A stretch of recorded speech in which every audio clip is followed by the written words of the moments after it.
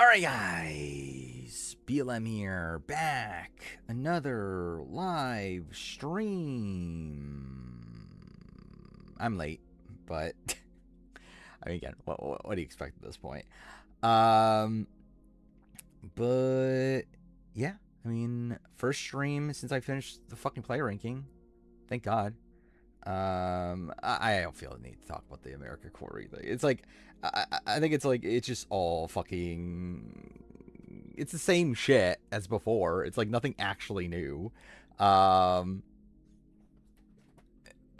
it's just like a he said, she said sort of thing. So it's just like, whatever. Yeah, as long as Corey seems fine with it and whatever, and it's like, it doesn't really matter. Um, but yeah, it's been a couple days. Longest break in like 2 weeks or something, and like, actually, we'll have like what 3 days between streams next time, 3 or 4 days. That'll be something. That's crazy. How's the first day of freedom? I'll be honest, not great. I had a fucking headache most of the day, so not the greatest. But yeah, at least a little bit more chill, I guess. Should you watch Traders AU? I would say yes. Traders AU has been very fun. I think these last couple episodes in particular really hit their stride. Stride. I meant, you get the point. What's plans for next year in the World Cup of it all? Probably just the same. Like, I'm not going to stream the actual World Cup. I'll probably stay on until, when's the World Cup start? But I might stay live until it starts. 6 Eastern? Okay, never mind. I might do the opposite then. I might go, like, I might stream early and then try to, like, sleep for a couple hours. But yeah, we'll see. How many episodes aired? 6. Yeah. Episode 6 just happened. Zero Confessional Taylor episode was a choice. Yeah. But also, how relevant was she really? Generally trying to remember, like, how relevant was she to the events? Not really. Not that relevant, right? So, I don't know. Like, I think it makes sense that, like, we got a lot of Devons, obviously, a lot of Yash, a lot of Kamu. Yeah, I think Drew. I mean, like, I already think Drew's going to win anyway. But, like, if anything, I think the other chance is Kamu wins. Like, I think Taylor's just, like, a clear third at this point. I think that was even before this episode. Anley's mother. Did agree. I mean, again, I think she made for good TV. Obviously, as a person, very problematic, but yeah. Also, an AJ strategy is even legal. Is it? I'm trying to remember. Like, as long as Alex doesn't say that she's a traitor explicitly, I think it is, right? No. Feel like a flip could happen. I feel like it could too, which would be really fucking depressing. But yeah, I'm leaning toward, like, I mean, like, so it seems like Haley is probably gone. Yeah, like, as of right now, it seems like Haley's probably gone. She's on the block, right? Like, between Kamu and Haley, it's like Mallory and Melody do want to keep Haley around at this point, or what, do you want to take out Haley out at this point, which is kind of crazy. It should be fine if Angela's on the block, though, but we'll see. Melody, like Kamu did do some work to flip them, but also, like, it, like, this is kind of like also Melody kind of doing it on her own also. I don't even know how much it was really Kamu. It was kind of more so. So, like, it got exposed that, like, Barrett and Drew were into crossovers. To where now Melody and Mallory are upset, thinking that they're like, well, like, we're just at the bottom then. And so, like, why are we working with them? Yeah, I think it was more of Yash. I feel like Yash has been doing a lot more of the work to, like he's been spending a lot of time with like Mallory and Melody.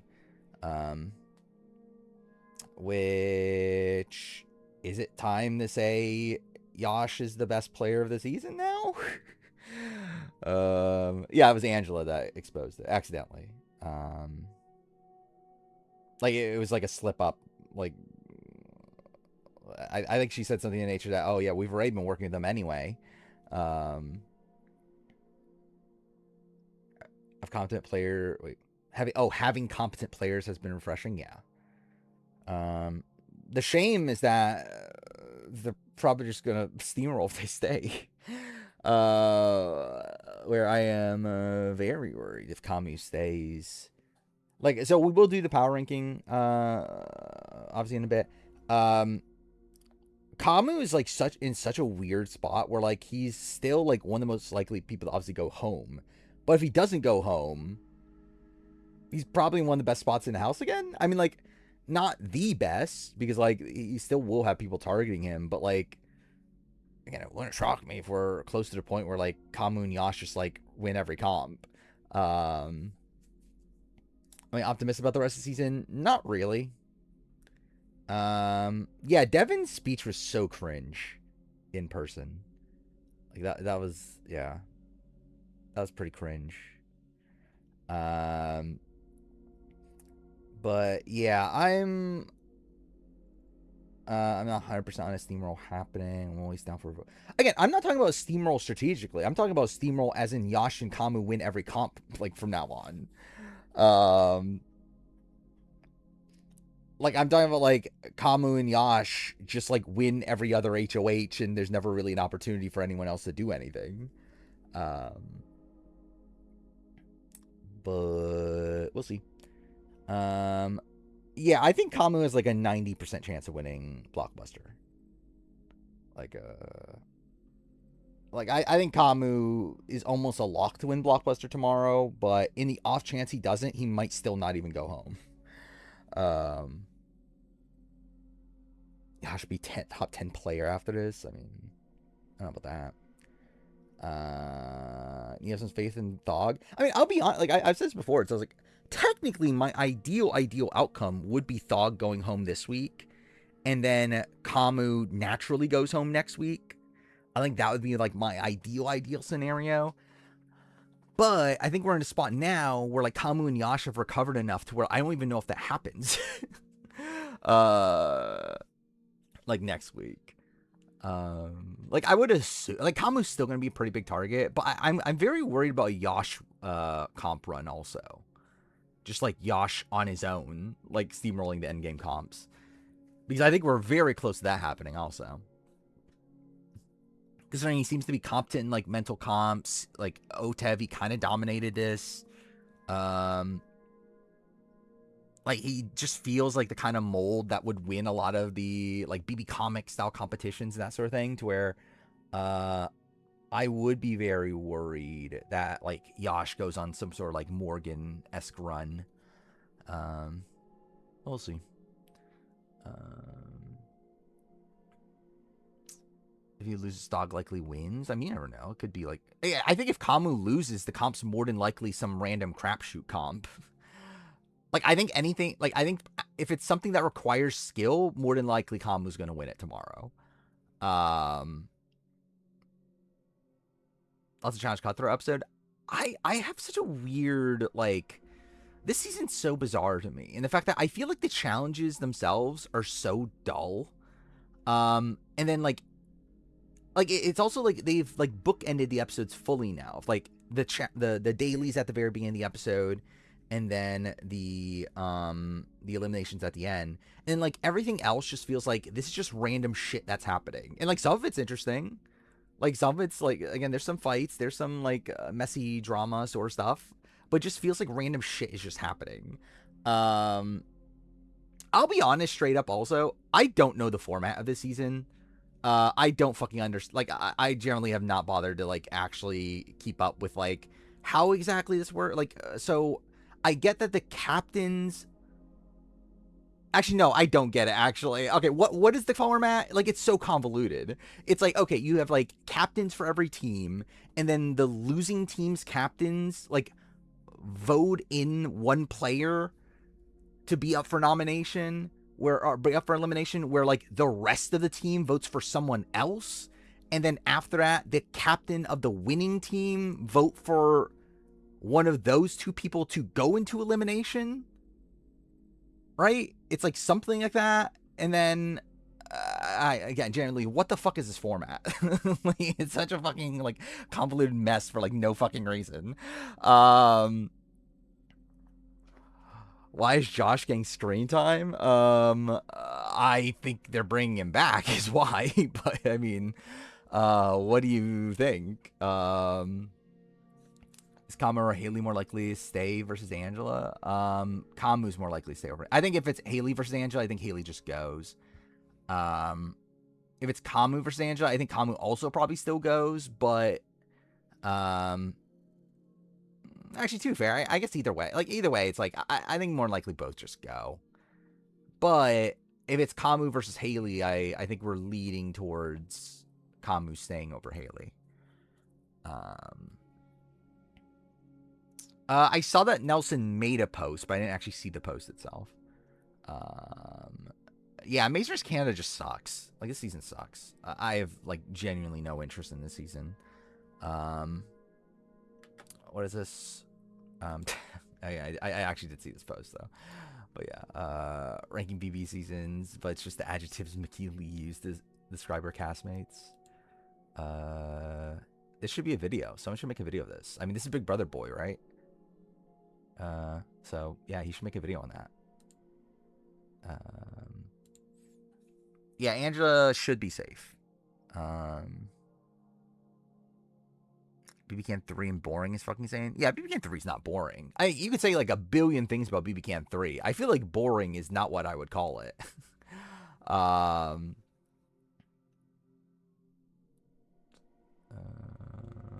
Wait, everyone is vulnerable on the third place team. The second place team captains nominate one player, and the rest.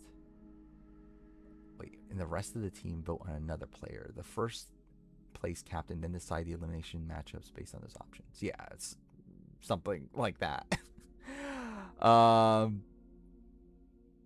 Could Rick go home next week? Yes. I generally think pretty much anybody can go home next week. Like, maybe not, like, Mallory? Like, I think Mallory and Melody are probably the safest. And yeah, I think legitimately, like, anyone else can possibly go home next week. I think Lala could go out if it's a spot where, like, it's like her on the block against, like, Yash, and they want to keep her on Yash as, like, a shield or something to that nature. And also, people are annoyed with Lala to begin with. That's like, again, will they actually say fucking vote her out? Probably not. But, like, when Taylor and Yash are talking about how annoyed they are at Lala, it's like, it's not right. I don't know if Drew's safe. Oh, well, we'll have to see. BB Can 3 is a way... Wait. In a way, is a much better version of BB25. I think they're very different. I would say beginning is like kind of no, actually no, I think they're just outright different. Yeah, I mean, I think BB Can 3 is better than BB25. Like BB Can 3, like BB25, it's like it's a dynamic house, but like it's still Suri and them running the show, like for the first like half of the season. Where like BB Can 3 is like a legitimate like dynamic house where things are kind of flip flopping left and right. And then the back half of the season for BB25 is just a fucking steamroll of Jag and Bowie Jane and Matt winning all the comps. Where on BB Can 3, it's like a lot of just random shit happening. So, what are you talking about, RHP patron?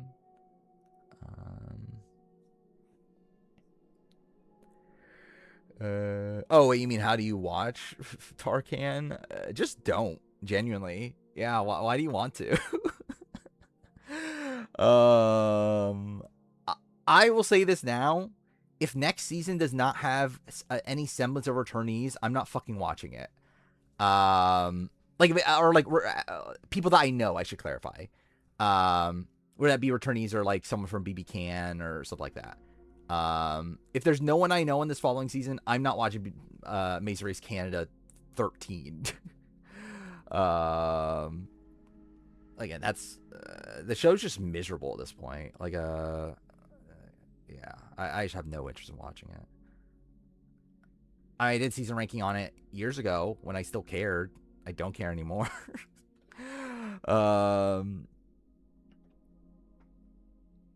Like, imagine I did a review on this season. What would I even have to say?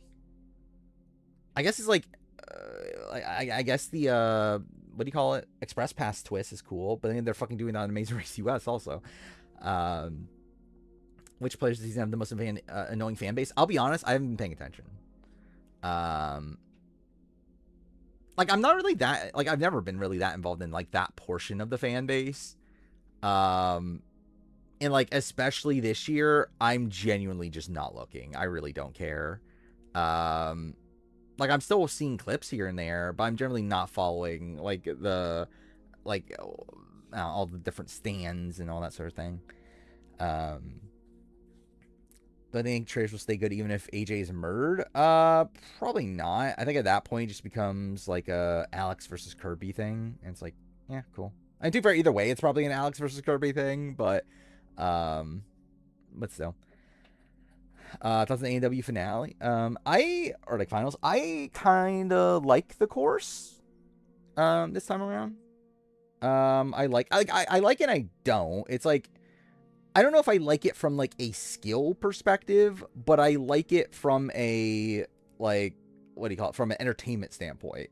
Like, I think having Hourglass drop as like the final obstacle is really fucking cool. Even though it is like such a crapshooty obstacle. But I think that's what also makes it fun.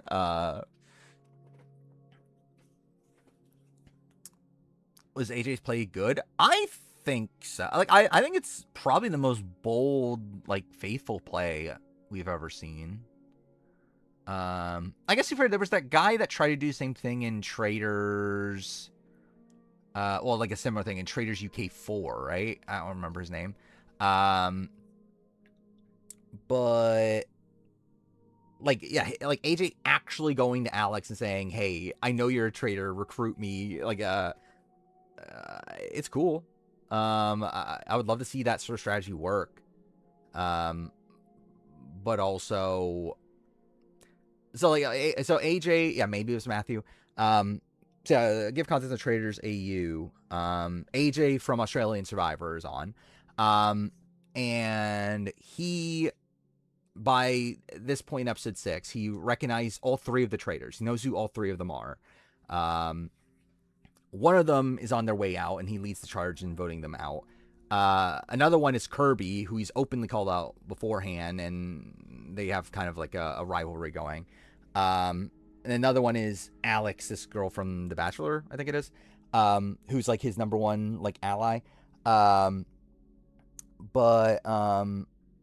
Yeah, he essentially like, goes up to her and like, so he fully finds out that she's a traitor this episode because like he finds out that she knows that he mentioned her as a traitor beforehand, which she would only know from Detroit, blah, blah, blah.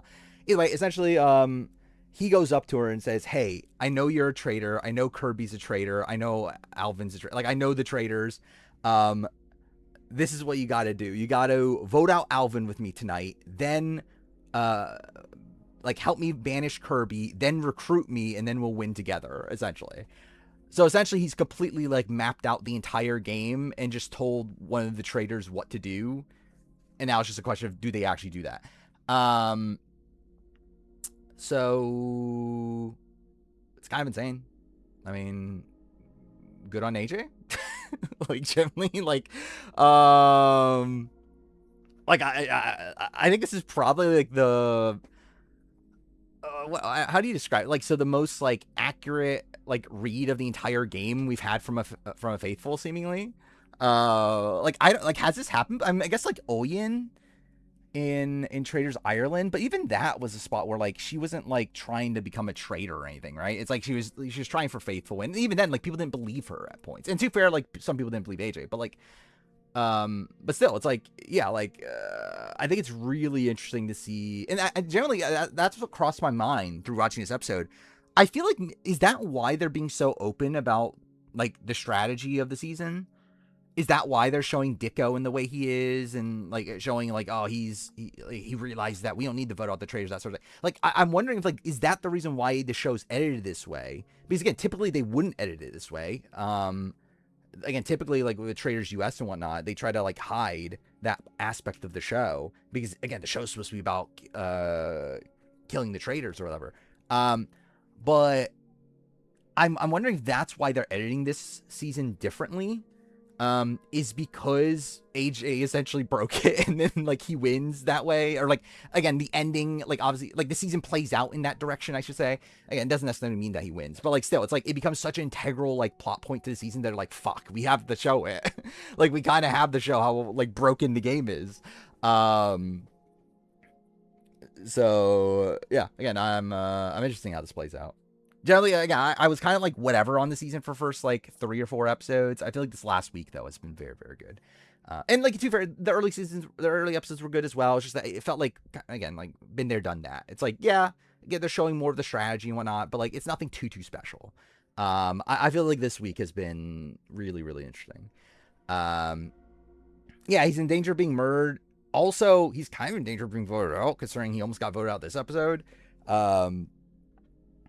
To where it's like, yeah, like they came out of that being like, oh my god, AJ's such a great faithful, but like we've seen this before, like it can turn around fairly quickly into being like, oh wait, why did he know that Alvin was a traitor? Because he's a traitor himself. And it's like, again, I could see this going so wrong for AJ, but I at least like respect the play. Like I think it's really interesting to see someone play this way. Which I mean, to be fair, is kind of like AJ on Australian Survivor as well. If AJ wins, he's a top 10 traders and AU player, Survivor AU player. Yeah. Did I put him in my top 10? I don't remember anymore. But if I did, I mean, like, I remember he was like on the border. But yeah, we will do the power ranking. Also, I did say this at the end of last stream that I wanted to get some like stat stuff to go over for the ranking of every player. I did that. I have every season categorized. I have the averages ordered. I have list of like returning players, one-time non-winners, winners, runners-up, and then like all placements. So we'll go through that at some point too. Probably after the power ranking. I think we'll probably do the power ranking first. It's just a great strategic mind in the history of Survivor.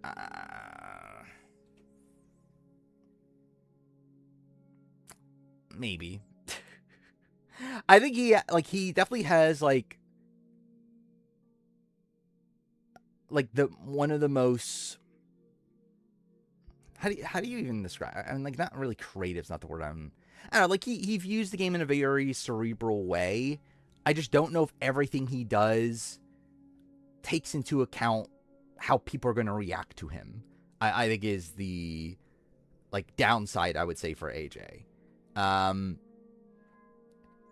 But just in terms of like the types of strategies he's able to come up with, like it is, yeah, it's very innovative stuff. How's my day off from streaming? Again, I had a headache for most of the day, so didn't feel great. I have started recording the player ranking. I got through the first 40 so far. This is gonna be fucking miserable, but generally that's how I'm gonna record this. I'm gonna record this in like little chunks and then try to have it like all recorded within like a month or so. So we'll see how that goes. I'm still editing the Year in Gaming video. That's happening. Matt's placement.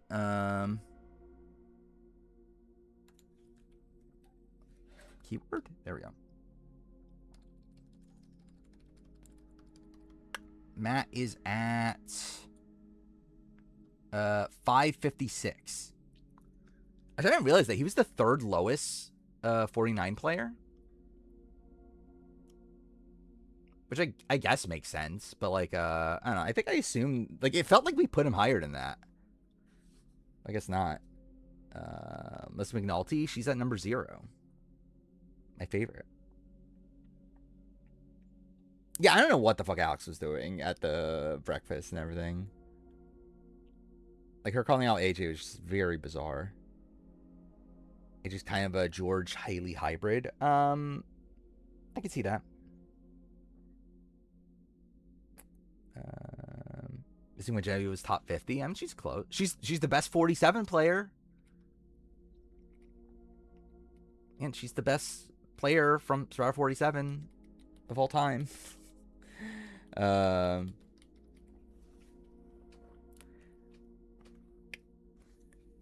Jason moved on my 49 rankings. What are we talking about? Like, are we comparing this to my player ranking or what? Like, I mean, on this, it's just that, like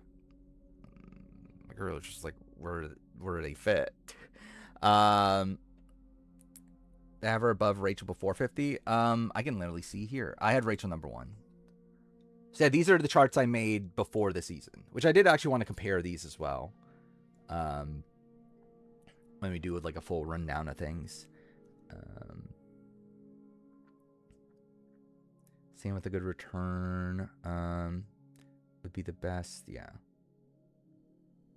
Yeah, I think he showed like a lot of skills for a game, but ultimately a lot of things he does fails. So I'm like,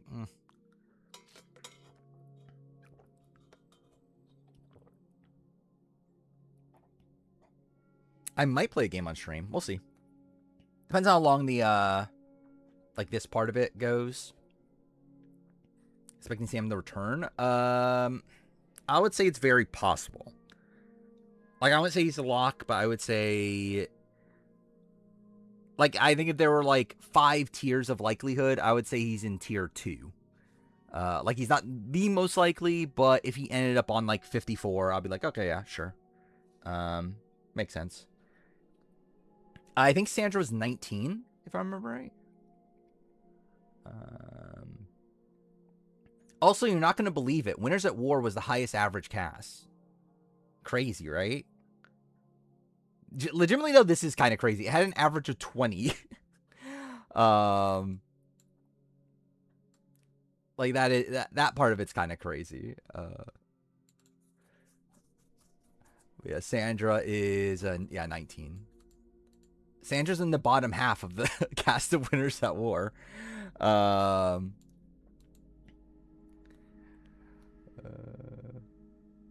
mean, I think it's literally the entire top 10 outside of what, Suri and Kyle, who hadn't even played yet.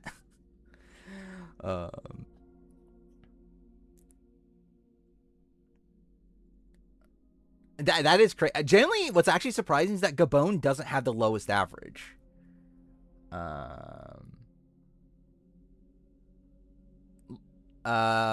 like you would think it would be Gabon,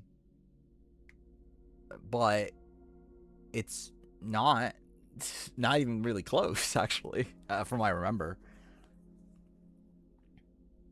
Cook Islands have the worst players. I mean, should we just do it now? Should we just run through this now? I guess we're very kind of started.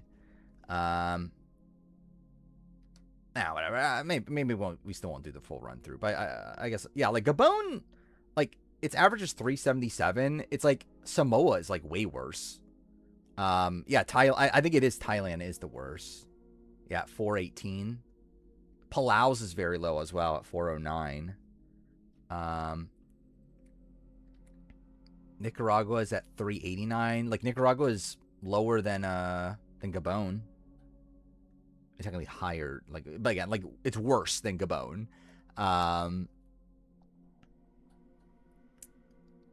Wait, this is the average. This is the placement. This is the season number. This is the average placements. So yeah, Thailand's the worst. Then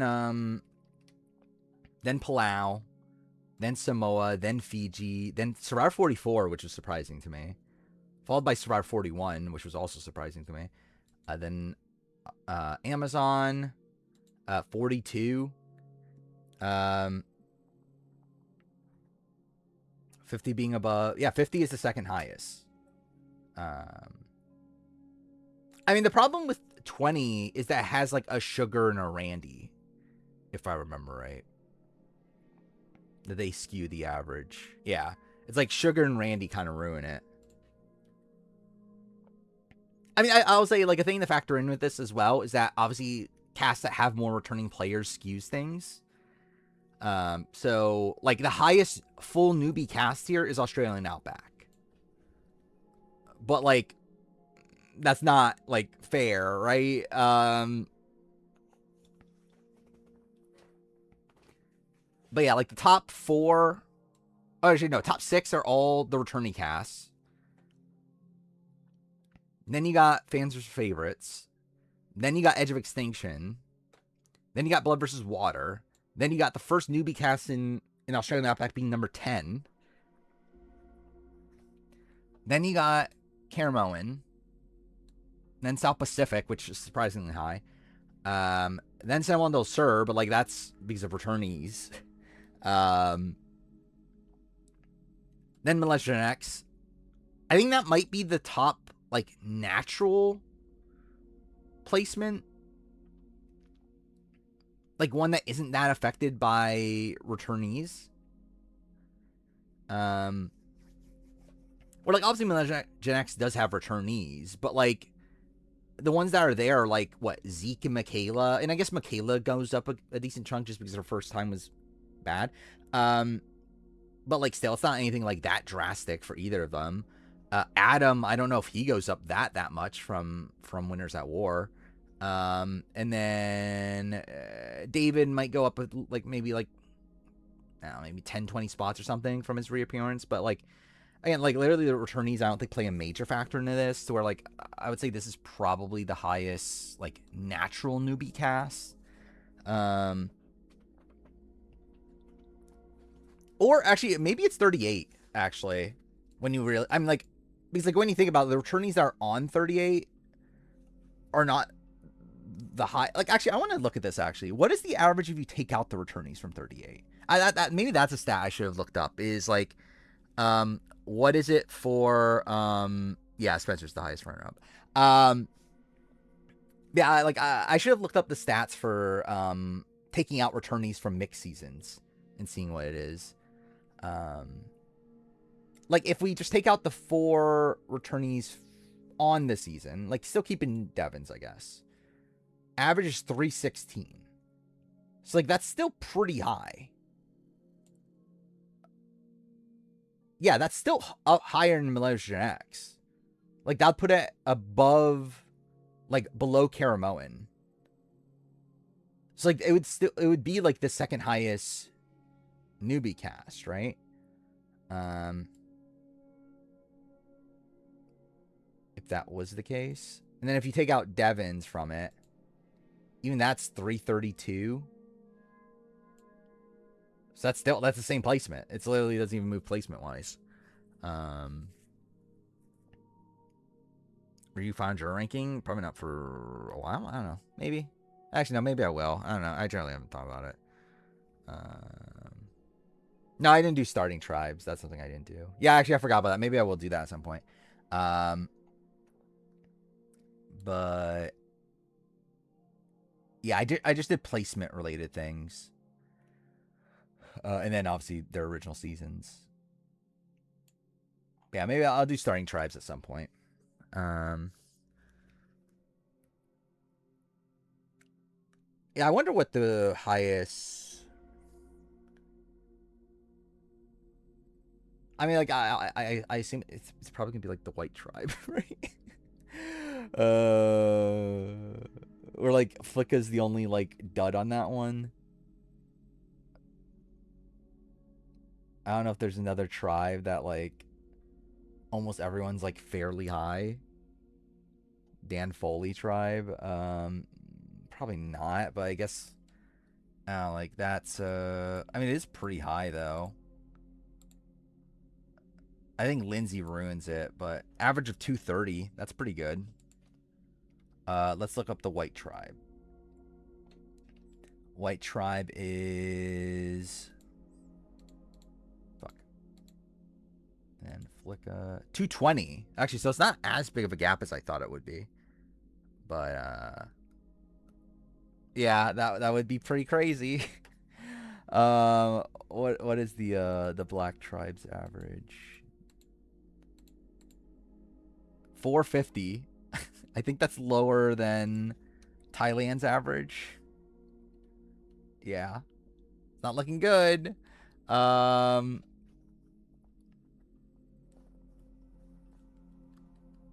I wonder what is the best tribe of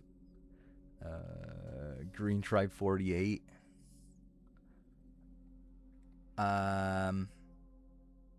Stephanie, Kevin,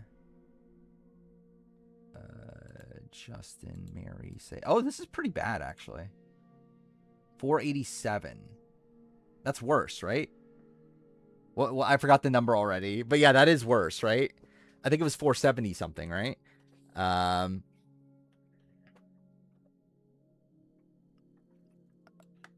mean, Australian Outback tribes are gonna be high. Or is that the point? I assume that's probably the point then. Because like, also like, I'm assuming we're not including like returnee, like, or like in this discussion about what's the best tribe. It's like we're not including returnee tribes, right? Because like obviously in that spot would be like the winners at war tribes. Actually, I wonder what is the higher winners at war tribe actually. But let's see. Well, Ogacor's gonna be super high. I didn't realize that the top 4 were Ogacor members.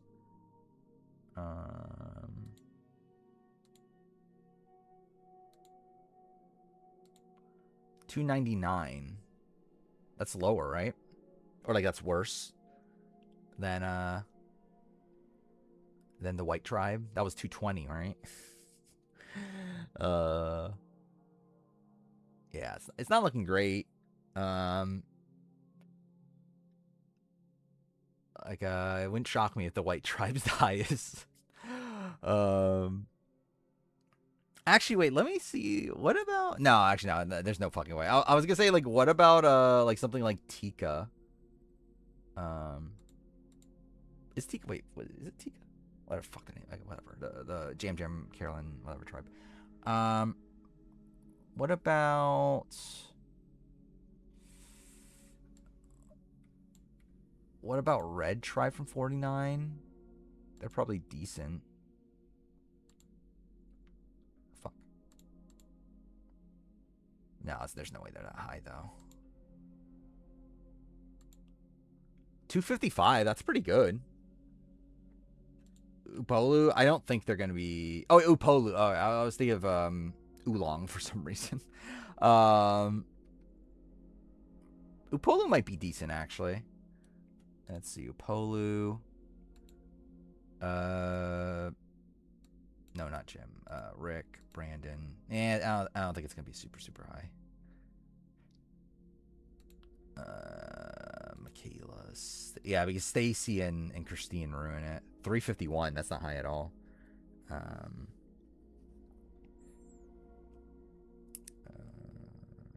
Again, the America Corey stuff is essentially old news. Fei Long. Let's see.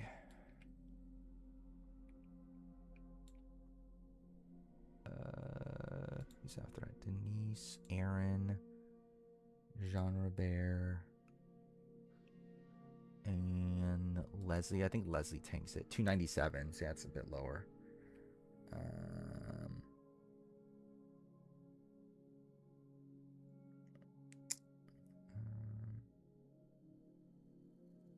Like, what is the question? Just like gamers saying that they got or was the gamer Pink Rose one of the two said, "Oh, we got a text that Amanda cheated on Corey with Leo from the challenge." Just like, cool.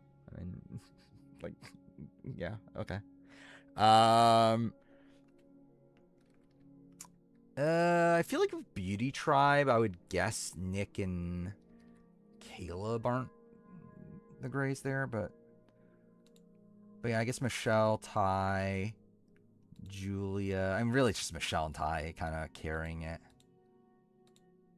276. So it's like, it's fine, but not the best. I've watched some of the World Cup videos, not all of them though.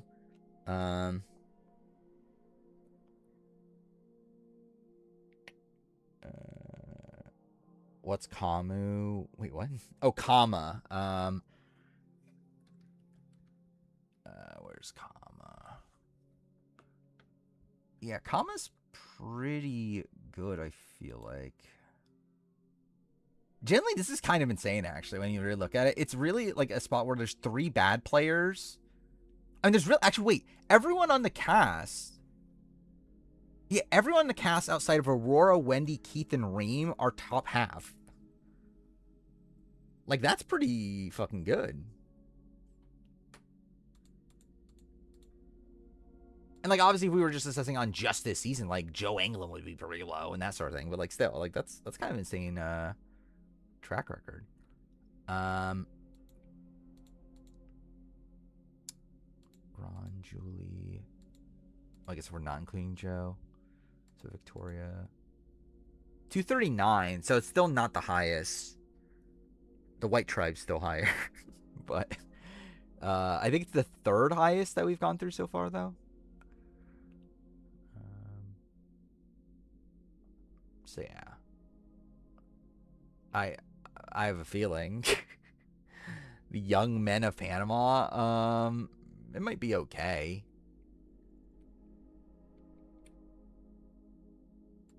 These Austin, Nick are pretty good, but I think Bob Dog ruins it. But we'll see. Oh no, it's it's the best. We saved. Again, I got saved from being racist. Now I'm just saying that young men are the best. And fuck those white people, white men. That's what's really good in the world. If Matt Williams is on 54, my general reaction would be like, why? Or are we doing this? Hunapu.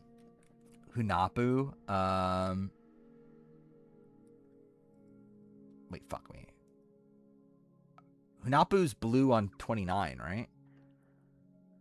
Like if we're including the returnees, I assume it's very good, but I don't think it'll be good enough because I think Drew Christie ruins it. And Julie also. 239. So it's pretty high. But it's not the best though.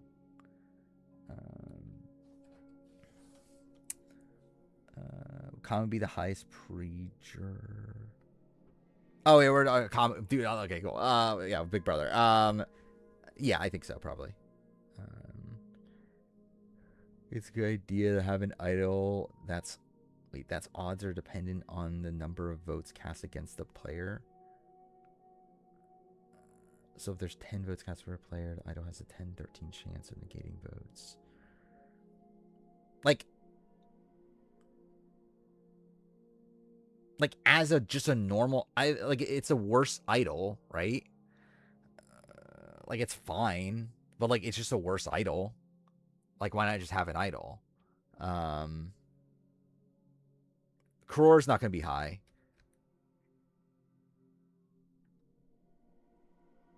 Like Cror, like I think Janu and like Kobe and like Willard like really tank things here. Like that's why, like again, Palau's the second worst cast. There are a lot of that is because like even like a lot like some of the post mergers are pretty bad.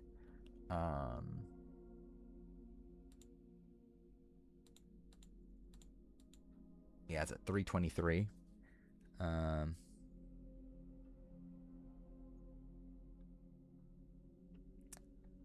Fight's outcome would be Angela winning Blockbuster and Camu getting evicted 5-4. That would be pretty funny. Orange 48. I think Charity ruins it. Everyone else is pretty high though. Where's Mitch? Oh, I passed Mitch. Makes sense. Uh, 267, so that's pretty good, but still not the best. Do I think production was communist there go? I think, like, if I were to guess, I would say they would prefer Haley to go. I think their I think their order would be Haley, then Kamu, then Angela. Um,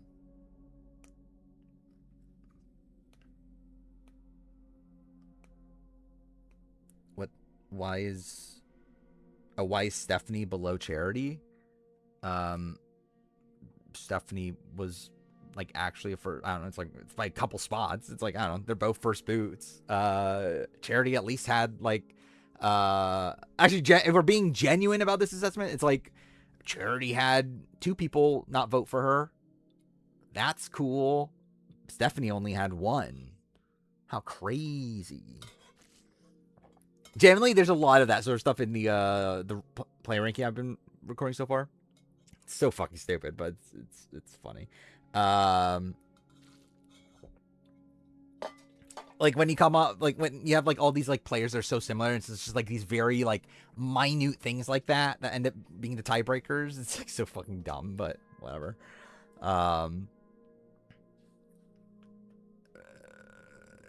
Best starting term, no returning players.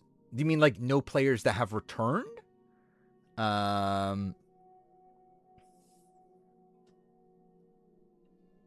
Again, you gotta rank them somehow.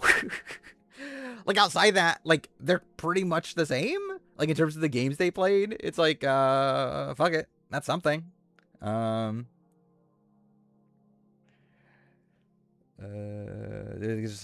Burgers on 54. No, I don't.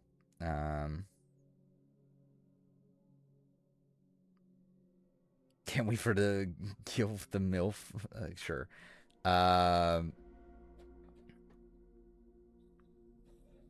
But you know what?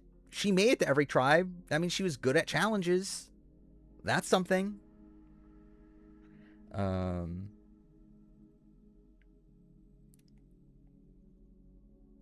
tribe on 41. I would assume not that high, just because like 41's pretty, like 41's actually like one of the lowest casts. I guess to be fair, like a lot of that comes from like green and, well, just yeah, green.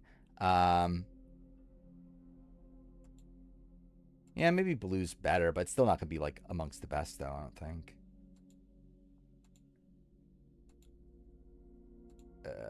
302. Yeah, it's not that great, is it? How's JD that high? Survived the 3 tribals. Was in the majority for the previous 2. Genuinely, that's better than a lot of other people.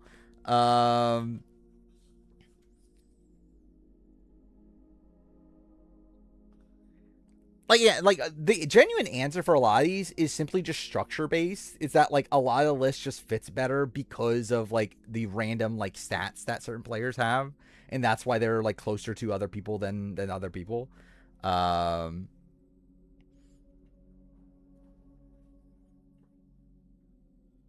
in terms of the actual like minute differences between like, I don't know, like and like why is, I don't know, what was even a good example here? Who would even be like, I don't know, like why is JD higher than Genie? I don't know. There's not a really good example. I get to go right away, but still, it's just a spot where like I still feel perfectly fine with the list that I have. There was one, I forgot. There was one thing that when looking at this, I was like, yeah, I don't know. And that's that Rome. What was it about Rome? Maybe it was something with the final. No, it was okay. It was one of these comparisons. Rome being like kind of high. It was like, I don't know that, but I think it must be this one. Yeah, okay. Rome being above Mariah Gaynor. I think that was the one that like stuck out to me. That was like, yeah, I don't know. That doesn't feel right to me. But also, I don't care enough. It's fine. Doesn't fucking matter. Spilo is higher than Carolyn, and I agree with that. Drew Sokolowski is too low. I disagree. Drew Sokolowski kind of sucks. Drew Sokolowski has a good-ish, like really the only good phase of the game for her is the pre-swap. Why does that feel right? Because Rome is Rome. And Rome essentially spent the entire like game in danger. Yeah, I don't think Julia Sokolowski is that good.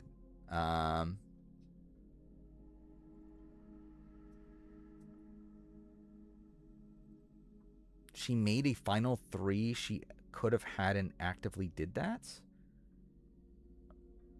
What are we talking about? Like, are you talking about like an alliance with Jason and Scott? Is that what you're talking about?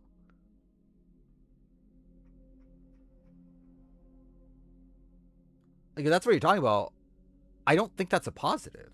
Like, I guess it's a positive in the sense that she recognized a winning scenario, but she handles it awfully. Like, that sinks her game. Like, that's literally what I'm talking about when she's actually, like, kind of bad. Or, like, that's what literally sinks her entire game, is that she does that so obviously to where she's kicked out of the majority lines and they target her right after that. Where it's, like, it's a spot where, like, yeah, I guess there's, like, good, like, awareness of jury prospects. Yeah, but you know what? Ty did fucking flip. Again, like, Julia Sokolowski's not that good.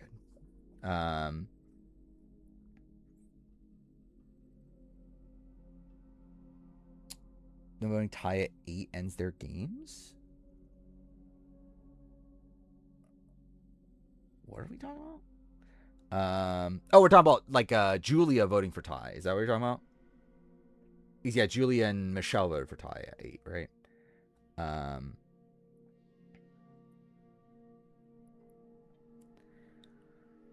Which Traders episode was better? Was US 3 episode 4 is what, the Bob the Drag Queen episode? I would still probably go that, but Scoopin versus Savage, what? Placement wise, I think Scoopin's slightly higher.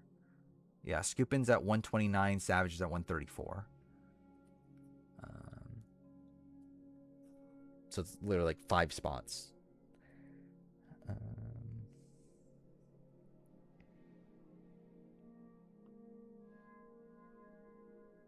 True, voting for Ty essentially end the games of Julia, Scott, Jason. Scott and Jason didn't vote for Ty, right? They voted for Aubrey.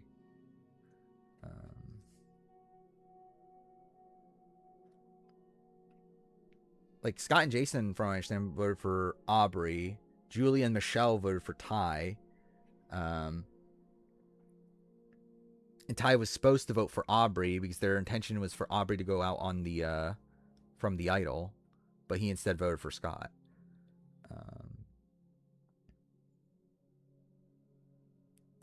Stan is higher. Spilo is higher than Foley. Spilo's at 170. Foley's at like 180 something, like 186, I think it was. 185. I already forgot, actually. Was it? It was Angie, wasn't it? Angie from Palau? Yeah, it was Angie from Palau. Which, yeah, it's fine. Sure. Why not? Respects Daddy Butch, sure.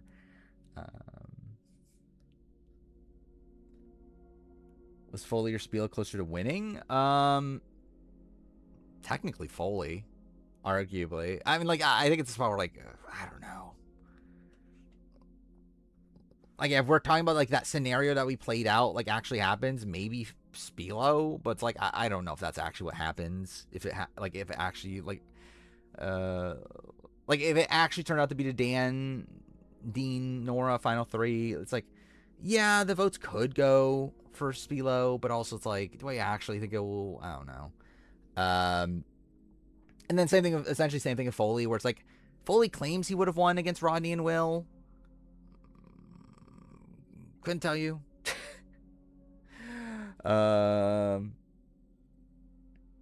Which new era pre-merger do I have the most faith in do well in the return? Not Matt Williams. I'll tell you that.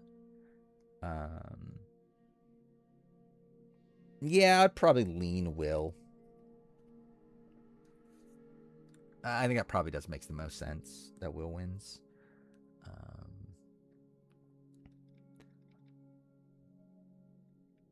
But genuinely, actually, who would I have the most faith in of a new era pre-merger?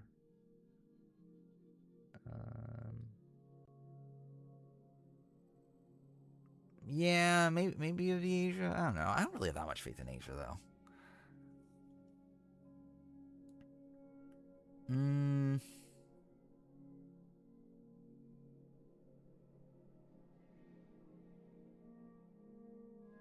Yeah, I don't know. I'm generally looking over the options. It's not a great grouping of people. Was it pre-merge or pre-jury? I assume it was pre-merge. Yeah, pre-merge. Yeah, it's new era.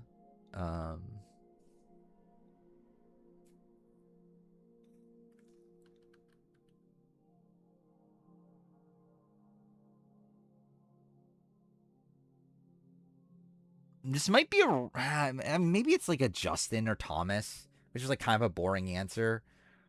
I think it's Thomas or Justin. But genuinely a third,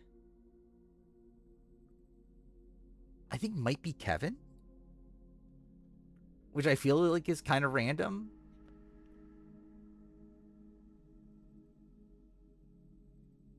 But yeah, I think generally of the new era pre-mergers, I think Kevin is probably one of the people that played the most optimally while he was there. Like, obviously at the end of the day, it's like he wasn't able to keep Justin in line or whatever, but like I think he had the right idea in taking out Say. I guess he didn't play his first round the greatest, but it's like I still think that's like, yeah, actually Randon's interesting. I forgot about Randon. Which, I mean, that's kind of cheating, but yeah. Jason would do better than Kevin. Would he, though?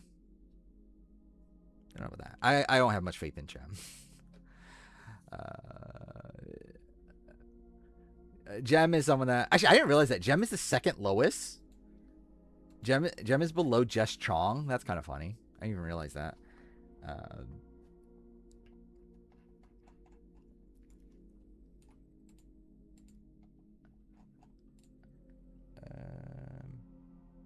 Only saw Jason play from a screwed position. And did he play that well? I don't agree with that. Like Kevin Matt Williams himself out of the game. Like I think there's a pretty big difference there. Sabaya is an option. Sabaya is definitely an option.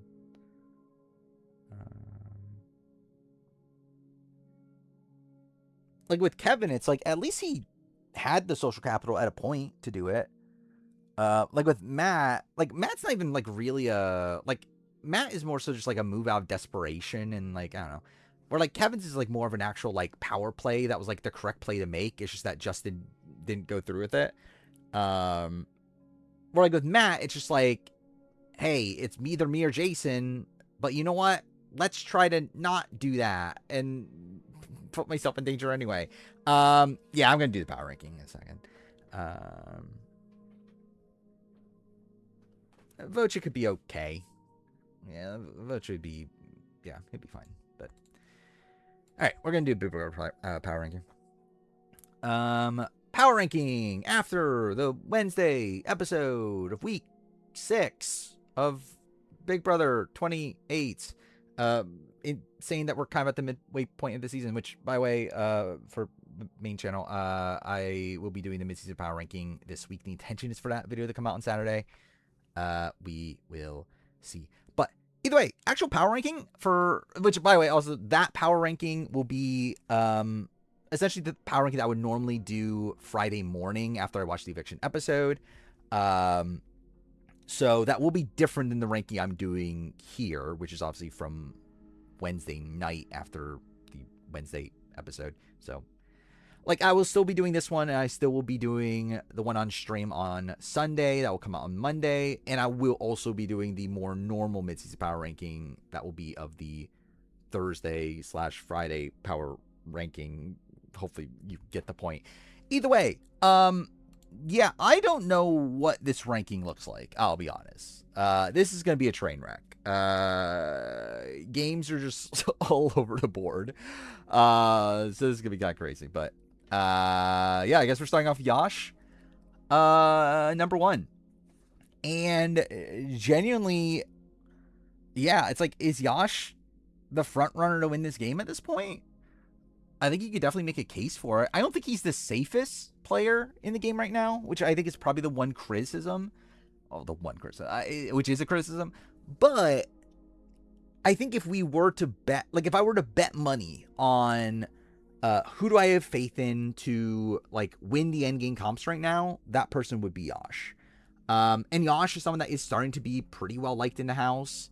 I think he's starting to be respected as a competitor. If he gets to the end, I do think he has a serious shot at winning, which is very strange considering we obviously had all that talk about how he doesn't respect women and like he can't work with women. But it seems like the house is kind of just like not cared about that anymore. Like it doesn't really feel like that's a thing that's being talked about anymore. And also like he's been doing a good job bonding with Mallory and Melody. He obviously already had like Taylor and Lala. It's like I think Yash is in a very solid spot. Again, I was very worried. I don't know if worried is the right term, but like worried for him. I don't know. His position wasn't the greatest at the time of the last power ranking, where it did feel like if Kamu were to go, Yash would be a pretty juicy target for following that. Where I still do think Yash is going to be targeted by the vets potentially, but he's pretty safe outside that. Like it is a spot where again he's done good work with Melody and Mallory, where they don't want to target him anymore. They kind of want to use him as a person to target the vets. Like I don't know if Drew is necessarily going to target him after this. It's like, and he still has like Taylor and Lala, to where I do think Yash is in a pretty good spot. Again, he's probably in more danger than a couple other people in the house, but I would have the most faith in him to be able to win out. Especially considering we're in a spot now where there's Vito and there's Blockbuster. There's probably going to be Blockbuster to Final 7 if we're continuing on from last season. So, I think it's looking pretty good for Yash at this point. Again, he might lose Kamu this week, who is his number 1 ally, and that's obviously still a pretty big ding to his game, but I do think Yash's win equity is definitely on the rise. So, yeah. Yash number 1. Angela, definitively number 2, but like to go through the nuances of it, I'm trying to think actually, what do I think about Angela now in comparison to last power ranking? I think she's probably around the same. Like I don't know if Angela's probably. Actually, I don't know if I can even say that. I was going to say safer than what she was last power ranking, but I don't know if I could say that. Considering last power ranking, we knew by that point Kamu was going up. Yash was going to use the veto. Here we're in a spot where, again, that's played out, but there's at least worlds where, something comes up last second. They're like, they become anti-vet and vote out Angela. I don't think it's going to happen, genuinely. Especially because, like, Angela is the person they like. I think if D was still on the block, I think D could definitely get flipped on. Like I'd be very worried for D if she was still on the block right now. Angela though, I just don't really see it. It's like I don't know if Mallory is really going to be taking a shot at Angela over Kamu. Like that would just be insane. Again, D over Kamu, I think that's at least like in the cards. Angela over Kamu, it's like nah, I don't see it. I am like, so like at the point that we're at right now, I think the most likely person to go home is probably Haley, which I do think is probably still a net negative for Angela, even though obviously that relationship's not fully recovered just yet. Okay, cool. Drop my phone.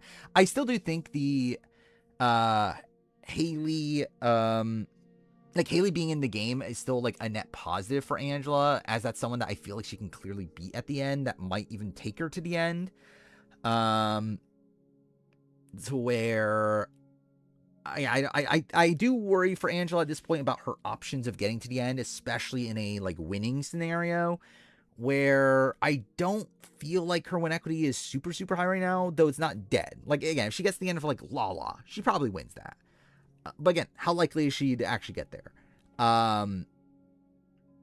To where yeah, it's still a spot where like win equity I think is pretty rocky. Her short term position is fine, though.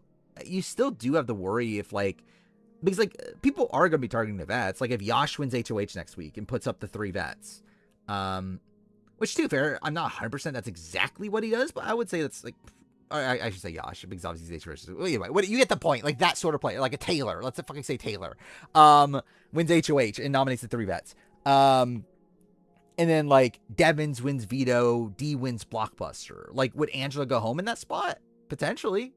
Like it's definitely a precarious spot at that point. So it's not like she's like lock safe, but she is pretty safe. D Devins Barrett. Yeah, maybe. Maybe they go Barrett instead of Angela. Especially because they're starting to look at Barrett as like a better competitor, right? And if you're trying to stop D and Devins from winning competitions also, so that's a benefit too. So yeah, it's fair. But yeah, I think at the end of the day, it's like not feeling great about Angela long term. I think she's running out of people that'll be willing to take her to the end, and even if she gets there, I'm not sure she wins. Especially when we're looking at the people that would take her to the end. I think really like Lala is the only person that she could like viably beat. Of the people that would take her to the end, as in like Devins and like D and them. Actually, then again, I say that. Yeah, like I actually don't know where D stands right now win equity wise. I actually feel like that's probably like a little up in the air, though I guess we'll get to that in a second. Barrett. I think Barrett's a clear number 2. That being said, I don't feel great about Barrett, and I think Barrett's like kind of this player that like I just think we've had so many opportunities now to see him actually do something, and he just hasn't done anything to where, like, I just don't really have faith in him to, like, actually do something when he needs to. And, like, it does seem like we did see, like, Drew talk about, yeah, like, FAP's my real alliance. But then, like, I don't know if that's where Barrett is. Like, Barrett agreed, but, like, I'm not sure if that's actually like generally it's like I wouldn't be shocked if Barrett actually does try to go to the end with like D and like Angela or something. Which to be fair, I mean maybe in this spot maybe he does win that. I don't know. Maybe it's changed around where like maybe he could win a jury vote against them. I guess he is gaining some respect as a competitor, so that's something. I still don't think people like particularly respect his game. Like it does feel like people just look at him as a rat. Which, I mean, to be fair, he is. But, again, not even, like, in a way that's, like... I mean, I guess to be fair, like, him, like, telling the vets that there was, like, a meeting against them. Like, yeah, I think he probably needed to do that. Like, I think as a whole, it's like... Again, is he ratting information that he probably should, for the most part? Yeah, and I think it's, like... It's not being super detrimental to his game. But yeah, it's like in the spot where like, yeah, he's like throwing Drew in the bus. He like was willing to let go of Drew earlier. He was willing to let go of Mallory like a few weeks ago. It's like, I just don't really have any faith in Barrett to have like the gumption to truly do something. I feel like every time we see him like want to do something, he just backs down. Like he's like the Joe Hunter of of Big Brother 28, to where again, he might be in a pretty, like, integral position at a point, but will he actually do what he should be doing? I don't have no faith in that.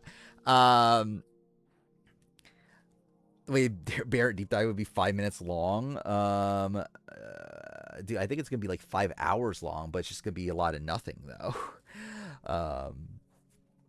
But still, it's like, yeah, like, Barrett, he can win. Like, it's not impossible. Like, again, like if he starts winning some comps, like I generally do think Barrett's in a good spot where like if Yash and Kamu leave, like Barrett's probably the next best comp competitor. Like Haley, I guess too, but like still, it's like I think if we do get to that end game stretch and Kamu and Yash are gone, I would feel pretty good. About Barrett's comp ability at that point. I mean, he's been coming in second like almost every comp. So yeah, I would say like Barrett and Devins are probably like the top 2 competitors at that point. But yeah, again, I think Barrett's again, it's not like he's dead to rights, but I just personally have like no faith in him. But he's fairly safe right now. Um, Something I actually think greatly benefited him, like completely out of his control this week, is the fact that obviously the Dime Power veto was used, and through that, I think it has like created more animosity for the vets to where I think that's kind of helped Barrett right now. Where like I think there was a lot of talk about like, oh, Barrett's becoming a better competitor. We need to target Barrett. Like there was even talks about backdooring him this week. I feel like at this point, like Camus, Yash, they're much more preoccupied with like Devins and D at this point. So I do think that has helped Barrett, but again, that's like completely against like what he was intending or like what he was trying to do. But anyway, whatever. He's in an okay position, but I just don't really have much faith in him as a player. D. Um.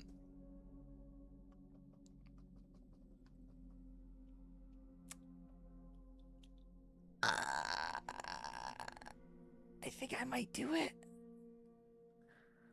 Okay, like, so, like, to give my stance on D, D is obviously a great Survivor player. Like, again, is she flawed? Yes. Like, she is very messy strategically. She's definitely not a perfect player, but she is very good in Survivor. I don't know how well it necessarily translates to Big Brother. Like, I think there are obviously still like good social things she's able to do. However, I do think on Big Brother we're seeing a lot more of her sloppiness kind of backfire on her. Like her just like trying to flip the votes last second, like 2 weeks in a row is just kind of dumb. And especially the way she handles both of them, especially the Chuck Haley one just made absolutely no sense. I mean, I'll be honest. I don't even know if I would like. I don't even know if I feel confident D beats Anton in a jury vote at this point. And like I think that's the thing that I was getting to is that like genuinely, I don't know if people even respect D at this point. Like I think we're at the point now where like yeah, people look at D as a threat because she's doing these crazy things, but like I don't even think they respect her as a player though. Like, and also adding in the fact that she's a Survivor winner that's already won $1 million. Like, I generally think D is going to struggle with the jury vote at this point. I think Angela would beat D in a jury vote. Like, I really am starting to lose a lot of faith in D to win a jury vote, along with the fact that she is also just playing horribly. And she's still one of the biggest targets for next week. She has no safety net anymore. She's not a good comp competitor in Big Brother. She generally sucks. I mean, she like the only competition she won was one that like it had to be between one of the icons, and even then she like kind of barely won that, right? Yeah, it's like I think Devins demolishes her in a jury vote. Like I mean, I think also like her losing Camus this week, I think was very bad. I think Camus was like kind of like this kind of saving grace for her, having Camus kind of in her back corner, someone that's like willing to protect her. She's kind of lost that entirely now.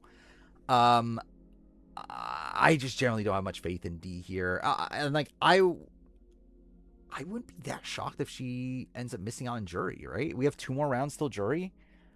Like generally, if you were to make me bet money right now on who goes home next week, I think I would bet D. Mainly because we're like, I think she's being targeted from like multiple angles, especially if Camus goes home this week. If Camus goes home this week, I think next week is essentially most the house versus the icons. Which, to be fair, it probably is that anyway, but at least with Camus still there, that's still someone for like Mallory to still have as like a target, which actually like, yeah, maybe there's a world where like ironically keeping Camus is better for the vets at this point. But still, Camus is such a big threat that you kind of need to take him out. Yeah, Bear and Drew, but it depends on who they're on the block with. Like, it's still a spot where like they're just so likely to be nominated together, like Drew or D and Devins and Angela. Where like next week, if especially if Camus gone and Mallory wins HOH, I think she's targeting Devins and D. Like I think they just don't really have a safety net anymore. To where again they're already being targeted by the Yash, Taylor, Lala side of it. But I think if Kamu goes, then I think they're also being targeted by Mallory and Melody.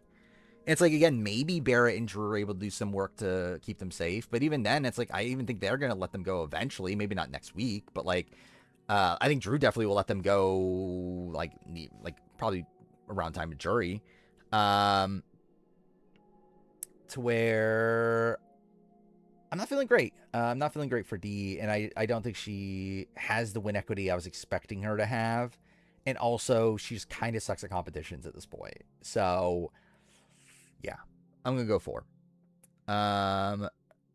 Big Brother is easy. That is true. D confirmed it. Yeah. Drew. I think Drew's an easy 2. But I will say something I haven't been keeping up with today is I did see that supposedly Drew like was doing some dumb shit today. I didn't see exactly what it is. I know it had to do with like, was it that he told, like, essentially it was like something that he told like Devins and D that like got back to like Mallory and Melody, right? To where like they're not trusting Drew at all anymore, which is not great. Now again, I don't think they'll target Drew, right? Oh yeah. Barrett's also ratting him out too, which isn't great. Oh yeah, that's what it was. It was Barrett ratted out that Drew was the one that said his name, right? Is that what it was? Either way, like Drew again last power ranking, I think was in the best spot he's been the entire season. I think he did a lot of good work, getting the target onto Kamu. Did a lot of good work, like saving Barrett from going on the block. Like he was playing his best game last power ranking. This power ranking, it's like, I think he's like slightly worse. Like I wouldn't say, yeah, I still think he's in a spot where like I don't know who's targeting him. It doesn't feel like he's like the number one target for really anybody. But I do think he's lost the like long-term trust of Mallory and Melody, which I don't love. Where like he's kind of gotten back to being like exposed as a rat at this point, which he is a rat. But I think once he's lost Mallory and Melody, that's not great. And again, they're not going to target him. Like I would be very surprised if they win HOH and target him, obviously. But like, yeah, if they take him out like final 6-7, again, it wouldn't shock me that much. To where, yeah, I think his long-term prospects are a bit worse. I do think I do think he can win the game though. Like if he gets to the end, I still do think he's a fairly likely winner. Not the like, he's not like guaranteed to win or anything. It's not like I think if Devins is there, as long as there's not an anti-returning sentiment, I think he probably wins. Generally at this point, does Yash beat Drew? I guess it'll be like fairly close. But yeah, I think like Mallory probably beats Drew. But who's Mel put up if Haley goes up? There's a good shot Haley's just gone. Probably. Like if they do use Haley as a pawn, which they probably will, right? I mean, either way, at that point, it's like, yeah, maybe they just target Haley and try to keep face with like D and Devins. But even then, the week after that, I think they're targeting D and Devins for sure. Like I think Kamu and Haley are like literally the only people left that they would target over D and Devins. If Taylor and Yash are not on the jury, I think Lala and the Icons have more win equity. Wait, if Taylor and Yash are not on the jury, we're talking about more win equity than Drew, or what? But anyway, I think Drew. He played well for most of the week. I do think his position's slipping at this point, but he's still not in immediate danger, and I still think he can win a jury vote, even though, again, he's not like the biggest jury throw on the board. So I think that's number 2. Haley last. I think she's the most likely person to go home tomorrow. Um, like in general, because they're only talking about how bad of players everyone else is. Well, they wait. Are we saying that? I just don't know what you're actually like trying to say. Like, so you're saying that like if Taylor and Yash are not in the jury, I think Lala and the Icons have more winning. So we're saying like who would vote for Lala though in that spot? Is the thing. I guess Icons maybe, yeah. But to be fair, I think Devins probably just wins anyway. Um, Even with like D, it's like I don't know. Does like Mallory and Melody respect D even? I don't know. I don't know if it really makes that much of a difference if like Yash and Taylor are there or not. Like maybe like in terms of like Taylor and Yash are like the most anti-returnees, so like maybe that helps them in terms of that. But I don't think I don't think anyone's voting for Lala. I don't think that helps Lala at all. I think if anything, having Taylor and Yash there is at least people that like are close to her. Like maybe they could vote for personal reasons. But yeah. Yeah, I think Haley's going home tomorrow. More than likely, Kama's winning the blockbuster. Haley goes home. She also played this week pretty poorly, just from the fact that she didn't do anything. Didn't even try to stay off the block, which is pretty insane. And again, long-term potential, I don't think she really has much. Again, she's one of the only people that I think like FAP would potentially target over the vets at this point. Again, I'm talking about Mallory and Melody. Like Mallory and D don't talk about D like an idiot. Yeah, but I also don't think they like particularly respect D though. Like I would say they're more likely to vote for Angela than D. At the end. Like I just think in general the house doesn't seem to have this like respect for D. Like I think the people that do are like Drew and Barrett, and obviously like Devins and Angela. I guess like if D is at the end with like a Mallory, no, actually no, probably not there because even Drew and Barrett could flip flop. But if D's with like Melody, D could potentially win that, right? I think Kamu wins anything that is skill related. Like, I think the only way Kamu doesn't win the blockbuster tomorrow is if it's like luck related. Like anything physical, I think Kamu probably wins. Anything mental, I think Kamu probably wins. Like I think anything but crapshoot, I think Kamu probably wins. It depends on what type of ball comp it is. If it's like perfect shot, I would put I would give Kamu the odds. Andrew's talking about how Tucker told her to win the clip. Oh, yeah, I forgot if it's that comp, that'll be interesting. Yeah, that's not like. Yeah, it's more like strategy based, right? But yeah, maybe if it is the wind tunnel comp, maybe Angela could win that. I don't know. I'll still give Kamu the odds though. Stacking. Stacking, I'm actually not sure. Stacking's like actually one of the few things I feel like we haven't really gotten a sense of from Kamu. But I would still guess that Kamu's okay at it. And yeah, actually, to be fair, Kamu under pressure, we saw him fucking flop at the wall. Yeah, flops at the right turn, but obviously like not win. I don't think there's a stacking up. Like there was we literally just had the other like the Jenga style one from a couple weeks ago. If it's the rope one, then I think Kamu just demolishes everybody. Like if it's the rope one, I don't even think there's a point in running the challenge. Like generally, it's like, what is the point? Just fucking take Kamu off the block already. Yeah, Angela has it clearly. But yeah, again, I think Haley. I think she's dead all around. I think she's either gone tomorrow, very likely. If she somehow wins Blockbuster tomorrow, then she's probably just gone next week. And if she's not, she's probably gone the week after that. It's like even if she somehow gets to the end, she's gonna lose. I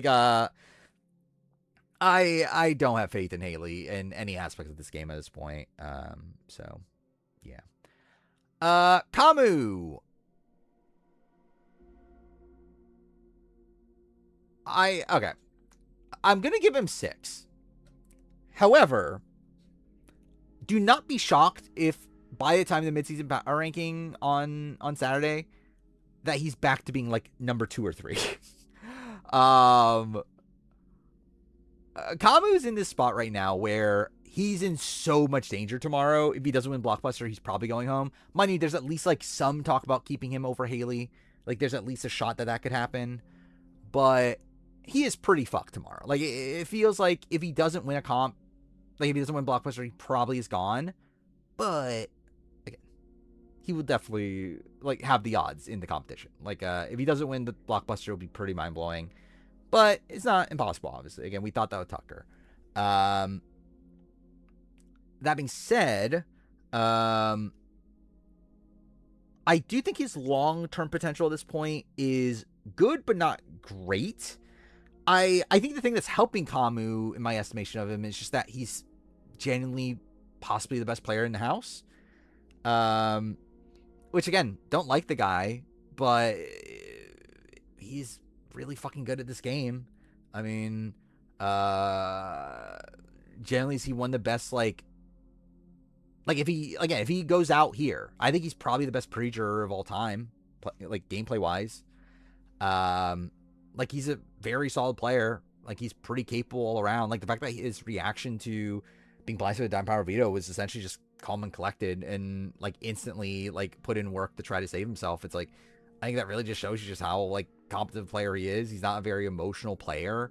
Again, do I agree with everything he does? Not necessarily, obviously. Like obviously, I'm definitely not. But like in terms of the game, again, like even then, like the Tea Party stuff was dumb. It's like he definitely does do some not great things at points, but like I think he's more positive than negative. Probably way more positive than negative. And again, I think he's done some decent work campaigning. I think again of this cast, I would bet the most money on Camus to make an optimal move for his game. And yeah, again, like I think he's a very capable player. I think the problem long term is that he just isn't that well liked socially in the grand scheme of things. To where Camus getting to the point where if he gets to the end, I don't even know if he wins anymore. I would still lean on it, but if he gets to the end for like Yosh, I think there's a shot Yosh wins. Jonathan 50 coded. Yeah, I can kind of see that. It's like he's definitely not a GOAT, but I could definitely see some like it definitely feels like Mallory and Melody just outright don't like him, and I could see them not wanting to give him the win. Then obviously just like people have personal connections outside of it. Like it's like real in terms of like, I guess it's like if he gets to the end of like Lala, he probably does win that, right? But if he gets to the end with like I don't know, what's a good example? Again, Yosh. I think Yosh would probably win. If he gets to the end of even like a Taylor, I could see Taylor winning that.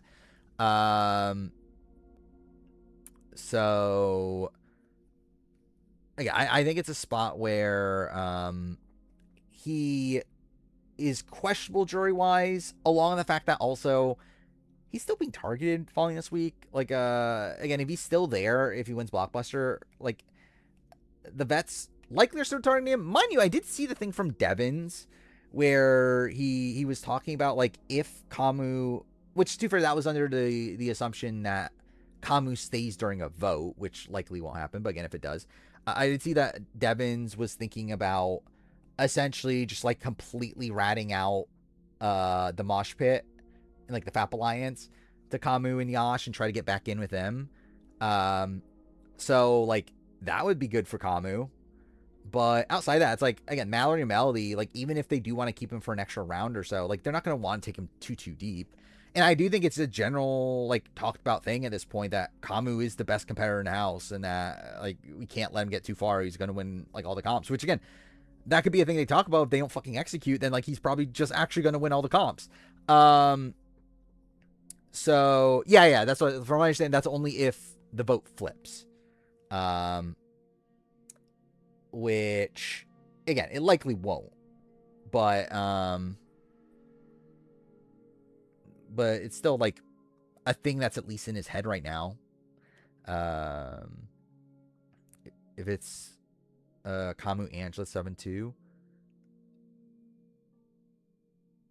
I think it's like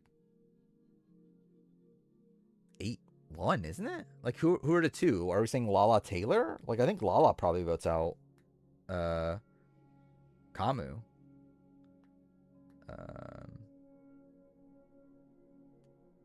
And, like, at that point, it's like, is Taylor really going to fight for Kamu? So. Anyway, I don't think Kamu, like, Kamu's position is still rocky, even if he does survive this week, and his jury prospects are not great. However, I do have the most faith in him as a player. So, again, if he stays, I wouldn't be shocked if he skyrockets back up, but for now, he's in a lot of danger. So, oh, did Lala tell Angela she voted around next to Kamu? That's kind of crazy. I mean, like, I get it from a strategic standpoint. I think it's, I'm surprised that Lala would. Oh, I'm dumb. I forgot about that. Actually, yeah, I generally, I forgot about that. Yeah, I forgot about that situation. Because,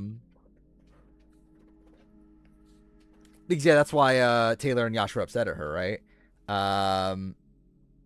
Is Taylor Aubrey? No.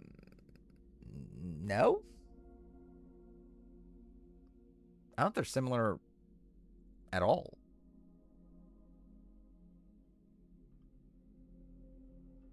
If anything, like, Lala is Aubrey, I guess. Like, even that's not really the thing. If Yash doesn't use the veto, Kamu. Wait, what are we talking about? Like, yeah, literally everyone thought that. Either way. Oh, we're doing a Taylor Kamu final too? Then yeah. Then obviously Kamu would beat Jonathan, Taylor would beat the Aubrey. And again, I think Taylor does beat Kamu in a jury vote. Like, I think people like Taylor. People do look at her as a good player. And obviously that's led to some, like, questionable comments. Like, oh, she's just like Chelsea or whatever. Which, like, is she? But again, I think the general notion out there is that she's a pretty good player. I think people do respect her, which, by the way, why am I talking about this when we're fucking talking about Kamu? But whatever, it's fine. You said you never vote for Taylor? Yeah, but I think Mallory and Melody would. And, like, I think Lala would. I think Yash would. I even think, like, Dee and Angela would begrudgingly. I think Devins would think about it. Like, obviously, depend on who they're up against. But, like, like, if it's Taylor versus Kamu, okay, let's actually, I kind of want to play this out. If it's, not that this is going to matter at all, Kamu versus Taylor. Let's say Haley goes home this week, and then the rest of the, like, let's say it's a jury starting from 9, right? Is that where we're at? I think, whatever. Yeah, you get the point. Angela, I would lean voting for Taylor. Barrett's in the middle. D, I think, would lean Kamu, though definitely could go Taylor. Drew, I think, would go Kamu. We're assuming Haley's gone. Latrice will go there. Okay, yep. Go there. Mallory, I think, would go Taylor. Melody, I think, would go Taylor. I think Devins would vote for Kamu. And then Yash, I think, votes for Kamu. So at that point, like, that would be okay, I might have typed Kamu for Kamu. Anyway, it's like, yeah, I mean, Barrett could be the swing in that spot. So, like, it'll be close. Like, yeah, I think it'd be a close vote. Anyway, Lala. Genuinely, I'm gonna put her below Kamu. Is her position as bad as Kamu in terms of navigation through the game? Clearly no. Like, Lala is someone that, like, I don't think anyone's actively targeting Lala. She's just a massive goat on the board at this point. I don't think anyone really respects Lala, not even her own allies. I think Lala is drawing pretty dead to win this game. However, again, she's not being targeted. So that's something. But I think the fact that she is pretty dead jury-wise.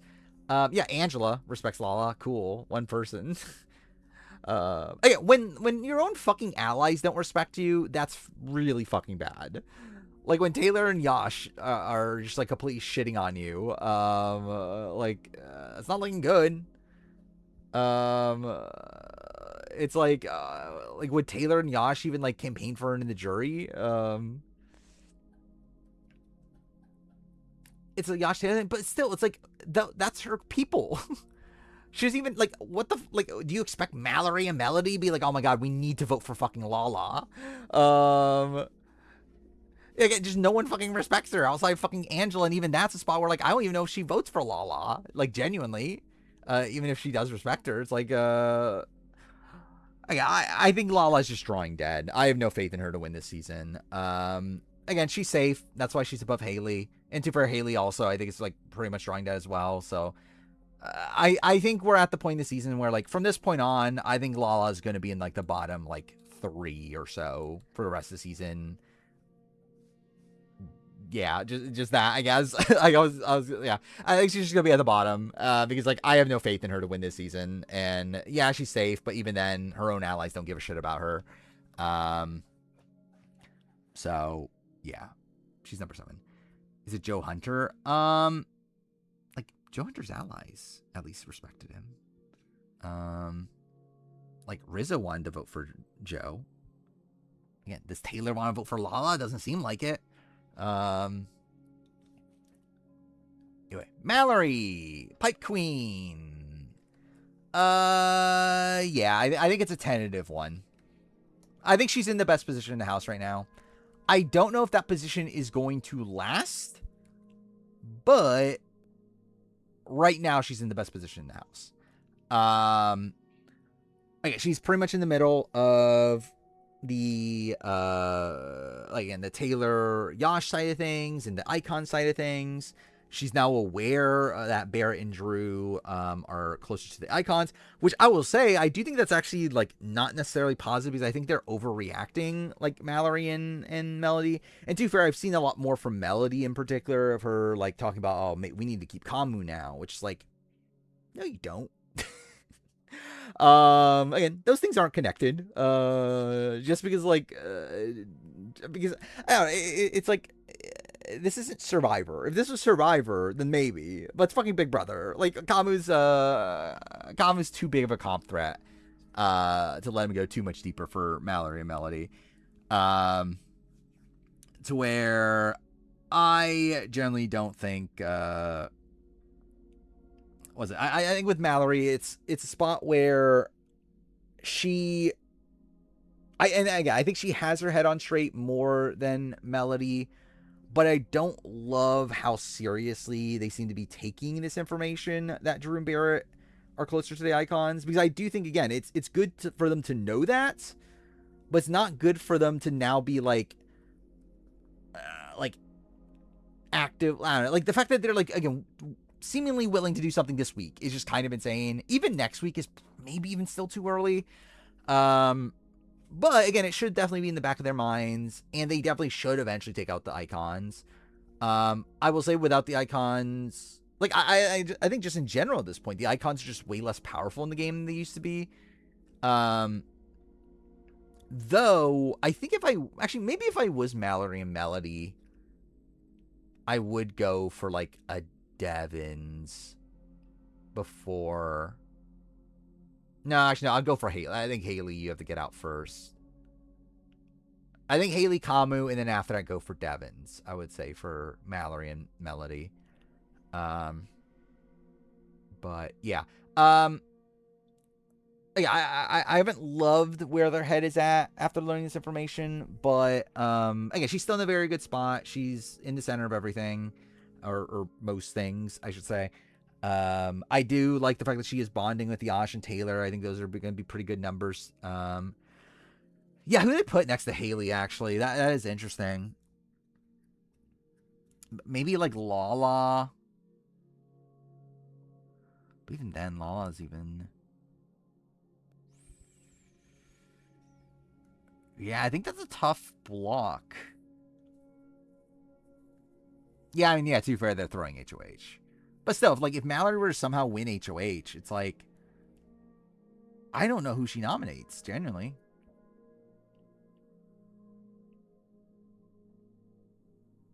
Like, maybe she goes... Haley, Lala, like... Devins? I don't know. Yeah, maybe go D. Which, like, at that point, you probably should just target a vet, right? Like, I think it's a thing of, like, if you're already, like, calling your shot and, like, putting up a vet, like, putting up the vets, like, on the block next to Haley, it's like, you might as well just target the vets outright at that point. So it's like, because like a trio there of Devins, D, and Angela are much more powerful than just Haley on her own. So like either way, you're gonna be burning that relationship with the vets. So it's like, I would say at that point, just target the vets. But I don't know. Anyway, again, I think Mallory's in a good spot. I think she's also very likely to win a jury vote. I genuinely think she might be the most likely to win a jury vote at this point. Again, maybe because like even with Devins, there's the like anti-returning of it all. Like I think Mallory is someone that's just so well liked in the house, and she has so many like close one-on-one bonds to where like if she gets to the end, I think she just wins.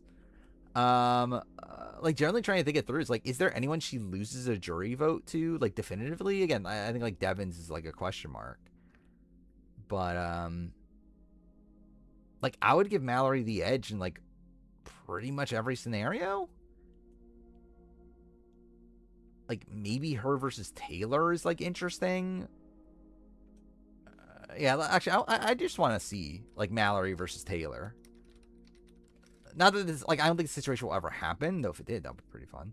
But still, we got Angela, I think goes Mallory. The two fair, like, I think it could go either way. Like, again, like, obviously, Angela's, like, kind of problematic in how she talks about Taylor. But also, again, that's, like, kind of how she talked about Chelsea, to where, like, and she's comparing her to Chelsea, to where, like, I could see her voting for Taylor as a, as, like, a respect sort of vote, but I'm not sure. Generally, I think I'll put her in the middle. Okay, I didn't mean to cut. Okay, yep, cool. Whatever. Okay, like, load? Whatever. I'll put her in the middle. Barrett, I think, votes Mallory. D? I think D. Yeah, again, I don't think Angela's intending anything problematic, obviously. But it definitely, like, is. Drew, I think, votes Mallory. Are we saying Haley? I think I'm still going to assume Haley goes this week. Kamu, I think, votes Taylor. Lala votes Taylor. Melody votes Mallory. Devins? Like, generally, I think the icons decide it. Yeah, and then Yash votes Taylor. So, yeah, it's literally 3v3 with the icons deciding to vote. Which... maybe I would give the edge to Taylor, actually. Which is kind of crazy. But either way. Yeah. I think there are probably the two big jury threats on the board. So yeah, Mallory won. Melody, I'm not sure what to do with. So, like, obviously, I've had Melody low recently. I mean, too, first, she was in a worse position here. She got in a better position last power ranking, but I still didn't feel great about her. I I will say, I do feel like Melody is definitely on the rise, but I still don't know if she's on the rise to win. I think is the biggest issue. Where Melody is in a much better spot than she was beforehand. Like she's in the middle with Mallory. The fact that she knows about Devins or about Barrett and Drew being close to Devins and them, like that's good that she's aware of that. Again, I hate the fact that she's talking about keeping Kamu. That's really dumb. Like that would be really bad. But I at least like the fact that she's again aware of that information. She's still someone that isn't particularly respected in the house, but it seems like she's getting a lot of her allies to the jury, at least. Like, if she ends up in the end with, like, if she ends up with Lala, like, she probably wins, right? Even at the end against D, who knows? Like, there's a shot?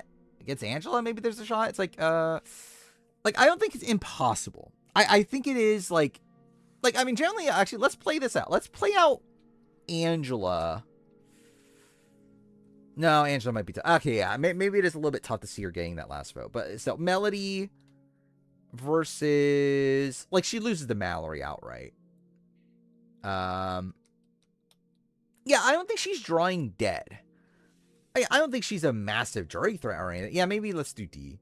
I think Angela would vote D, obviously. Barrett, I think, is the problem. I think Barrett might vote D. Drew votes Melody. Kamu might vote D. Lala could vote Melody. Mallory will vote Melody. Devins will vote D. Taylor, I think, would vote Melody. Yash could go Melody. I think that's her chance. And, like, even then, it's like Taylor, Yash, Lala. I think they're probably the swings here.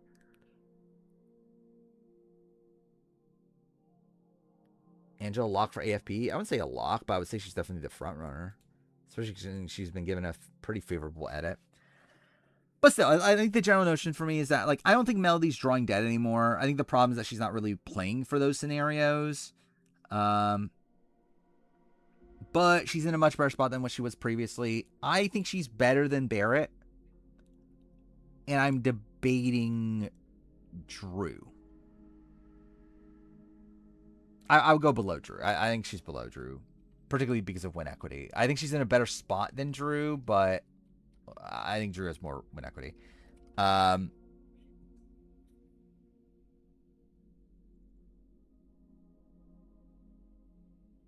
debating Barrett, actually. I don't know. I guess that's a little up in the air. Because I could see her being closer to Angela. I guess that kind of makes sense to put her with Angela.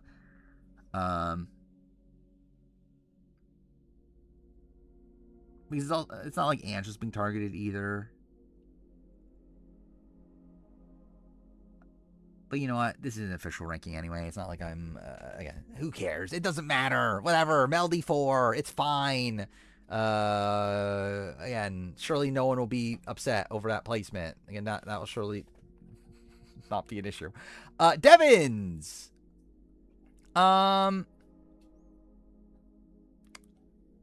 Yeah.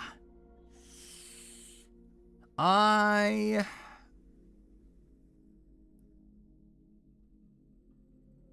think I'm gonna go 7, 6, maybe. I don't know. I'm kind of all over the board with Devins.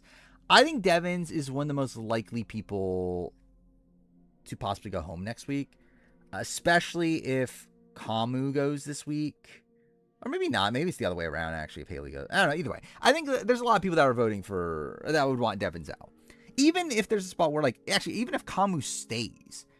If Kamu wins veto, even in that spot, like, I think people would be like, well, do we take the shot at Devins now? So, I think Devins is in a very tough spot. However, I do think he has more win equity. Like, I think he has the most win equity of the vets. Like, I think, like, the bare minimum is I think he's above D. like I think D is someone that I see is struggling more jury wise, has less compatibility, and also like also is like fairly likely to leave next week.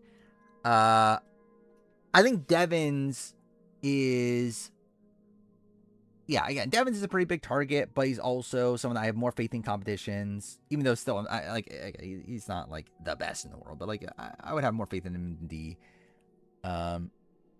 He also has more connections to really use his leverage at this point, where I feel like D's kind of just like run out. Like at this point, who's D even have outside of Angela? Barrett, I guess, but still. How's Kamu not last? If Kamu stays, I think he's in a better spot than Haley and Lala. Also, yeah, like there's a chance Kamu stays over Haley at this point. He's likely to still go if Blockbuster doesn't go his way, though. But even then, I still feel better about him than Haley, and also I just feel like Lala's like completely drawing dead. Anyway,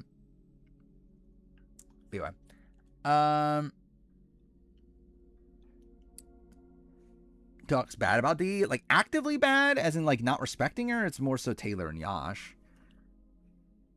Like we also had like Mallory and Melody being annoyed at her too, but like that was more like because of like week 1 and whatnot. And also like the fact that like Barrett is close to her and Drew and that sort of stuff. Where I don't know if there's any like personal animosity there, but there definitely is like game animosity there. But yeah, who are we at? We're at Rick. Yeah, Rick 7 or 6. I think I'll go 7. I think I'll give it to, like, I think Angela's so much safer in the game, and I still do think Angela has some winning scenarios, but I do have more faith in Devins.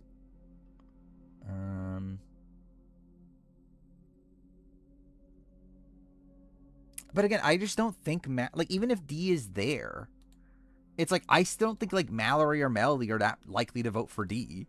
Actually, let's play that. I haven't played out Angela versus D yet, have I? I actually just want to see. I think Barrett votes D. Drew probably votes D. Kamu votes D. Lala votes Angela. Mallory probably votes Angela. Melody, I think, is the one in the middle. Devins votes D. Taylor votes Angela. Yash, I think, is probably also in the middle.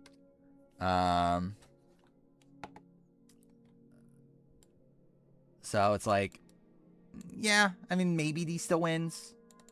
I think it's close. But even with Angela and Leo for Chelsea, it's like that was a spot where it was like so clear that Chelsea like ran the game. I don't think it's as clear to them that D's running the game more than Angela is. Yeah, I don't think this is actually jury, but I'm just saying from this point, like if we're saying that, like if the jury were to start after this round, like who would win a jury vote? Yeah, I don't think it's impossible that Drew votes for Angela either.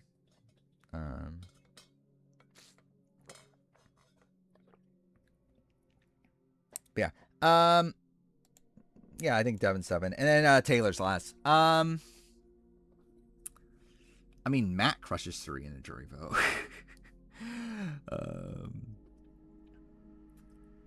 But yeah, Taylor.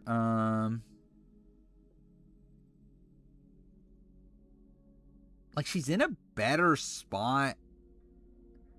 Actually, is she in the best spot she's been in a while, I feel like? Like, she's kind of a lesser Yash right now. She probably has more win equity than Yash. But I think mixing in Yash's, like, comp ability and... I think Yash is doing a lot more of the legwork right now. But then, to be fair, like, it is kind of benefiting Taylor. And we do see, like, Melody and Mallory actively talk about wanting to work with Taylor moving forward. And I do think Taylor is the least, like, threatening of like her and Yash, where I think Yash's comp ability actually makes him a bigger target. Would Yash take her to the end? I could see it if Kamu goes. Like once Kamu's gone, like Taylor's probably Yash's number one ally, right? So, and I feel like Yash is the type of person that would take Taylor to the end over like a Lala. That he would be like, I want Lala to get the money. I'd rather like Taylor get the money or whatever. So yeah, I think that's good for Taylor for sure. Yeah, again, I think she's safe for the short term. I think she will be targeted eventually. Like once like Kamu and Haley are gone, I feel like the vets will probably have their eyes on and really either way they probably have their eyes on Yash and Taylor, but like so it's like I think Taylor definitely is someone that could be in danger within a few weeks, but I think she would have a decent backing around her by that point. Again, she already has Yash, she has Mallory and Melody that want to work with her.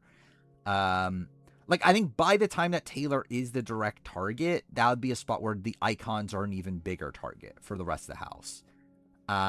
So I think it's looking pretty good for Taylor. Like I do think she has a pretty decent endgame path. She has a lot of win equity.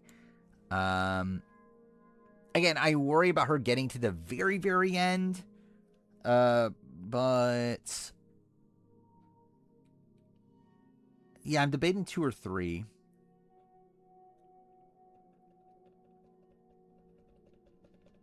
I might go 2. Yeah, I think I might go 2. Again, I generally feel like if it's a spot where they can target one of Taylor or Yash, I think they would land on Yash by the end. Especially with him winning comps more recently. And again, even if Taylor and Yash get to the final 2 together, I could see a spot where Taylor just wins that anyway. So, yeah, there we go. How much has changed? Angela's the exact same. Barrett went up. I don't know how, really. I mean, I don't know. I guess it's fine. Like, Barrett was, like, almost, like, was being talked about as a backdoor option last time. So it's like, I guess, sure, he's up. D's down. Again, I have a lot less faith in D right now. Drew went down. Kamu went slightly up, I guess. Like, Kamu and Latrice switch, just because I think Latrice is, like, completely dead at this point. Yeah, Mallory, that was also the thing that, like, pushed me towards Taylor, is that I think Mallory and Melody, have more like intentions of going deeper with Taylor than Yash. But yeah, Mallory's still number 1. Melody's gone up. Good for Melody. Rick's gone down. Which, I mean, it's kind of what I've said about Rick for a while. Is that, like, I think once the Diamond Power veto's out of the way, I think he is probably going to drop. So, there we go. And then Taylor and Yash are up. Good for Taylor and Yash. Yeah, that's the power ranking. How long was that? That felt long. I generally don't know. Maybe not. Maybe it was still like around an hour-ish, but that felt long, though. But also, it's not like we have a fucking player ranking to work on anymore, so that's cool. What is this? Hudassance? What the fuck is this?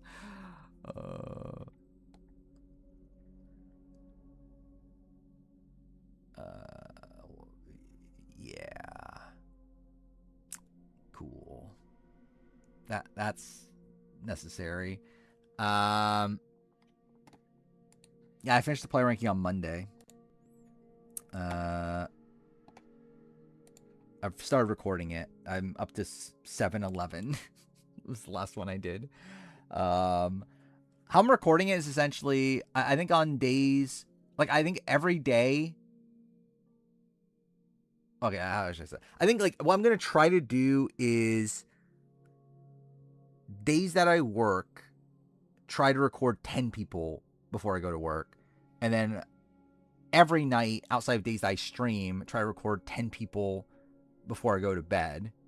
And then days on days I don't work, record 20 people in the morning.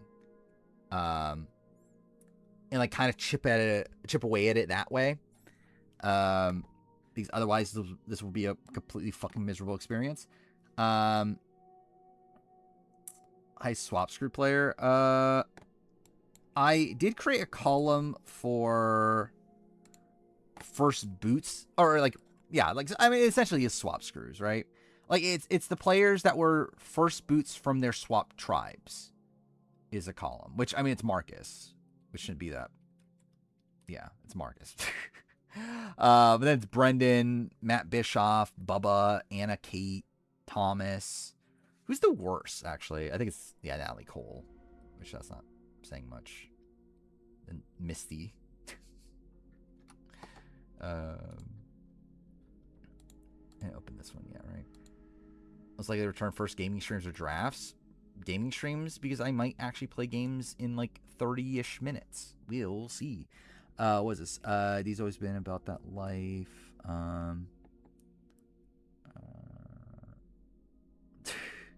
Yeah. Was this Lala's daughter? Bit too much in the game. Taylor. Taylor's been talking so much shit. Taylor has been actually campaigning to Yash and somebody else about putting Lala back up on the block. Like, girl, what? That you say that. Very, I think the same thing. Like, very odd. Like, huh? This is supposed to be like your. Yeah. Anyway, yeah. I agree. And yeah, Lala's daughter's mother, I guess. Was this one? Yeah, that is the thing I did think. Was this Devin's number one? Should be his wife.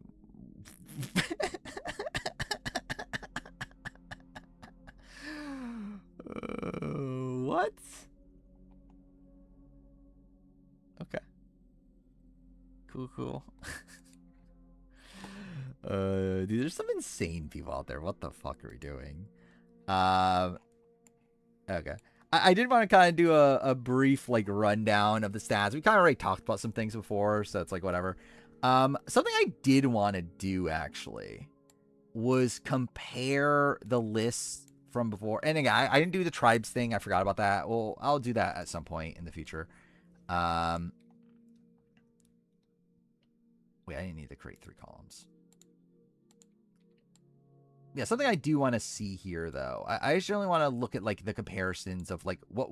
Like, this is the list that we made at the beginning of the process. This is what it ended up being. I just want to see, like, what differences there are. Jenna and Jervis switch. That's something. Sue ended up being higher? Oh, no, Sue ended up being lower. It's the opposite. Yeah, so Sue ended up being lower. Colleen higher. Rudy higher. Switch Greg and Gretchen, which I think that's still fair. Dirk is higher. Good for Dirk, I guess. Wow. I guess that one's not super interesting. Then we got Australian Outback. Which I switched Colby and Amber. Alicia went up. Which that's fine. Nick and Mitchell Olsen switched. Then Devin Kel switch. So yeah, that's a lot of kind of nothing also. What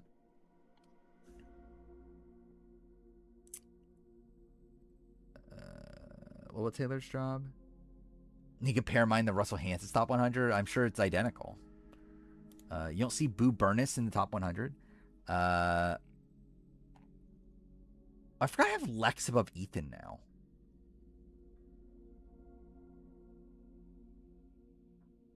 Yeah, I think it's fine.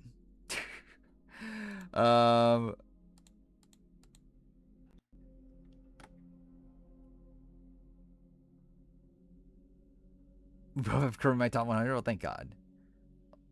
What a gift. The Who's and yeah. Yeah. By the way, yeah, Corinne is in the top 100 somehow. She's also the top Gabon player. Good for her. Yeah,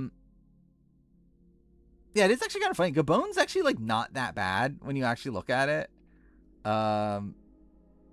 Like considering like most of these people don't come back. Like this is actually like decent stats. Where like over half the cast is in the top half of the ranking. where I feel like you wouldn't think that of Gabon. Even then, like Jackie and Ace are like not that far off the middle. So it's like, yeah, Gabon's like not actually that bad on this list. So that's something. Actually, let's just do it this way. Let me just paste it here, actually, and just see. Brandon Quinton is higher. Kelly Goldsmith's way lower. I know that's one we changed. Lindsay Richter's higher. That's about it for the changes. What we got here? Pascal's way higher, because obviously I need that Pascal higher. Yeah, not much else changed.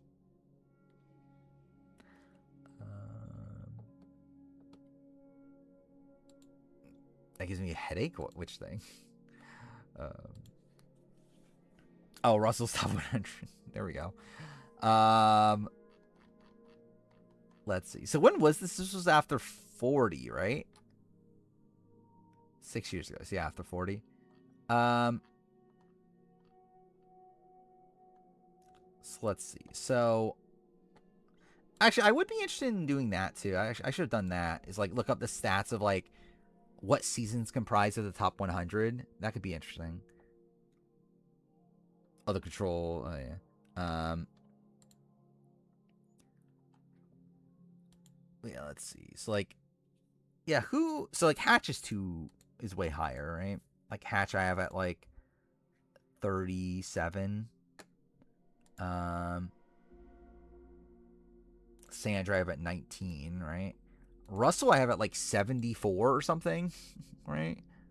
Actually, wait. I guess it might be easier to look at the actual list itself. Yeah, Russell I have at 74. Sarah I have higher. Jeremy I actually have higher. JT I have lower. Tom, well, Kim I have higher. Tom I have lower. Where do I have Tyson? I have him at like 20 something, right? Yeah, 22. Yule, what do I have Yule? 14, so I have Yule higher actually. I chose Ozzy above Yule as a choice. I mean, Sandra is the greatest two-time winner to win their first two seasons. That is the thing. Fair play at 17 is kind of crazy, but then also so is Rob C at 16. Where do I have Rob C? I have him at like 40 something, right? Oh no, he's literally number 50. Actually, is there a way?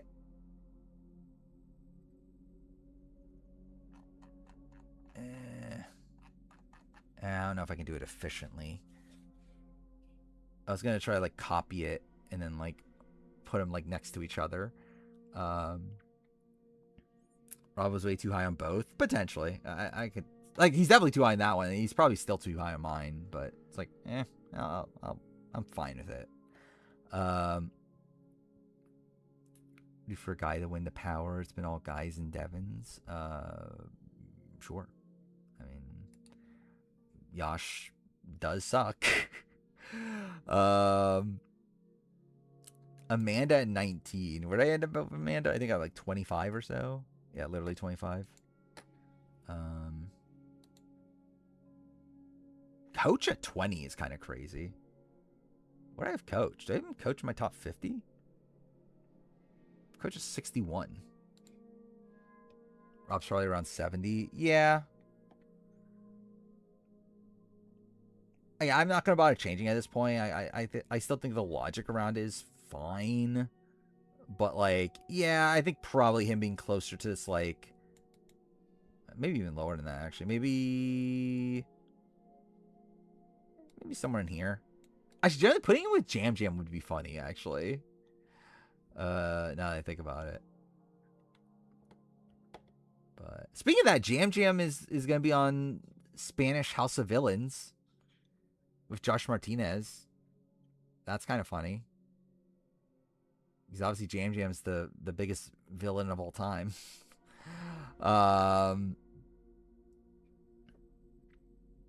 Rafe and Ian. Where are Rafe and Ian, actually? I don't even remember where I put them anymore. Down here? Yeah.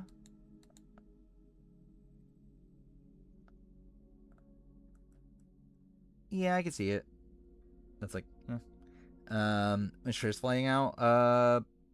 Probably in like, actually, I don't even know, actually. Should be soon, right? Like, soonish. Colby at 21 is too high. That's like kind of whatever. I'm at 54. Where do I have Michelle? She's at like 30, right? Yeah, 30. Earl's too low. Chris is too... I mean, too fair, maybe Earl's fine, actually, at 22. But, like, I have him higher, though. Chris, is that... Like, I have Todd higher, I know. Chris Doherty, it's around the same. Just a couple spots. I have Wendell higher. I have Natalie Anderson higher. Jerry at 30 is pretty crazy. Where do I have Jerry? Do I even have her top 100? Barely. She's at like 94. I've not seen any traders rumors. You would think there would be. It actually has Lex higher than me. And I guess to be fair, this is around 40, so it's like obviously there are new era players that would kind of mess with things, but still. Malcolm's fine. James Clement is insane. What the fuck are we doing? Kelly, Steven should be higher. Stephanie the Grossa from Palau? Yeah, that's way too high. I don't think I have Stephanie. No, I have Stephanie at 98 or 95. I was gonna say I didn't even know she was top 100. Rudy at 45 is kind of crazy. Sophie Clark at only 44 is also kind of crazy. Courtney at 46, that's high, but like sure. Kelly Wigglesworth is pretty high. Spencer's too low. Sue Hawk is way too high. What the fuck are we doing? Dom is actually probably too low. Sierra, that's too high. Probably too low for David, but like not that bad. It's kind of fine. Danny's fine, but probably too low. Aubrey, I mean, like for the time, this is probably fine. Cass at 55 is crazy. Like that's insane. Penner at 56 is also kind of crazy. Eliza at 50, that's also crazy. Ty,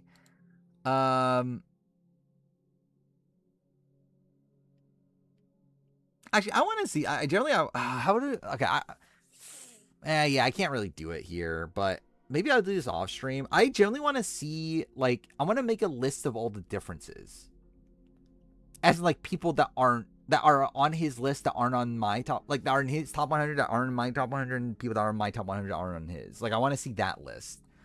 What is this? What's gonna do after one of the contestants was at the scene? Oh, is that a thing? Oh, I didn't even know that was a thing. Wait, so like, Hayden Pantier's ex-husband is on Trader's Celebrity? That's crazy. Wait. Where's her default first HOH? Time Palvito.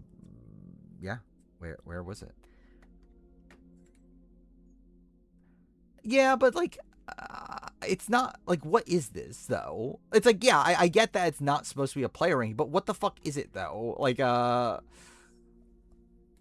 because like, then why the fuck are Tony, Parvati, Rob? Like, why is this? Like, why would like, if we're not doing it on gameplay, is Tony number one? Like, I guess maybe, but like, I feel like we're doing it on like Legacy or whatever, and like, Rob and Parvati have bigger like legacies. I feel like. No, it's just a mess. Is really what it is. But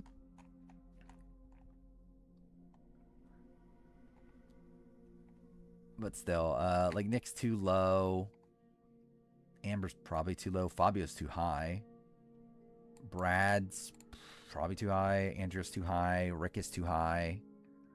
Rick is even like I don't even have Rick this high now. Let alone at the time of 40.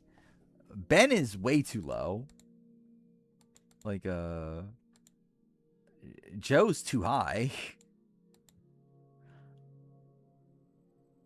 I don't know if I can even create an argument of like why would Joe be a better player than Ben?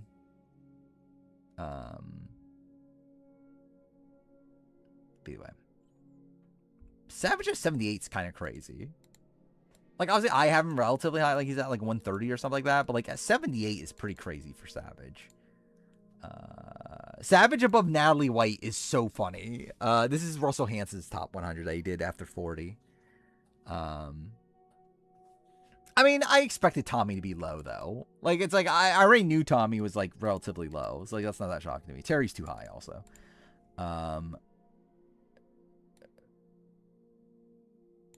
Like, I guess. Too high. Christian's way too high for the time, especially. Wait, Corinne is higher on his list than mine? That's kind of crazy. Woo's way too high. Devin should be higher. Kenny is too high, probably. Chris Underwood's too high. Abby Maria is too high. What the fuck? Shane is too high.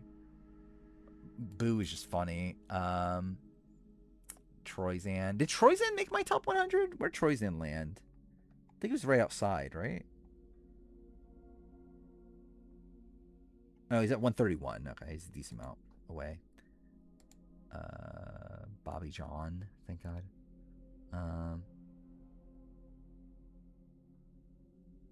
Yeah, I guess so. Actually, if you take out New Era, maybe there's a world where... Actually, let me calculate this. If I take out New Era, is Corinne higher? I think she is. Yeah, it's 18 spots. Yeah, I have Corinne higher, actually, if I take out New Era. So she's actually at, like, around 80, if I took out New Era. Actually, is Yao not on this? That's kind of funny. Okay, yeah, Yao is there. Yeah, who from Fiji is here? Is it just Yao, Earl, Boo? Yeah. That's funny. Actually, let me see. So, like, there's stats here. Fabio is the Nicaragua person, right? Because I've chased my top 100, but not Fabio. Everyone from Winners at War? That's crazy. 6 people from Edge of Extinction? Oh, I guess it's the returnees, right? Where T-Bird? I think she was at, like, 200 something. I don't have her super high. 181.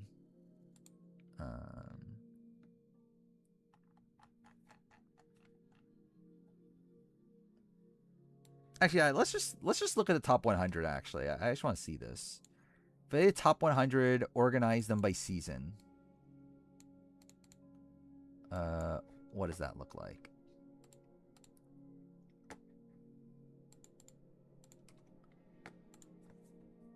So Borneo only has Hatch and Jenna. Which I think is way lower than this, right? How many Borneo people are on? Actually, is Jenna even on the list? 6 Borneo players. Is Jenna on it?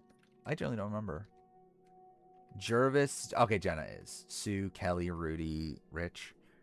Yeah.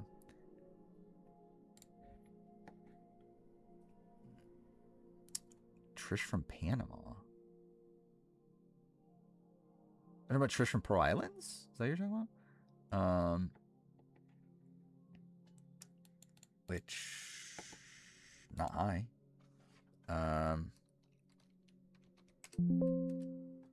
Oh, dumb. Let me do that.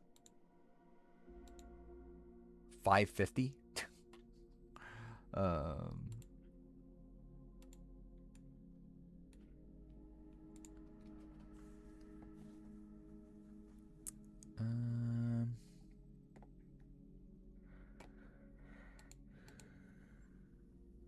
Episode gaming lying about Terry's idol.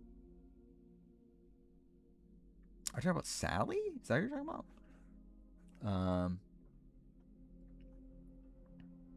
anyway.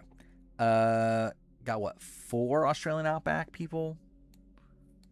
3 at Africa. Oh, wait, Tom made my top 100? I didn't remember that. That's kind of crazy. Oh, we're talking about fucking, Trish Terry's wife. Okay. Yeah. I get it now. 3 from Marquesas, 1 in Heidick, 2, 3. So, like, I'd be shocked if there's a newbie season that has more than 4. Like 3. I'm actually surprised 3 from Vanuatu is kind of crazy. But I guess to be fair, Liza and Amy both just barely made it. 3 from Palau, 2 from Guatemala, 3 from Panama, 3 from Cook Islands. Yeah, it's like I feel like there's not gonna be. Oh wait, there's 4 from Tocantins. I forgot about that. No newbie from 16. 3 from China, 1 from Gabon, 2 from Samoa, 1 from Nicaragua, 1 from Redemption Island, 3 from South Pacific, only 1 from Worlds Apart. Yeah, I can't believe I forgot about the great Trish. Generally, the main thing I remember about Trish is the fact that like they had sex during the reward or whatever. That's the thing I remember more. But anyway, we got 2 Philippines, 3 Blood versus Water. Oh, we have 4 Cagayan also. Oh, also 4 San Juan del Sur also. I can't believe Sierra Don Thomas made the top 100. 3 from Korong, 2 from Legend X, 3 from HHH is kind of crazy. 2 from Ghost Island, 2 from Davis Goliath, only 1 from Edge Extinction, 1 from IOY, 1 from 41, 3 from 42, 1 from 43, 2 from 44, 2 from 45, 3 from 46, 3 from 47, 3 from... Literally 3 from the last... That's kind of crazy too, actually. That the last, 4 seasons of the show have produced 3 top 100 players? And obviously some of them made it because of the return. Like Tiffany wouldn't have been there if it wasn't for her returning. But really outside that, I think that the others... Like Rizzo would have been kind of like, probably not. Listen to review as this. Yeah, Joe probably wouldn't either. He'd probably be, oh wait, this? I'm going to talk about it. Like, I have it on my list of things to talk about. I don't know. How easy would this be to do? Actually, let's do it. Put it back in order. Yeah, let's try to separate this gender-wise. Let's see. Men, women. Women.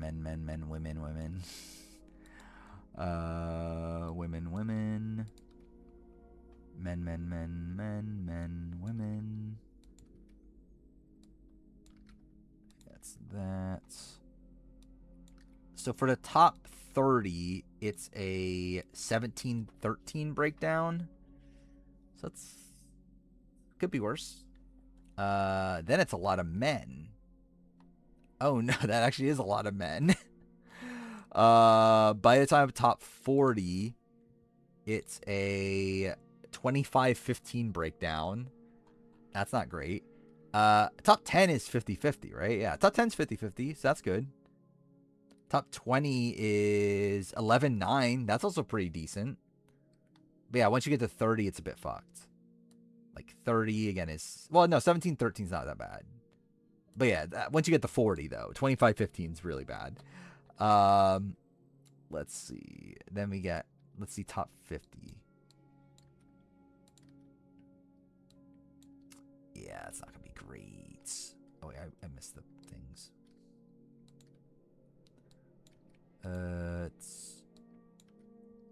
So yeah, top 50 is 31v19. It's not ideal.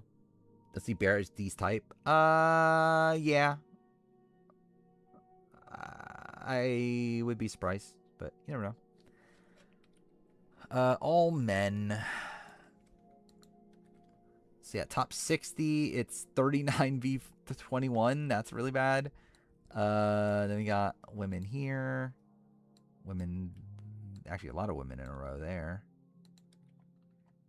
One woman there. 3 women there.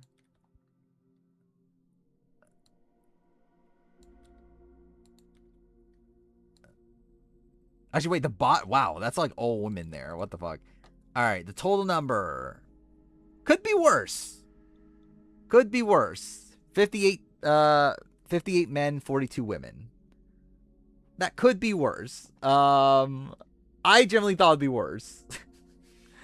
I just put them all at the bottom, essentially. Actually, of the 80 through 10, it is what, a 7-13 breakdown? So that is a pretty big, yeah, like, clump of them at the bottom, I guess. Hey, there were a lot at the top. Again, it was even. Again, like, look at the top 6. Or top 5. It's 4 women, 1 man. That's something. Bottom 50 breakdown. Yeah, let's see that too, I guess. I guess let's do like all of part 1, which is like the first 51. Wrong thing.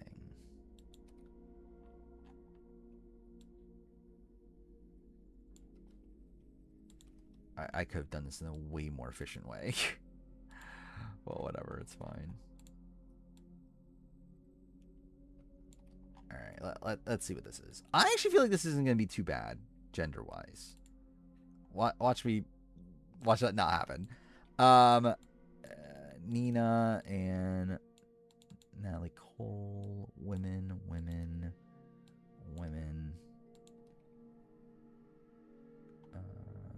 Actually, I guess doing it the other way is probably better. That way we can, like, do it as we go along, too. So you got... The bottom person's a woman, so that's how you can tell it's my list. He should be top 10 for his Big Brother game. No.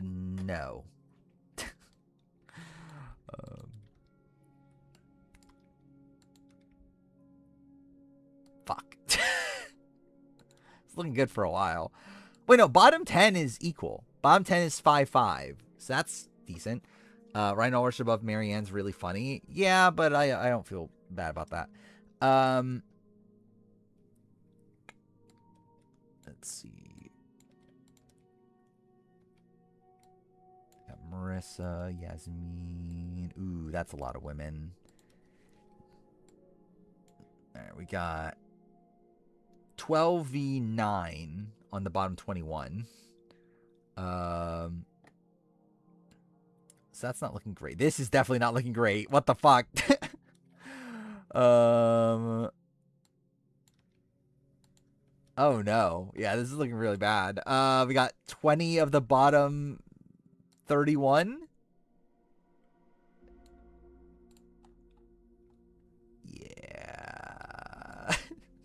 Dude, this is so bad. This is, dude, look at this.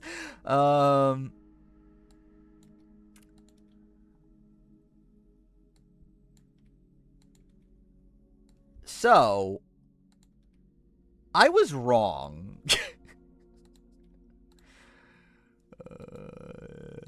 32v19. Actually, isn't that the breakdown to top 50? That was close to the breakdown to the top 50, right?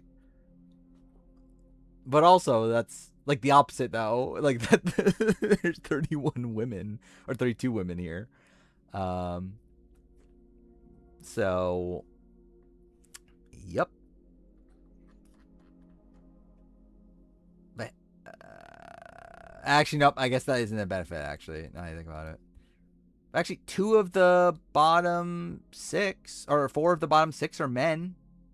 That's cool, right? 5 of the bottom 8 are men. That's cool. I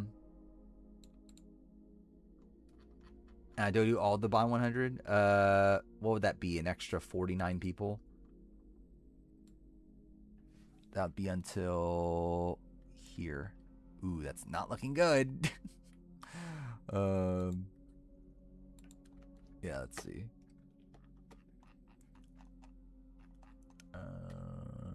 More women. Wait, wrong thing. This. More women there. More women.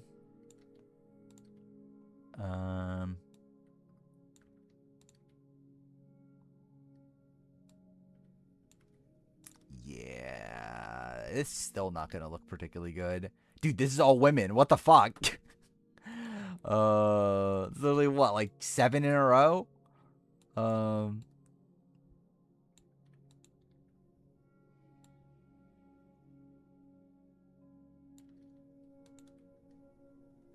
Yeah, this is pretty bad. This is the top 100, right? 63.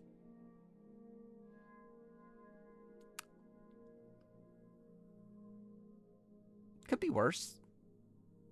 I intentionally didn't have because like the list is 751.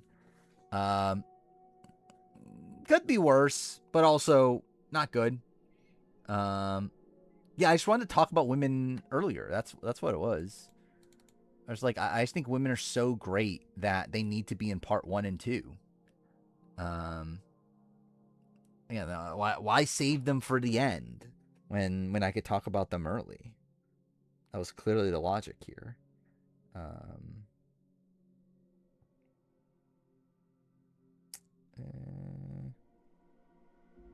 about to win an auction for Pikmin on Wii. That's something. We'll see if I actually win. Wouldn't be shocked if I lose at the last second. But also, doesn't matter that much because I don't really need it either.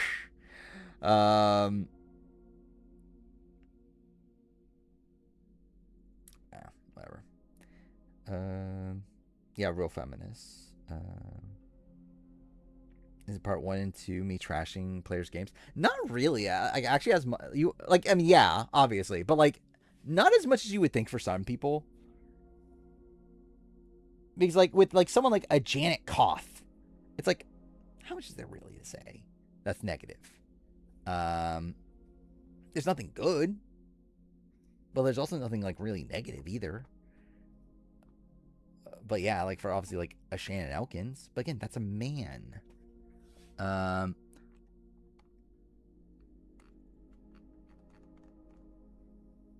wait, I forgot wait, where's the bottom?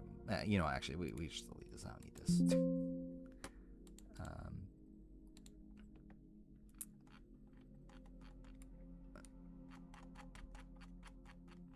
But so, yeah, like Carolina is bad. Like Michelle Chase, and like I think like this grouping, there's like enough bad stuff to talk about. BB, there's bad stuff to talk about. I don't think it's as much like, again, it's like the overall like notion of the list was still trying to find like the positives more so than like really dunking on the negatives. And I feel like that's kind of represented in like how I talk about the players as well. So yeah, it doesn't feel like, it's like from what I've recorded so far, it doesn't really feel like I'm shitting on these players as much. Like as much as I'm trying to like find positives.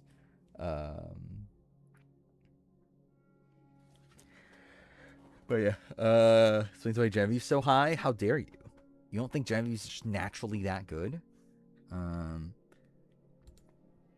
Is there anything? I won't bother going through all these lists right now. Like it's kind of like, yeah, how many changes are there really? There's not, doesn't seem to be too many. And I think the ones that there are, it's like we've obviously talked about those. Like I'm sure Dan Foley is way higher, right, on the current version than he was in the old version. Even then, Dan Foley's like 7th. It's not even like Dan Foley's literally still lower than his placement. But yeah, he was 12th. Which person do I think is noticeably too high? I don't have anyone that I have like major gripes with. Generally, like again, we talked about the list so much that I'm just like, I'm fine with like the list at this point. Like I'm pretty content with it. Like yeah, and the Rob C, is he probably like 20 spots too high? Probably. Do I care? Also, not really. Like again, I think it's like a spot where like I think either way I can explain it. And that's kind of what I ultimately wanted from this list, is that I just wanted a list that I could justify. Again, am I necessarily going to agree with these decisions long term? Probably not. And are going to be people upset with things? Obviously, but like, as long as I feel like I can like justify the placements, I feel content with it, and I think that's kind of the spot I am with this list. We're like through, again, I've recorded the bottom 40 at this point. There has not been a single point in me recording this bottom 40 I'm like, yeah, this is wrong. Like, I made a mistake here. Like, everything so far has been like, yeah, that's fine.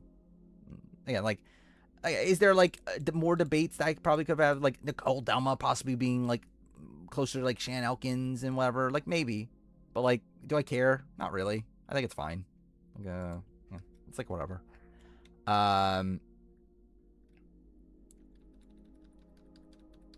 Like I generally, I think I have more regrets with my old list than I do with this one so far. Like I have more things with like the Big Brother and BB Can list. I'm just like, why did I do that? Like more so than this one. Then again, I'm obviously like I haven't like finished recording or anything. Maybe I will as we go along, but like still. Is there anything to really talk about these? So like I did make other lists based on placements. I didn't find any of these to be like too crazy. I feel like a lot of this like just kind of made sense based on what I like already assumed. Yeah, Dylan is someone from BB Can, definitely. That's like, why the fuck is Dylan that high? God damn it, I got outbid. Okay, whatever, it's fine. I didn't need it. I generally thought I was going to win that, actually. Oh, well. Speaking of that, I did literally just spend $90 on Xbox 360 games the other day, so that's fantastic. Yeah, again, I've been buying too much shits, so it's probably for the better I didn't win.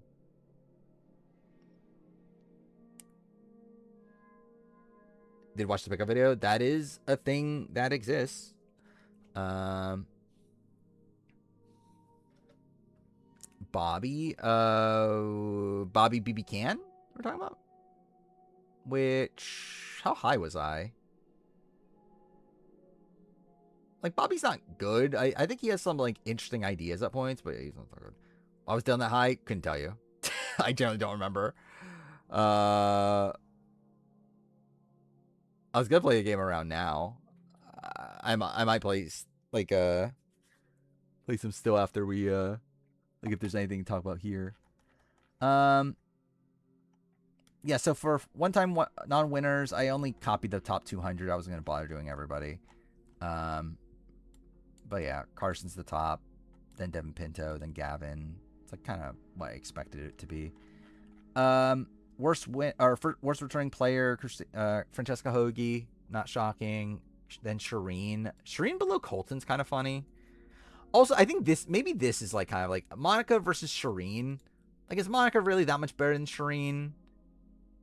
Probably not. But like, again, do I care? Not really. How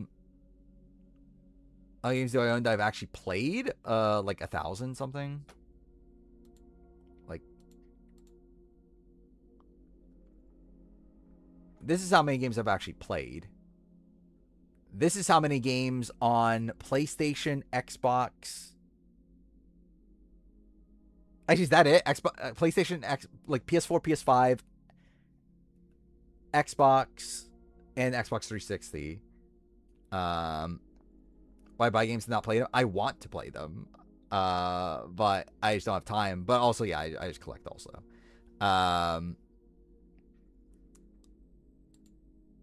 But also, in an ideal world, I would play most of the games I buy. Some games I buy, I'm like, why the fuck did I buy this? I didn't need to buy this. But like, I mean, like some of these are Game Pass games, so like those don't really count. But like I bought Divinity 2 recently. I really want to play that. When am I going to play it? No fucking clue. I also bought Divinity Original Sin 1 and 2. I really want to play those. Don't know when I'm going to play those.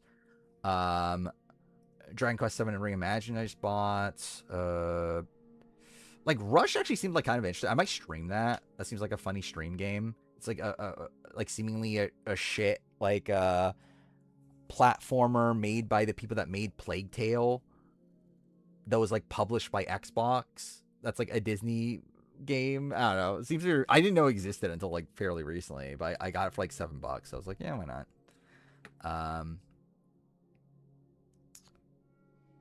Blue Refraction, it could be a game I play. Again, I want to play like most of these games. Yeah, it was a Kinect game, and then they made an Xbox version that was Xbox One version that was not Kinect. But yeah, if I had all the time in the world, like I would play way more games. I just don't have the time. But I would like to. But yeah, again, I've just been buying way too much shit. Like this is the site that I use to like store my to catalog my game collection. Like I've just been buying way too much fucking shit recently. Like just this month is this.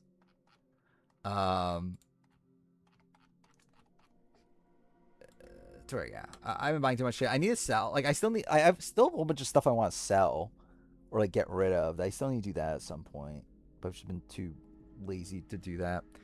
I might do it when I'm on I'm not even really taking like a full vacation, but like when I have a few days off later, like what, next month? We'll see. Big Reward, we'll probably save that for later. I don't know. I like Nintendo. I just don't have time for Nintendo.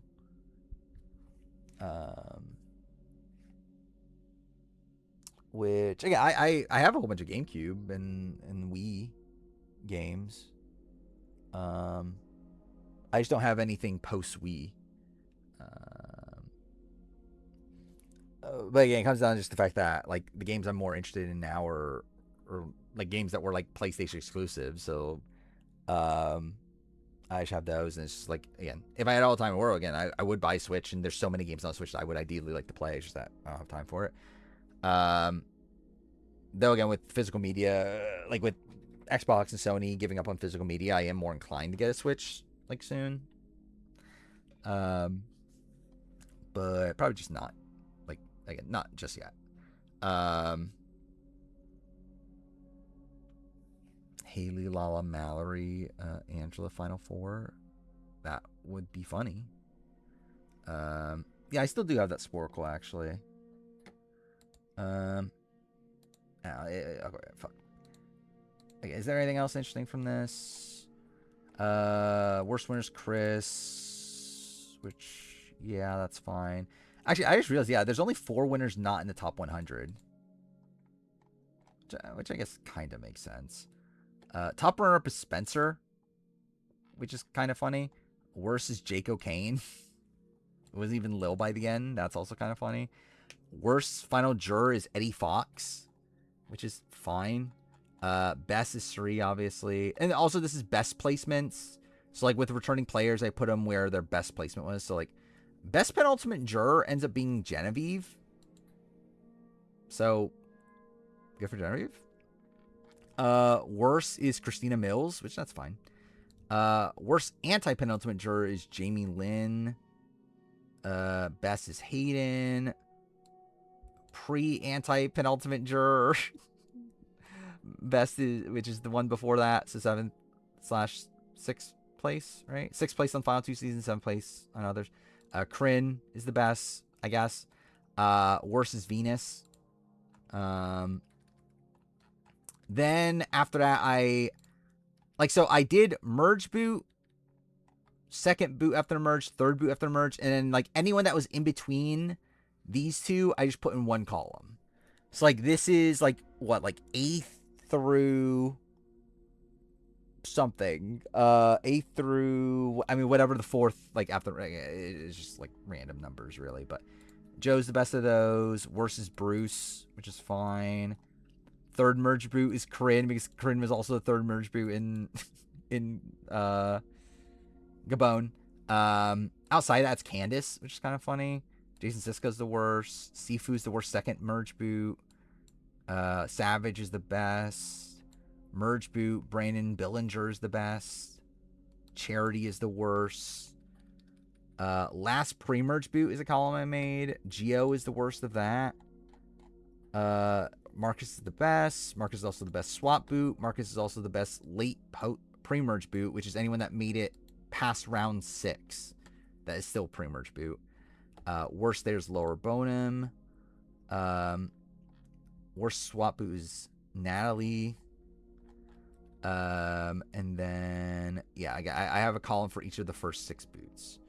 Which if someone got medevaced, I put them in the same. So like, someone like what's a good example? Like Jessica Pete is someone that is like in the first boot column, but I also put Pat in also the first boot column if that's the case. Jason, which Jason? Jason Linden, or what? Or Jason Truel? Oh wait, it's Waluigi. I didn't realize. Okay, Jason Truel. I think I had him as a 5th boot because of the Jake medevac, if I remember right. Yeah, he's here. It's like he is 13th. He's below Tom Laidlaw. Yeah, where's Matt Williams? He's kind of low, isn't he?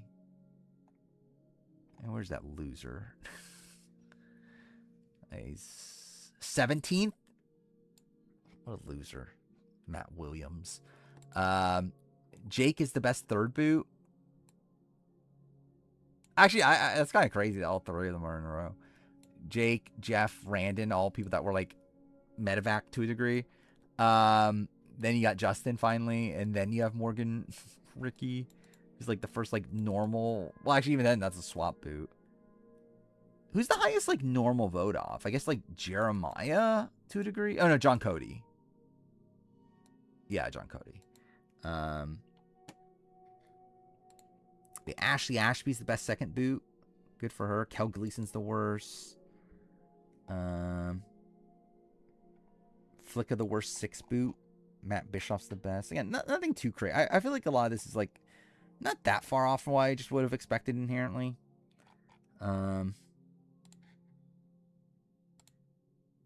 What is this?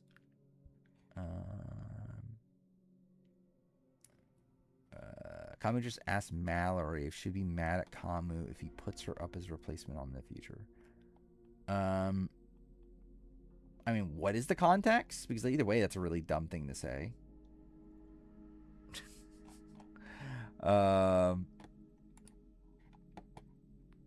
Would be funny if he said, "Would you be mad if I killed you?" Though.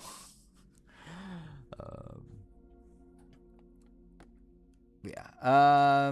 Is that everything? She asked first. No. I mean, it's kind of crazy for both of them to be doing that. Yeah.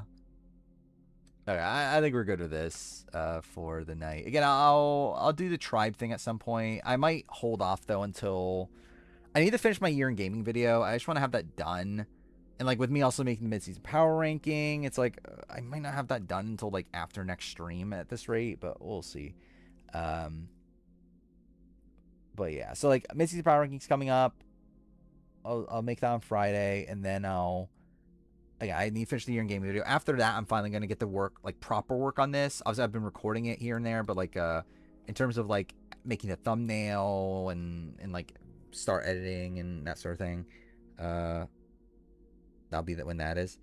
How many games are in the year in gaming? I mean, like I talk about every game I played throughout the year, but in terms of games that are ranked, it's 13.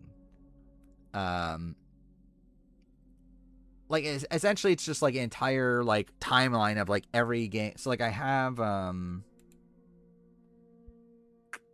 is it here? This one, right?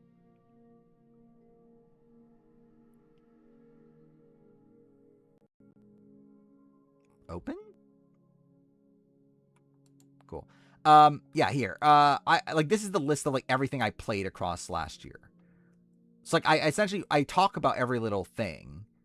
Like so obviously some more detail than others. Like obviously a lot of this stuff like I talked about in the previous year in gaming videos, so like I don't go too extensive on those. But I only end up ranking the games that I finished for the first time across the year that weren't in the previous year in gaming video. So it's 13 games on that. I think even if I did include the games from last year, it's not even that many. Like the games that were on the last year in gaming, because like I didn't even finish that many of these games, right? Just what Astrobot, Metaphor. Oh, maybe it's more than I thought. Astrobot, Metaphor, Dragon Ball, Lego. Didn't finish Shadow Generations. Casting of Frank Stone. I didn't finish any of those. Like a Dragon.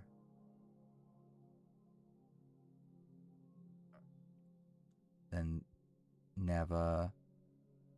So I think it's 9 more. So 22. That's actually kind of a decent amount. Yeah, if I finish a game from 2009 for first time, it'll be on the list. But like I played like Enslaved Odyssey West. That's a game I played when it came out. I didn't include that on the list. Yeah, what is the oldest game that ended up being on the list? I don't even think I played anything that old last year that like ended up being on the list. I think the oldest thing's probably like Minecraft Story Mode Season 2. That's like 2018. This year I am going to be including Gears of War just because like I have no memory of them. I feel like it's like a fair assessment to put them on the list.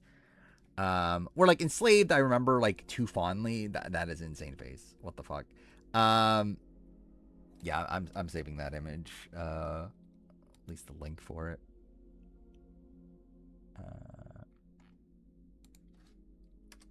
Yeah, I should be doing this more of like saving the links. I was thinking that there's the Sporkle thing.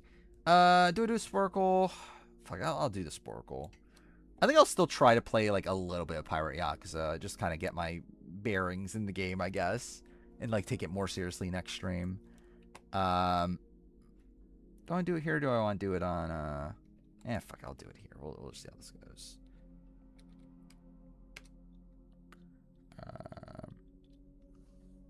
Okay.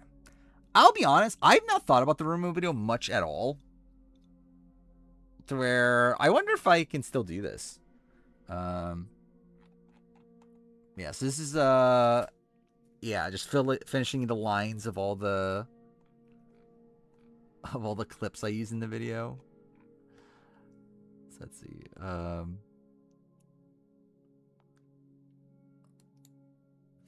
Yeah, I'll do that when I finish, I think. Oh wait, win? Okay, cool. I guess win was one of them. But yeah, I'm the winner. I've been bamboozled.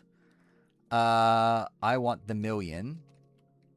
Not in a homosexual way. I don't even remember using that generally. I would let the vultures. Yeah. Arrogant, pompous human being. Snakes and rats. You sucked on that game. City boy, right? That never. Yeah. Okay. It's all about the sex. Don't let that fool you. Don't hate the players, homie. Hate the game. When Sheehan opens her mouth. First person vote out Star 50. Jenna. Dragon Slayer. Oh, cool flying fish. It's me. She's using her thoughts of chocolate to substitute as her thoughts of sex. I may be a lot of things, but I ain't no Hershey bar. I didn't even see what happened. I was watching Treasure Island. I'm a.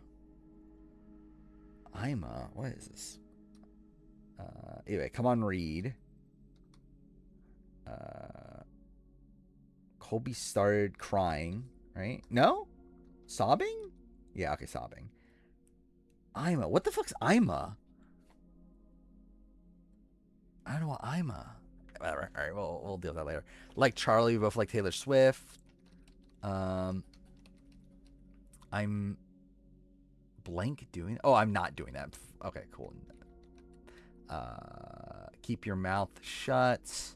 No, I'm not doing Survivor. Do I listen? No. Oh my God, it's so good. Maneater Man. Okay, cool. Manthe. Always wave my finger. Oh, I'm a survivor. Oh, dude, yeah, that's what it is. I'm a survivor. I'm an idiot. For stack of greenbacks. Thought you had me. Checkmate broad there. God damn it. When you go to Vegas, bet on black. Work hard, play hard. I need somebody to pee on my hand. It's getting the best of me. Probably got a little sausage. I was camping with a bunch of knuckleheads. Oh, I'm dumb. I forgot the fucking K. There we go. She kept her clothes on. No shit, Sherlock. I really don't understand the blank behind it right now. The logic? Yeah. Two B's, guys. Two B's. Who write Bye Bye Denver Diva? Get the girls some chocolate and peanut butter. Welcome back to the darkest timeline. Is that the only reason? No. Oh, is that the only person? Fuck me. I can get loud too. I don't know about that. Who the hell voted for me? I stole for the Drake. They didn't even blank me. Oh my god. They didn't even call me. Oh my god. No, wait, what? Ask me. Okay, there we go. So much for my dreams. That's a fact. You're no part of any rainbow I've ever seen. Karen sucks. I've been on reality TV for 21 years. I need to do the Stephanie quiz again, actually. Yeah, I need to do that again. I want to see if I can still do it. The Stephanie rant quiz. My dad was a mailman. I worked my ass off. Fuck you, Eliza. We were poor as fuck. This reminds me of the what was it? The Rocky fuck. The what was the stream title? I don't even remember the stream title anymore. God damn, what was the stream title? Oh, the European fuck. That's what it was. It's so stupid. Anyway, I love people from all walks of life. Good luck, bitch. I love gay people. If you think you're gonna fucking ruin me, brought back 3 winners actually. Hope you guys get bit by a frickin'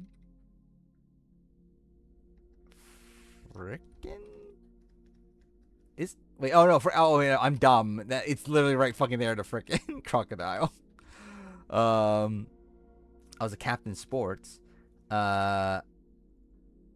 Actually, oh my god, what was it? Actually, you fired me a long time ago.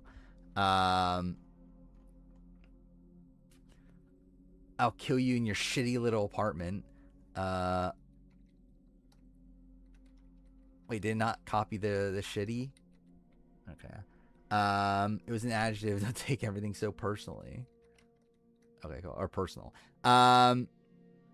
Elephants can't run up trees. They don't exist anymore. That took hours to make for revenge, basically. I mean, is that kosher? Smart equals sexy. You need to stop bitching and start throwing. So like I hate like Brad Culpepper. I'm gonna be a bulldog this time. Boom shakalaka. I beat you? No,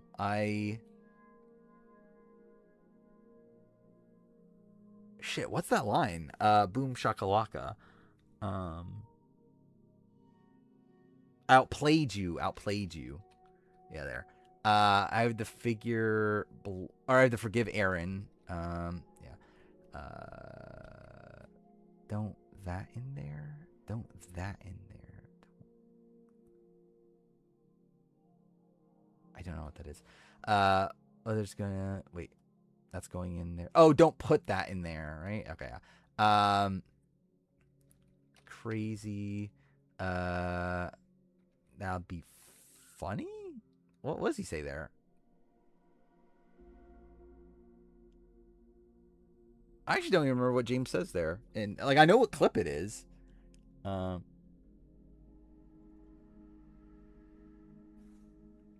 does he say there?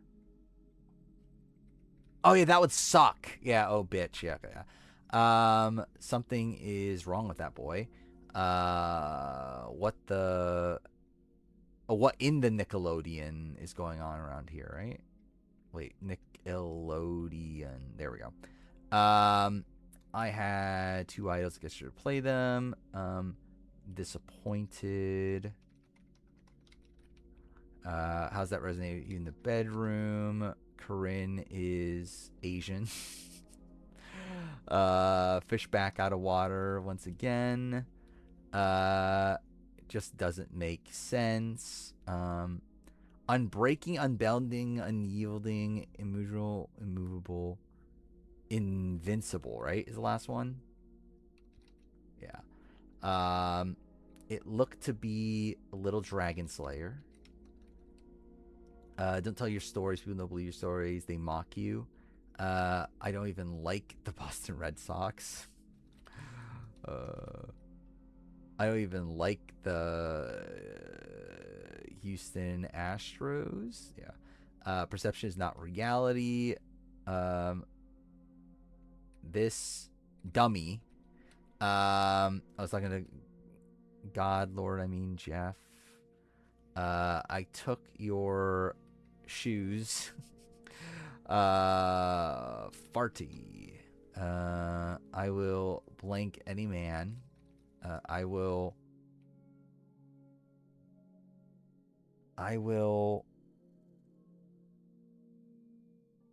Oh my god, I forgot the word. I will. Like, I know the clip.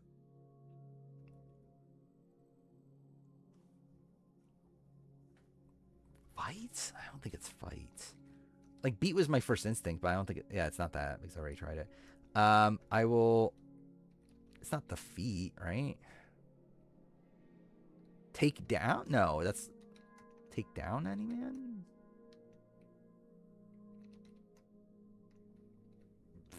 Yeah, whatever. We'll deal with that later. Kind of looks like an incest chipmunk baby. That's a crazy line. You disgust me. Crush? Is it Crush any man? No. Adults call him Benjamin. Nobody's claiming for anything vanilla flavored. Oh, anything Julia flavored. Okay. She voted out her mom. It's literally 5 of them. I'm just smart and funny and pretty.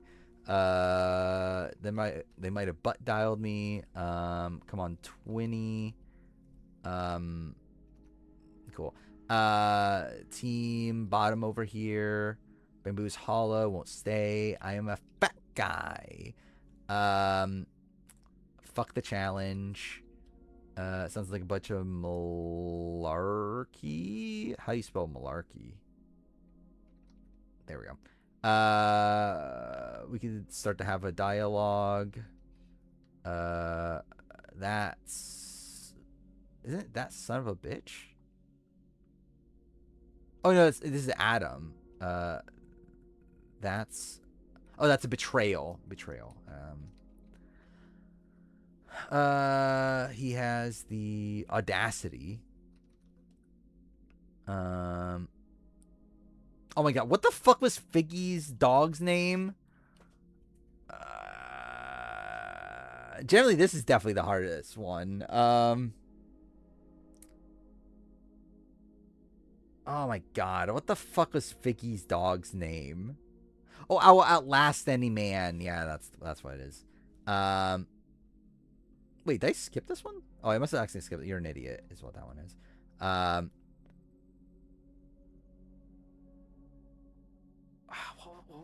It ends with an E, like an E sound. Yeah, I don't think I'm ever gonna get that. This is not an advantage. I'm a truth teller. There's my guts. Some people blank me. You don't, but whatever. Some people respect me. Okay, respect. There we go. Seismic. There's some people I'm really excited about. Is one of them Jonathan? I want to work with all the moms. I want to be in the Mothership Alliance. You guys are gems. She's blank, so she's not into. She's vegan, so she's not into that. Little bus can of biscuits. I smashed the hourglass.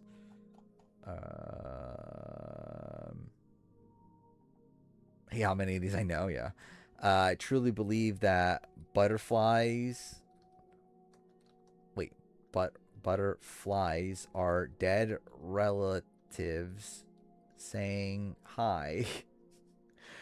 Like what you said about broccoli. There. Here's Marianne. My man Mike. Which one is? Wait, which one is Emily? Mikey no likey. Wait, what? Oh, was like one of the later ones? Cool. I had my Ido go home in Dwight's crotch. I'm basically the casting director now. By throwing out Ellie's name, I was trying to throw out Ellie's name. Poop in the ocean. I'm already gone to them. It was cringe in person. You're a goon. There we go. I'll push back against Bruce a little bit. I generally forget that Joe is here. How dare she? Second person vote Alex Island. Misty. Oh, not Misty. No, no. Again, I did the Brandon Donlin. Oh boy, girl. You shouldn't have. Wait, you shouldn't have blank.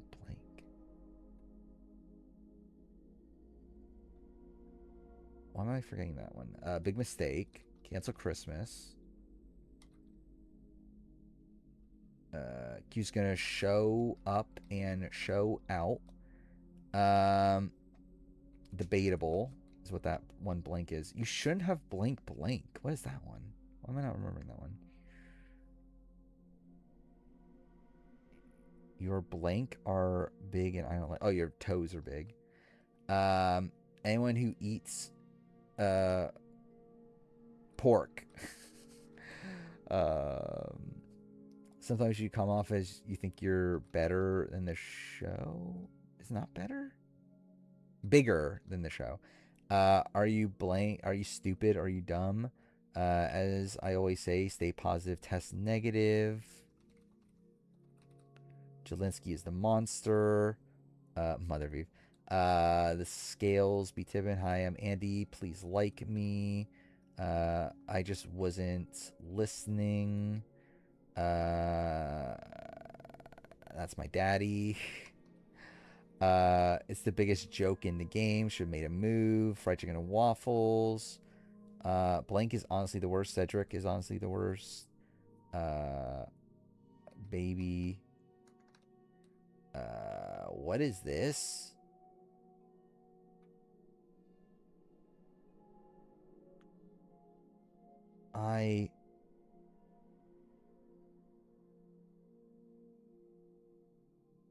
Oh, wait, I'm dumb. It's fuck. What was the thing? I don't lie. I don't lie. That's what. I fully believe, Carolyn will be back. Do you like me at all? We're gonna try to find a great group of players spanning all eras. Yeah. Season 18. Who won coach's season? Oh, okay, I misspelled coach. I didn't like it, or that season kind of sucked. Now I see Zach Brown on Survivor. And a little bit of chicken fried. Welcome to Survivor 50, Mr. Beast. Give it to me. What will what will Sue do? What will Mitch do? Wait, what? Is it true that you made a deal with Chaos? Dude, fuck me, typing it wrong all the time. Why is because I'm a simp, I guess. Still sealed because I'm a loser. Wait, still sealed because is it because I'm a fucking loser? No? Is it not because I'm a loser? Whatever. Fucking fuck Jeff. I would love to be fucked by Kim. Master strategist, that's what Joe's my daddy. She does seem to have short hair, almost if it's a bob. Okay, I'm missing 3. So what is it? What the fuck is Figgy's dog's name? And then you shouldn't have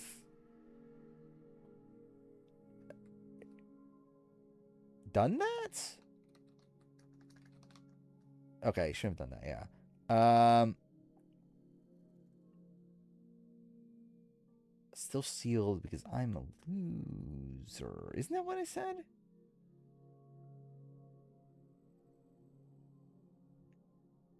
Oh, a loser. That's what. Okay, that's why. Because it's 2 fucking words.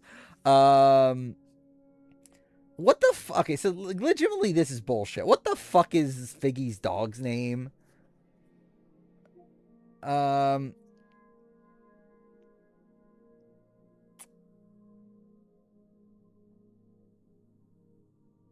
my god, dude, I really don't remember. Like, I can remember the entire fucking video outside of the dog's name. Like, I know it ends with a E sound. It's like,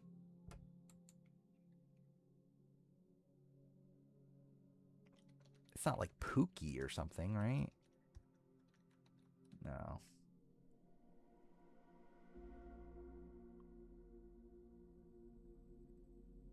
Dude, it's gonna bother me when, you know, fuck, I don't care enough. But yeah, that's bullshit. Cookie!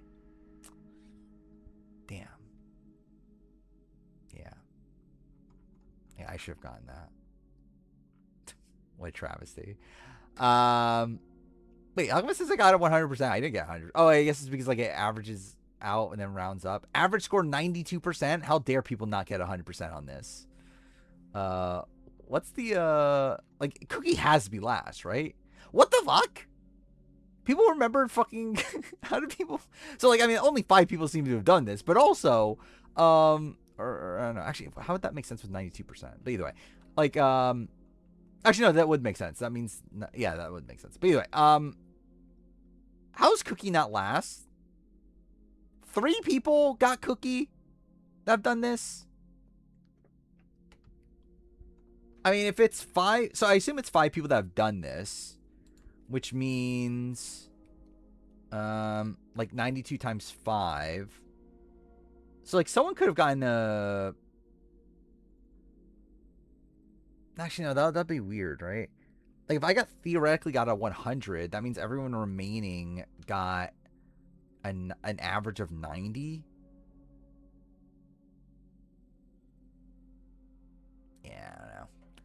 I don't know how that works. Oh, didn't mean to hit that. Cool. But, yeah, so it looks like Amanda clips people didn't remember. How dare they? That's just a Survivor quote. Like, that should have been easy. People didn't remember it was cringe in person. How dare they? People didn't remember chaos. They don't remember that chaos doesn't exist. What's the most? Like 100%. I'm the winner. What's the can of biscuits? Yeah, I guess there's too many that are 100%. Actually, most of them are 100%.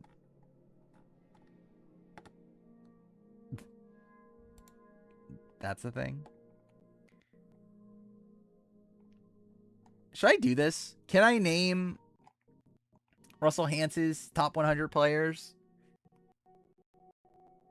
Should I turn this into a video?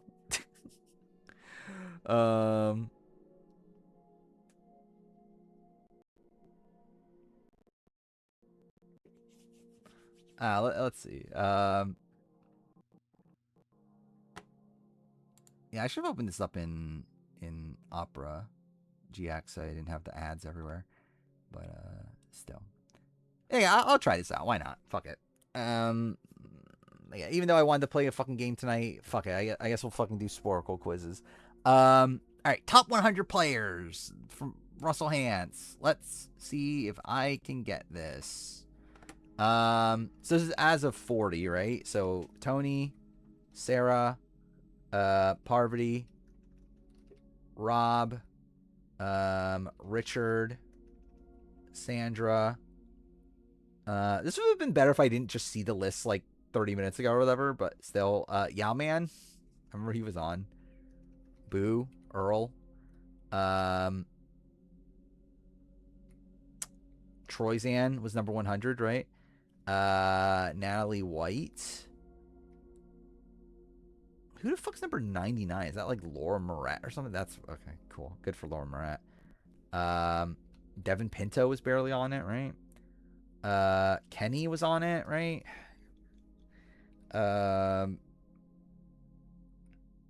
Rudy was on it. Sue was on it. Generally, actually, this is what I should do. I should do it without looking at, like, I can't look at the actual list. I think that's actually the more interesting way of doing it. So let's see. So, well, like, I know the entire cast of Winners at War was on. So we can do Jeremy, Sophie. This was a horrible way of doing this. There's no way I'm going to remember doing it this way, but whatever. Danny, Ethan, Lex, while I'm at it, Tom, Colby. Yeah, I'm just fucking doing Skyrim. Like, let's see. So, okay, let me think of Borneo. So I already did Richard, right? Kelly Wigglesworth was there. Sue, did I do Sue already? I guess I did. Rudy, I already did. Jervis, and then Jenna. Okay. I think that was all the Borneo. Australian Outback, it was what? Colby, Tina, I haven't done yet. Amber Ray did who? I feel like there was another player. Oh, Jerry. Jerry's on. I think I did all the Africa players. Kathy and Vesepia for Marquesas. I think Brian's the only Thailand. I think Jenna Maraska's already there, I'm assuming, because I put Jenna before. Yeah. Let's see. I think that's it for Amazon, right? Pro Islands. Rupert is probably there. We did Sandra already. Yeah, Johnny, fair play. I think Savage was there, right? Yeah. I think that's probably it for Pro Islands. Oh no, Burton. I think Burton was there. Yeah. Yeah, I would get, which also Burton's way too high. What we got? Season 9. Eliza, Amy. Cool. Chris. Okay. I think that might be it for there. Like I don't think. Oh, did Twyla make it? Okay, I guess Twyla did make it. Tom. Wait, did I put Tom already? By the way, Tommy. While I'm at it. Ian, I think, made top 100. Stephanie. Okay, put in Steven, but that's fine. Wait, no. Stephanie is spelled in. Okay, I guess that time put Steve. Wait, who the fuck did I put in before then? Or did it put in Steph? Okay, I guess I put in Steph. Bobby John was there, right? Okay, I put in Bob, I'm pretty sure. But okay, cool. Yeah, whatever. I think I put Bobby John. I think that's it. Like, I don't think Katie was there. Yeah. Guatemala, Danny, and Rafe. Wait, was Rafe not there? Rafe got kind of robbed. Suri, did we do Suri yet? No. Okay. Aris. Was Daniel De Lorenzo there? Cool. Terry was there. I think Shane was there too, right? Yeah. Okay. I think that's it. Ozzy, Yule. We did Parvati already. Did Candace make top 100? No. Okay. I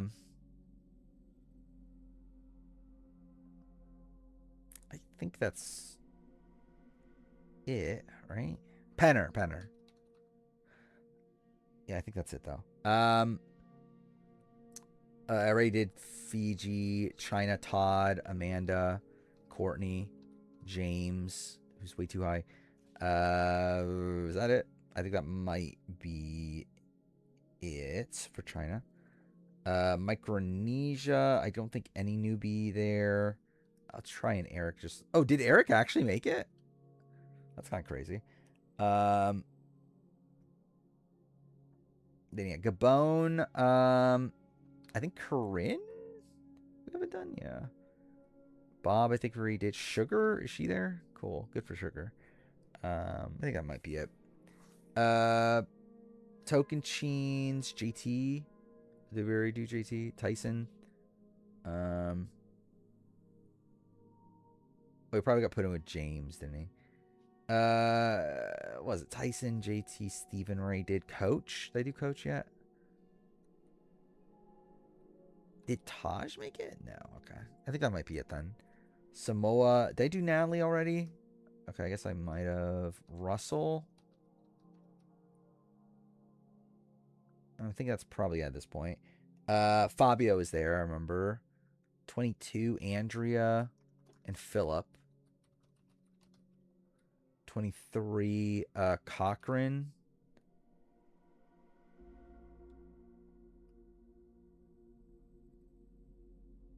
I think that might be it. Like, I doubt Brandon made it, right? Yeah. Kim. Is that for it for 24? It might be 25. Denise, Malcolm, Abby was there. 26. I don't think there's anybody. 27. Sierra. Hayden, I think. Yeah.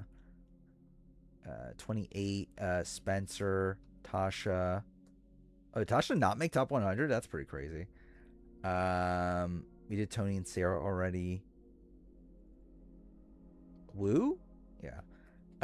29, Jeremy. We didn't... Oh, did we already do Jeremy? Kelly Wentworth. I think Natalie's already there, right? Yeah. Keith, maybe? Cool. 30. You got Mike. Rodney was there, right? Did Sierra make it? No. Okay. Carolyn Rivera was there. 32, Michelle, Ty, Aubrey, Adam, we haven't done yet. David. I don't know anyone else from Gen X would have made it. Maybe Zeke? Zeke? Yeah, okay. Ben. I don't think Chrissy made it. Did she? Oh, she did? Okay. Did we do Wendell yet? I don't remember. Dom. Okay, cool. Dom made it in. I don't think there's anyone else from Ghost Island. Nick. Oh, did I do Nick already? I guess I did. Did Mike White make it? I don't think he did. Oh, we already did Mike anyway. Christian made it, which is questionable. Rick. Chris Underwood would already be there, right?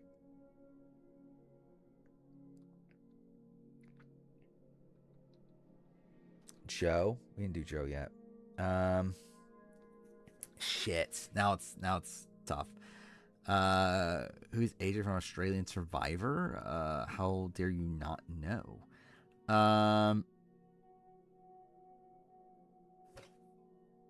The girls are flipped. Yeah, that's pretty crazy.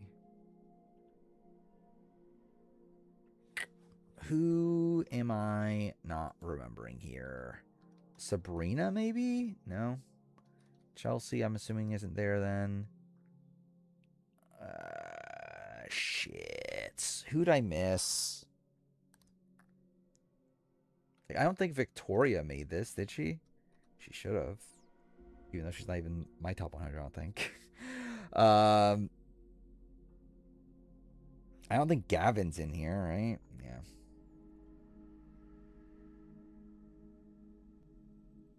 Fuck. Who'd I miss? Yeah, it's probably not worth the time, is it? To try to remember who I missed.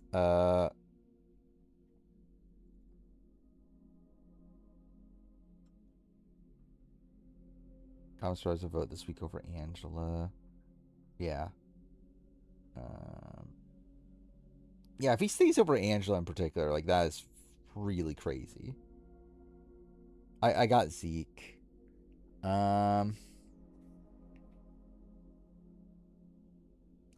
Damn, I really don't know who I'd even miss. Whatever, I guess I'll just look. Or else I don't want to fucking stay here for like 10 minutes. Or like for, 10 minutes. Africa? Oh, T-Bird. I miss T-Bird. Blood versus Water. Who did I miss from Blood versus... Vetus? No. Who the fuck's from Blood versus Water did I miss?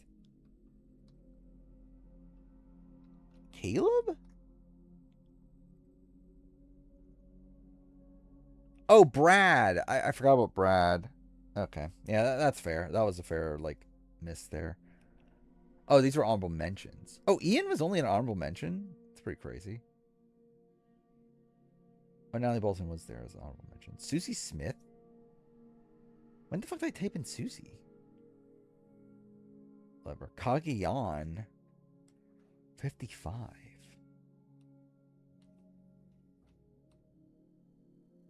Who would that be? Trish? No? Wait, did Tasha... Is she under Latasha? No? Oh, Cass! I forgot about Cass. Dude, I generally forgot about Cass. Yeah, that's my own fault. That's kind of funny. Who's the last player? One World. Colton? No. Yes, Master Jones. It's Monica, by the way, but yeah. Cool. Yeah. I got it. Actually, yeah, Cass made it, but Tasha didn't. That is crazy. Yeah, that is pretty insane.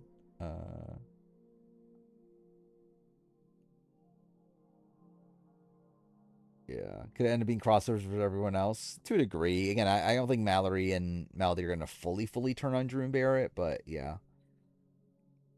How goes against Angela? I mean, makes sense. Like, I generally do not understand why they would keep around Kamu over Angela. Kamu versus Haley, I at least get it a bit more. I still think it's the wrong play, but I at least, like, get it. Over Angela is just pretty insane.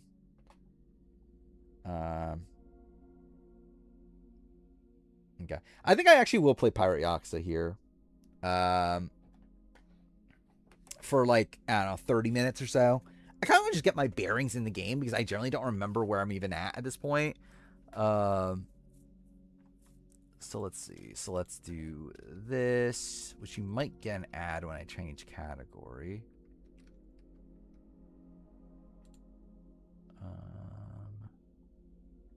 So there's that. Okay, yeah, the rest is fine, right? Switch to this. I guess this, that. Okay. Playing a game on stream for the first time in 3 months. That's crazy. Generally, it is like kind of insane. That like it took 3 months to finish the player ranking. I generally have no clue if the audio settings are fine or not. I guess we'll see.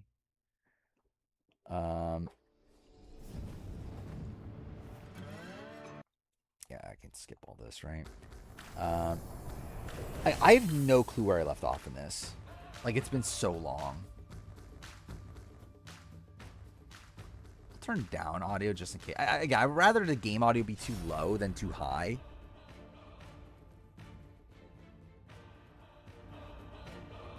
Actually, let's keep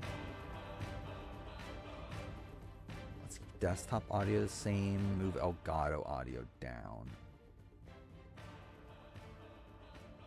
I'll do that. I don't know. Hopefully it's fine.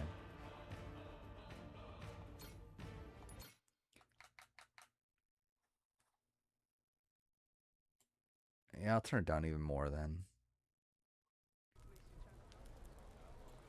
I'll do that. It's like half the volume of what it was before, so it's like, we'll see. What the fuck am I doing in this game right now? With Masuru back, the Goro Pirates are ready to roll. Once we're set, let's go pay Mortimer visits. Cool. I definitely remember that. Drafts again at some point. Probably not for a little bit. I would say I would say probably not during Big Brother season. Who the fuck's attacking me? Cool. I would say maybe during actually, I don't know. Are we gonna do a 51 draft? Are spoilers out there? I generally don't know. I'm not spoiled at least, but I don't know. I don't know if we're doing a 51 draft or not. If we are, then obviously we'll do that. At some point. Outside of that, it's like, yeah, I probably won't do normal drafts again until post Big Brother being done. Because I'm doing the power rankings every stream. But once we get to Survivor season, like, I'll be doing the power rankings on Wednesday, but we don't have a power ranking to do on Saturday or Sunday, so maybe I'll do a draft on Sunday. What can I help you with? Oh, yeah, here, challenge Mortimer. Let's see if this works out. I'm sure it will. Yeah, that's the thing too. Kalshi might just spoil things anyway, but we'll see. Yeah, that's the frustrating thing about Dean Devins.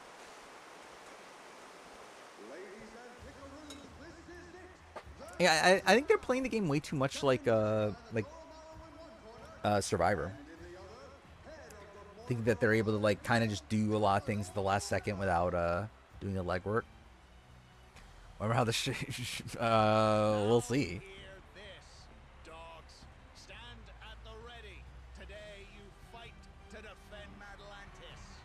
I love how like his mouth like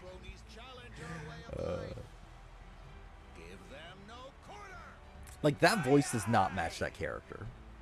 Ready for this, Jason? The Goromaru's got Mortimer outgunned this time. Drew, I mean, like Drew should be showing this. Like it's like I think either way, this is crazy. I mean, I think there's at least logic there with like Kamu Haley to keep her on Kamu. I don't think it's good logic, but I think there's at least logic there.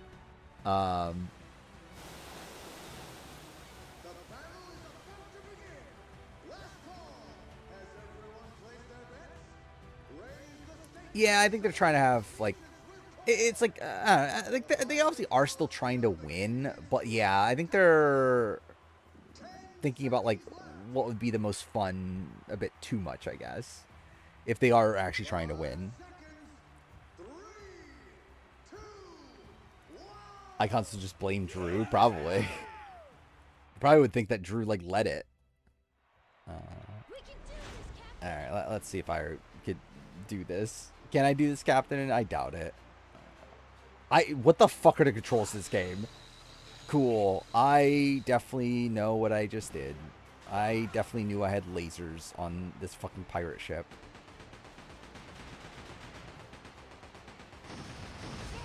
Oh, fuck. I didn't mean to do that. Okay. Yep. Oh, I'm so fucked, aren't I? I just did that again. I don't know why I just did that again. Great start to playing games on stream again. Oh, what the fuck? That missed? Yeah, Traders is very good. Traders AU.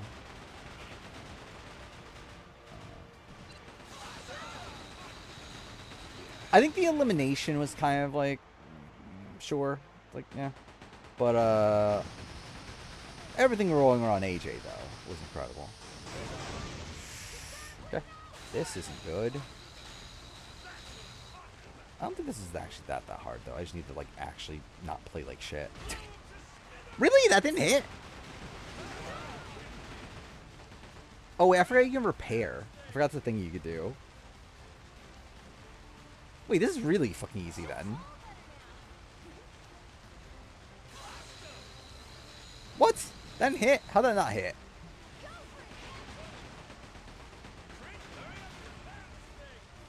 Okay, I'm kind of fucked right now. I think I would still have the Bob the Drag Queen episode as the better episode, but it was very good, though. Like, it might technically be the better episode, but, like, I just care more about Traders US than Traders EU, if I'm being honest. So, like, I think Traders... Damn. Yeah, now this is me being shit. I think Traders AU will just... or I think Traders US will just, like, linger in my mind for more.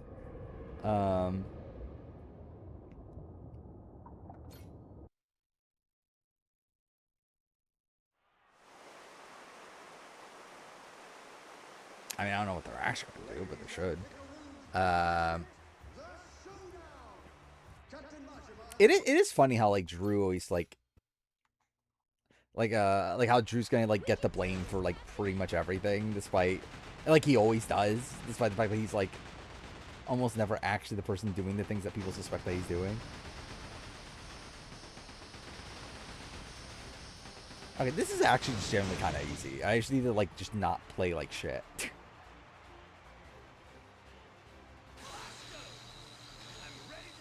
And by shit, I mean do that. I think I'll always have US 3 higher for me personally. But, again, it's a good season.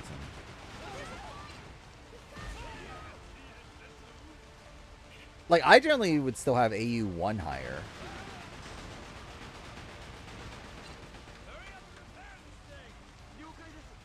Oh, wait, does it, like, can you only hit them when that, like, target thing comes up? Is that what it is? Oh, okay, that must be how that works.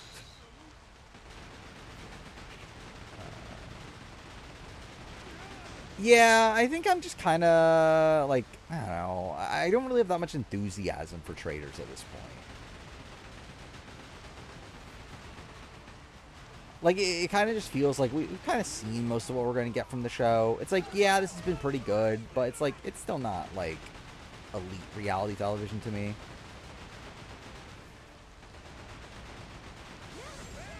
There we go.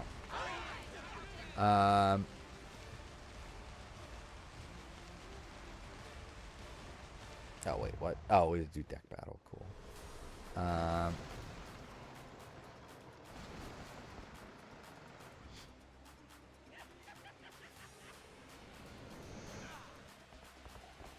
NC3 happened, right?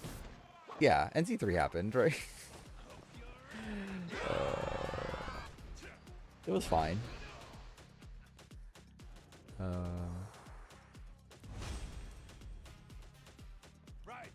I love how, like, I generally have to think about it. Like, NC3 happened, right? That was a season that existed. But I just feel like we're at the point where, like, yeah, trader seasons just kind of blend together for me. Especially when they're, like, outside of the U.S. I feel like outside of U.S. and outside of U.K. I feel like they, like, really blend together at this point.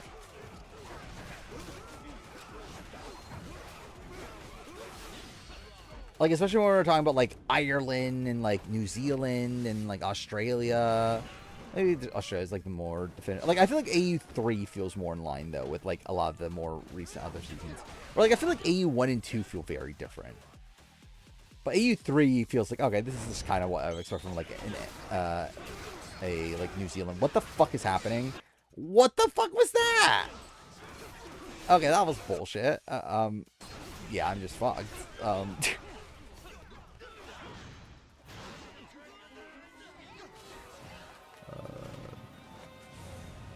Yeah, I'll be honest. Forgot Kamu existed until just now. That was fun though. On NC3. I forgot about Celebrity Trade is starting actually, isn't it? Oh, I should have done that before. Forgot I had that. Yeah, I'm dead. Cool. Wait. Do I have to do the ship battle again too? Or does it start just this? Hopefully it just starts this. If I do the ship battle again, that's really annoying.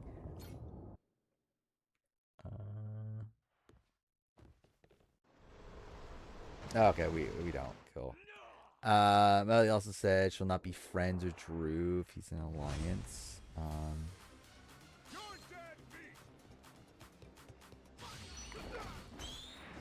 If he's in an alliance with Devon's, not telling her.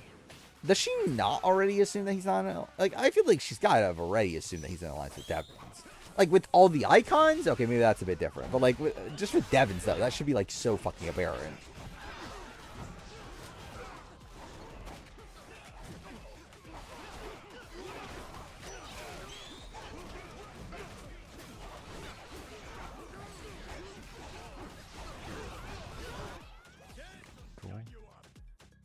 I definitely know what's happening there.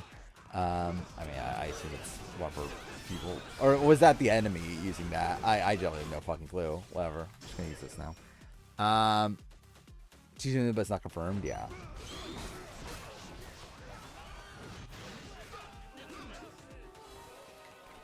Better dynamic, Rachel, Keanu, and Morgan Vince. By the end, I would say Morgan Vince.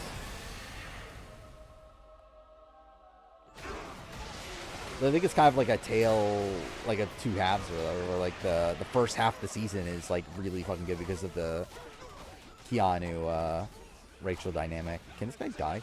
Well, not because of, but like that was one of the better things about the first half of BB27, where like the second half is like almost entirely revolved around Vince and Morgan.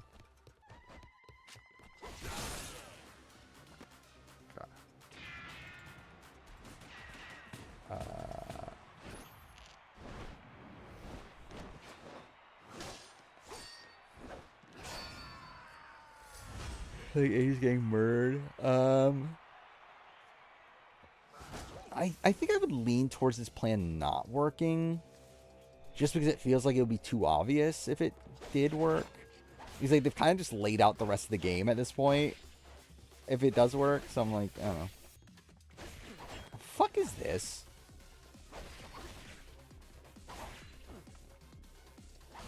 Damn it. Oh, I'm hitting the wrong button. That's why. I think this fight's really fucking easy. Thinking I am on easy, aren't I? I would assume. Talking about Drew Twin Twist? What the fuck are we doing? There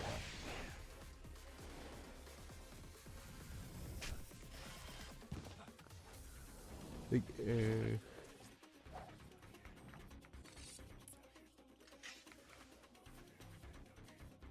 20 or 25. Oh fuck. Okay, I see there's a lot of health.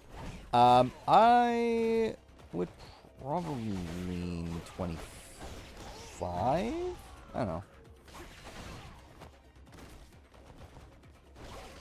I would say something about this week in particular. Like I don't really care that much anymore. I don't know. I feel like I'm like, oh, okay, what the fuck is that? Yeah, I'm dead. That's fantastic.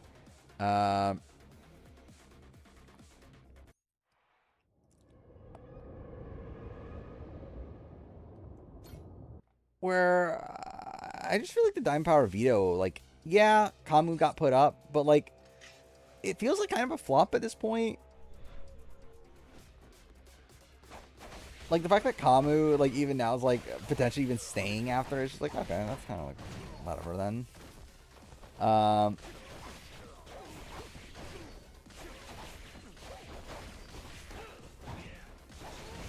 And like again, the fact that there's like no reaction to it or anything. Also, just like on the television show, it just was like kind of bad. I don't know, just kind of cringe in person. Yeah,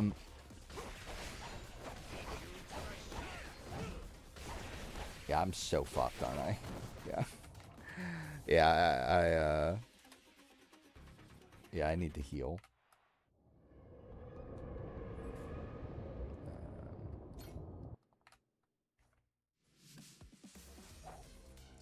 Riley Eviction's way better than Winston Eviction. Like, Winston Eviction's not even good. Or actually, no, it is good, but like, it's not even like that good. Like, it's not like amongst the best of all time or whatever. Like, I think like Rachel Eviction's better than like Winston Eviction.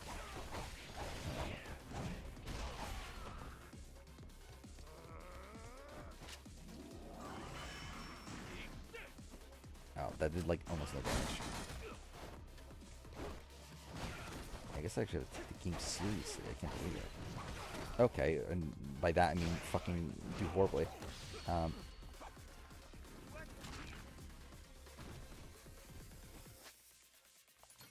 yeah, so I can use these. Yeah, I'll just use one of these.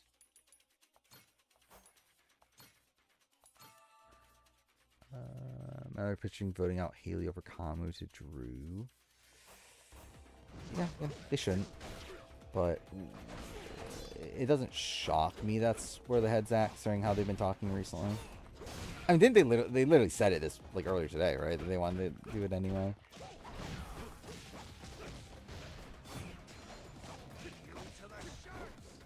Fuck, I'm hitting all the wrong buttons. Cool.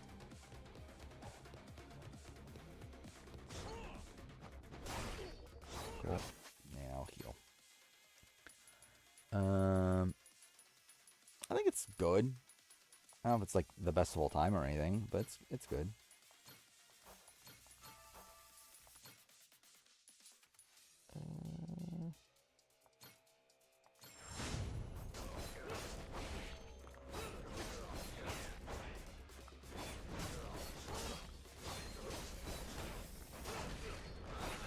God damn it. What's parry again?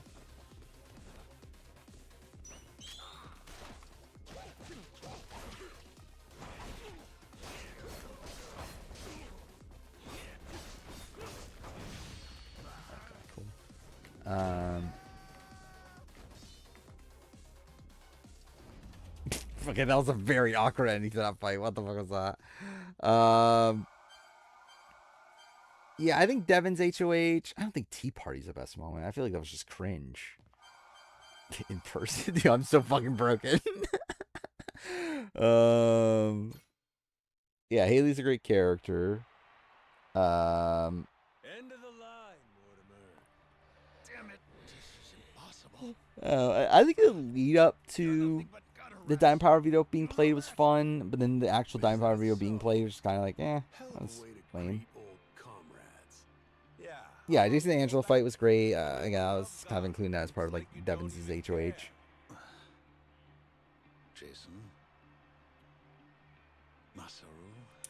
Think Mel and Mel won't burn June Barrett for his foe. I assume so too. Why'd you really betray my dad? Depends on how pissed they are though about them having like potentially another alliance. It just doesn't make any sense to me. What made you double cross your own crew? I like Jason more than Jimmy. You know what that did to Jason. He lost nearly everything. And generally, I probably would go Jason over Jimmy anyway, actually. Even his hope of curing Noah with that treasure. Tell it true. Did you ever stop and think what you were doing? How was the episode? It was kind of bad, to be honest. It was just very slow. Like, I don't know. It felt long. And again, like Dime Power Veto, like being played and everything, that was just kind of lame. The veto competition went on for way too long. Then what?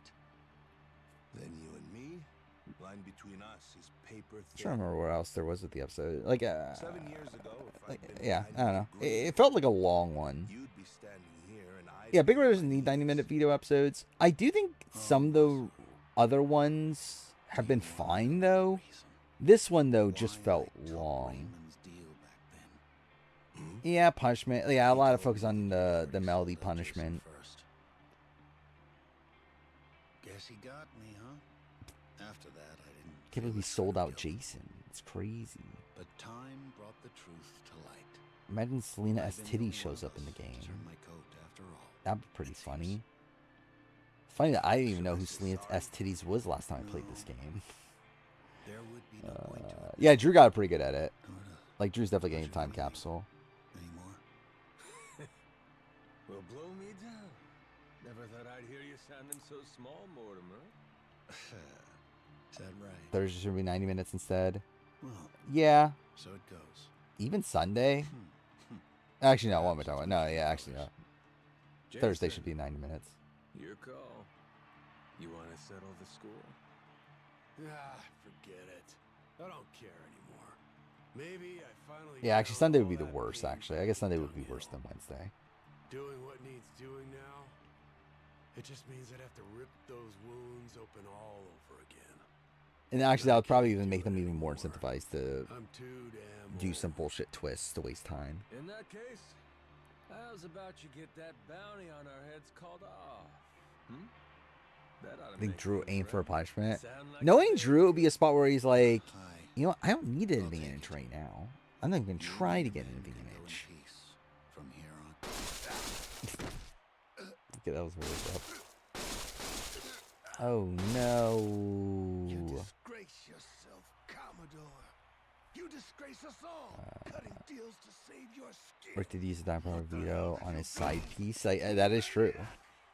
I can't believe he used it on a side piece instead of his number one. Clear, Commodore. The Coliseum knows only two outcomes. I think that was just funny. The guy screwing.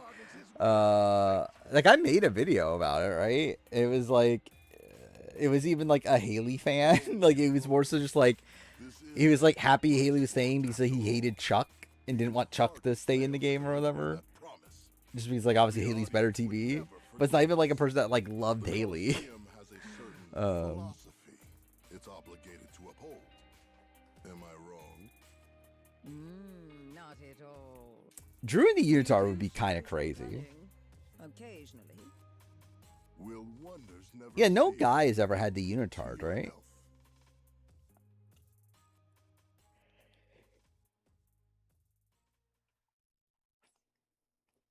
Actually, how many times has the unitard even been used? It's just Jen and Michelle, right? And Sheila. Just those three, right? Amazon makes sense for Drew. I could see Drew doing Amazon.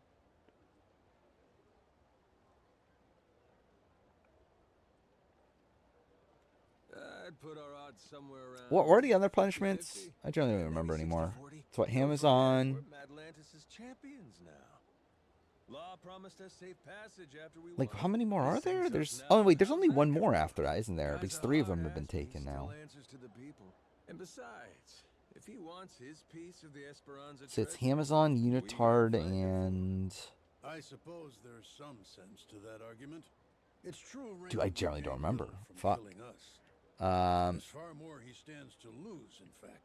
See? Amazon would be my least I may favorite not punishment. remember much, How much but ham I do you have can to damn eat? sure work out some greedy prig's playbook. Maybe it's something I was born with. Just like a real Yakuza. Pirate Yakuza. Whatever you say. Checker Res a player. I think I had them back to back, didn't I? I confess I've been so apprehensive think I went over this voyage. red? It's given me Or maybe I went indigestion. Chuck. I generally don't remember.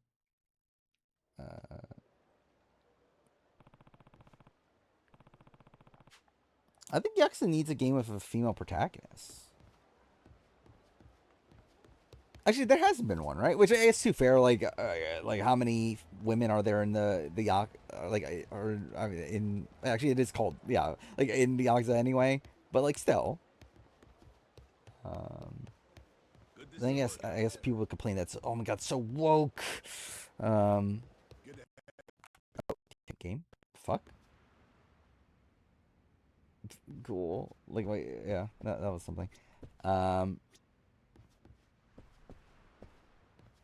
Wait, what am I doing? Oh, I meant to take the wheel. I assume that's probably what I'm meant to be doing, right? Captain. Yeah. Oh, I forgot about that. The fucking tent thing. Yeah, that's crazy. That's the other one. That's. I think generally that's the worst one. Actually, I don't know. I guess like wearing a unitard would be kind of annoying because like you probably have to wear it for like a week, right? Wasn't hard. Because I assume it's going to be like the Your crew has their hands full getting ready to set the other sail. one. What the fuck is it? The egg detective one. Hoping to stow away? Oh, please. Actually, the Queen is concerned. You don't seem to be taking Mother it Vive is seriously. concerned. Nele Island's been a buzz with discovery lately. So tell me, why At least haven't you Timmons gets reported hot it more? dogs. I mean, yeah. What the fuck? Yeah, that was so weird. Like Naomi? like what a fucking weird thing to do. Who raised you? Knock before you come in a room. I know that. I don't want to I imagine didn't that. knock for a good reason. I assume they're allowed to wear like underwear I could tell somebody underneath it, tried to right? sneak on board. Came to see if Like it you was would a bad think. guy. And if it was, I'm pretty sure. Yeah, I'm pretty sure. Like Jen and them wore stuff underneath it, didn't they? Upstanding conduct. I've outstayed my welcome. One last thing, and I'll be on my way. What's that? Generally, if I were to rank the punishments, I think I would rather have Hamazon. I think Hamazon probably is the best punishment of the 6. In her own words, betrayal will be met with death. Was that clear? And who's betraying what exactly? It's like Ham's fine. I don't remember how much ham he had to eat, but like I don't know, if you just like don't eat anything but ham for like the day, I feel like it'll be fine. Like that's a hell and like it's only a few days, I'm assuming, right? Your brother's right there. Like the other all the other punishments are like 1 or 2 days. The ones that you have to actually do something with them. It's like that's not that bad. She walks among Europe's highest social echelon with great privilege. Again, just don't eat anything else for the rest of the day. Just eat the ham that you're forced to eat. I Her feel like that wouldn't be that Confederates are bad. people of tremendous power and pedigree. I have no memory of this character, by the way. Who the fuck is this? influence she wields could crush What that matter? Like, I'm not Raven's playing this for soul. story. It's fine. What the fuck? Nothing good It doesn't comes from matter. setting a woman so well. Particularly here, we're a colony of soldier ants serving at the whim of our I do queen. love being a colony of soldier If you ants. rile her, prepare for the swarm. We'd have to be out of our minds. Yeah, I think Hamazon would be the best. Naomi, do you want to come with us to Nele Island? Then actually the rest just kind of suck. Like generally, actually, yeah, the rest kind of suck. Like Egg Detective, like that's a pretty like it's obviously just wearing a costume, but that's a pretty bulky costume. And like it's for a week, so it's like that's kind of annoying. Unitard also just like just kind of a weird. Like I would rather have Egg, I feel like, than Unitard. At least like the Egg's funny. I feel like the Unitard's not even like funny. Like it's just like annoying. Ab and Eve, like obviously the outfits are questionable. Outside that, like also the punishment being like tied together, like that's just kind of shit. Like I think that's the worst. Lord of the Latrine is like fine, I guess. I don't know. It's like it's not the worst. I guess like if anything, it actually like could help you gain some social capital because then you get like one-on-one time with people as they go to the bathroom. Yeah, I did find it funny like how much they made Melody have to yell. Like Derek X did not have to yell that much, right? But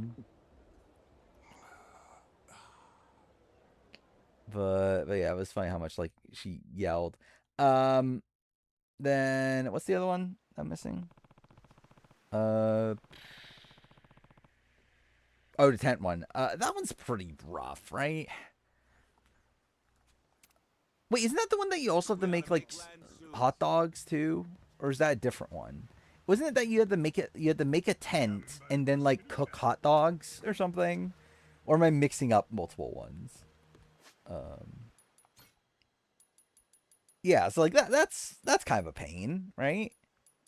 Like that's kind of a lot. That's a lot of shit to do.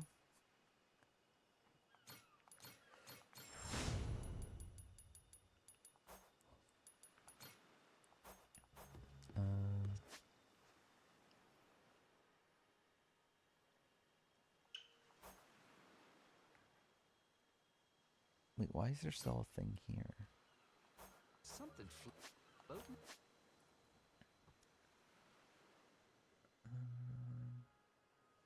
out there. A trucking egg detective? I mean... I mean, that would be funny. Again, do you not want to have eggs with Chuck?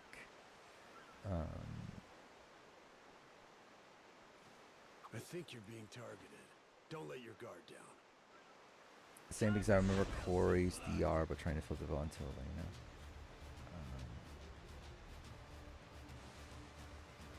I wonder what Chuck was thinking when he saw Angela's costume. He was excited to see some eggs. But he probably also thought that this old lady is delusional. He probably got those two lines mixed up in his head. That is a very Chuck thing to do. Is think that old women are delusional.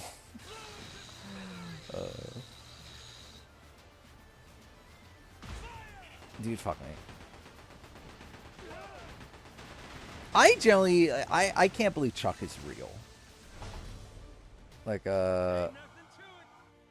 actually, I did write down my notes where, like, Devin said we're going to start a war in this episode. I was like, oh my god, he's going to start World War Big Brother. The prophecy's fulfilled. Again, this is what Chuck's been waiting for. Everyone else was paid for their sins. Dude, generally, Chuck sucks, obviously, but also, like, I'm happy we got Chuck on Big Brother. At least we got something out of it.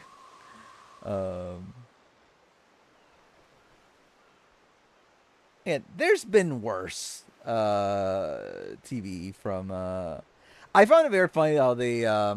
like, the last two episodes, we had them, like, refer to Chuck, and then we cut to the photo on the memory wall. And, like, last time they played It's Chuck Time, and then today they played, which one? I've Been Buffooned, or whatever he said.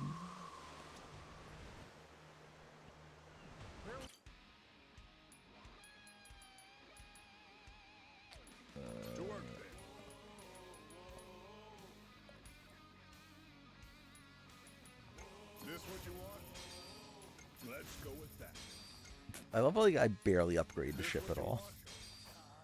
Ooh, choices. Yeah, I don't care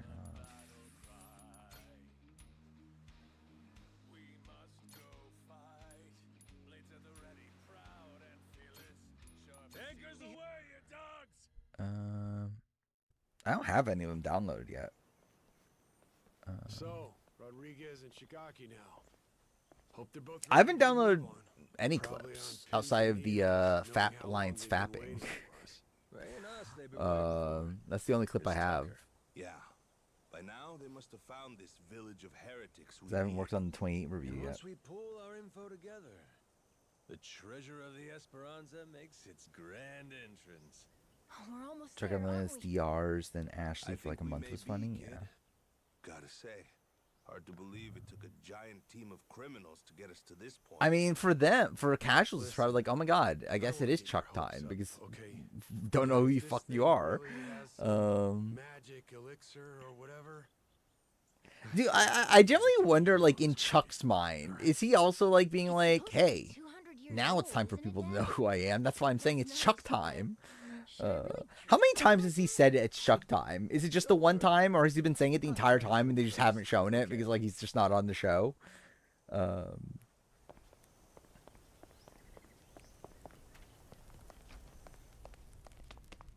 what time are we at? 3:30. Cool. I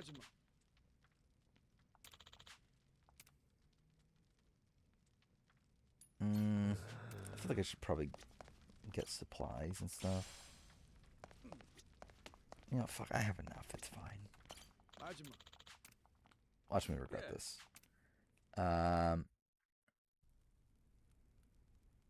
Apparently he didn't remember saying that. I mean, that's how much gold he is.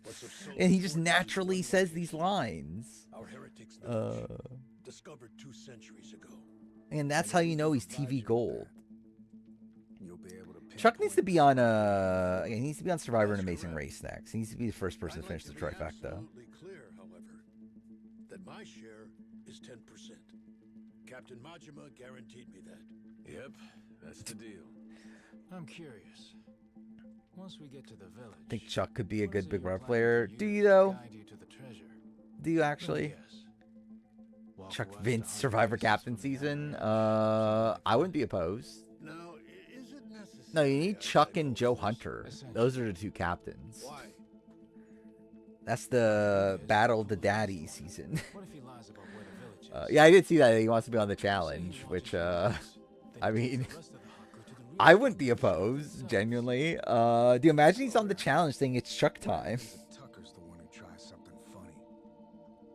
Even if I lead you there, we Red 2.0, to a degree. I think they're like, I think overall quality of player probably similar, but like I think overall they're like they're different. But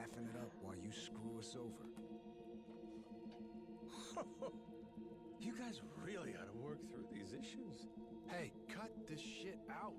The treasure's ours. Annie, yeah, I don't know if that was fun. Each other's throats? I wouldn't describe that as fun, but as long as we keep everything. I think the Anna Lee situation is like, yeah, it's pretty fucked. If anyone is less than forthright, however, this entire enterprise collapses.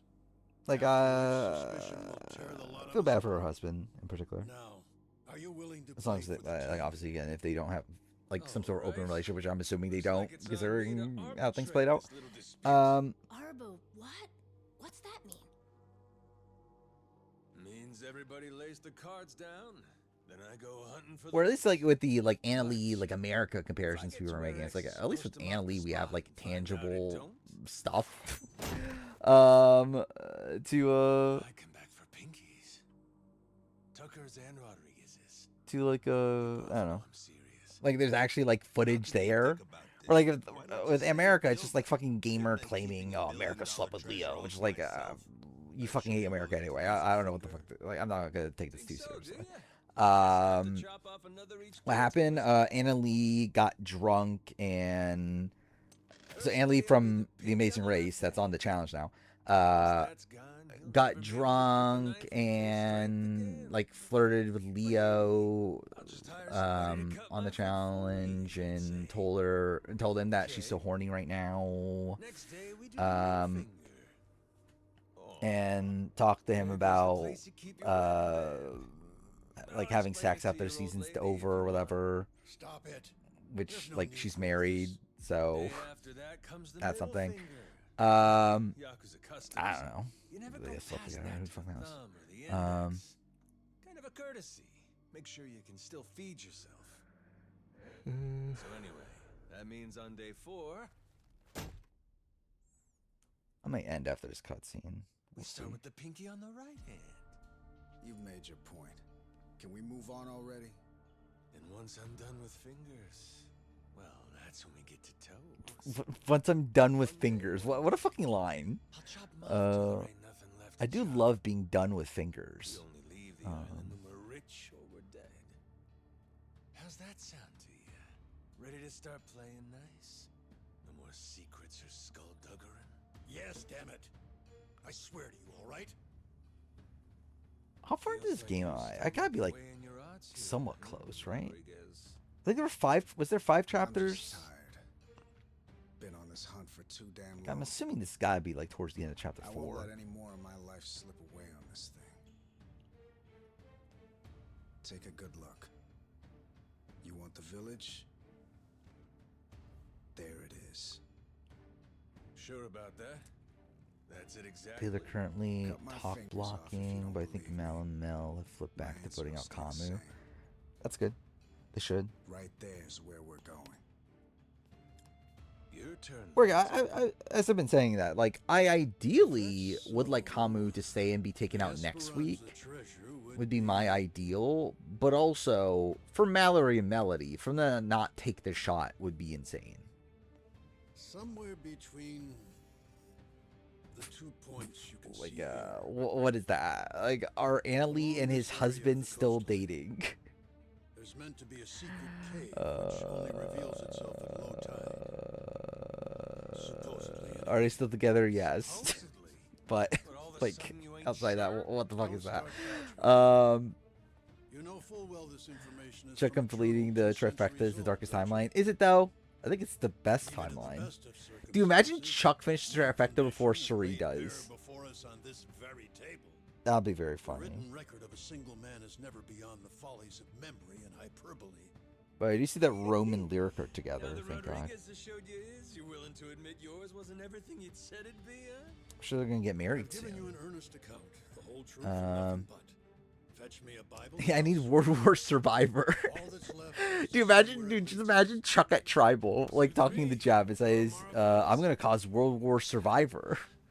And then Jeff just like fucking eating it up, saying, oh my God, this guy's gold.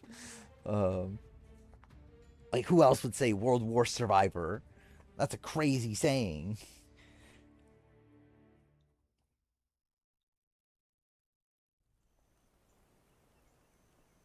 Imagine him saying World War Amazing Race to Jeff. Or to Phil, I mean. Like, imagine, like, Chuck is at the... Dude, imagine it's just Chuck on his own. It's not even him with the partner. It's just Chuck on his own as the only person. And, like, he gets the mat and says, oh, my God, I'm going to start World War Amazing Race. Do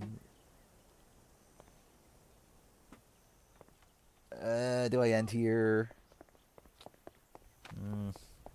Maybe I'll play a little bit more. I do kind of need to fix my sleep schedule. Like, obviously, because I've been streaming every fucking day. I've been sleeping, like, going to sleep, like, super fucking late. As in, like, 5 a.m. I probably should try to fix that. Oh, fuck, I have no money? Oh, yeah, I guess I wasted it all on the other shit. Before 30? Probably. I think I'll at least make it to 20. After 20, though, it's like, I don't know. Like, because they're about to do 19. I feel like once you're at 19, you might as well just do season 20. But, yeah, I could see it being done not too long after that. But also, it's just such an inexpensive show nowadays that maybe they'll just continue. Yeah. Wait, what the fuck did you just... I did not read that. I should have read that. Whatever. Oh, okay, cool. Talk to Tucker. I do love talking to Tucker. This guy does not look like a Tucker, by the way. Captain.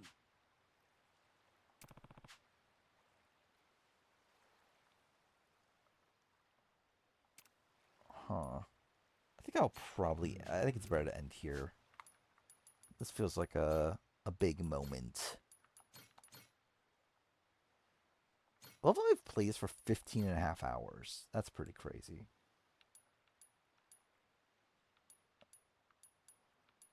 Is that really when I last played it? It was May 14th. So it's literally been over 3 months. Which I remember it was before 50 ended. Was the last time I played it. So I guess that would be right.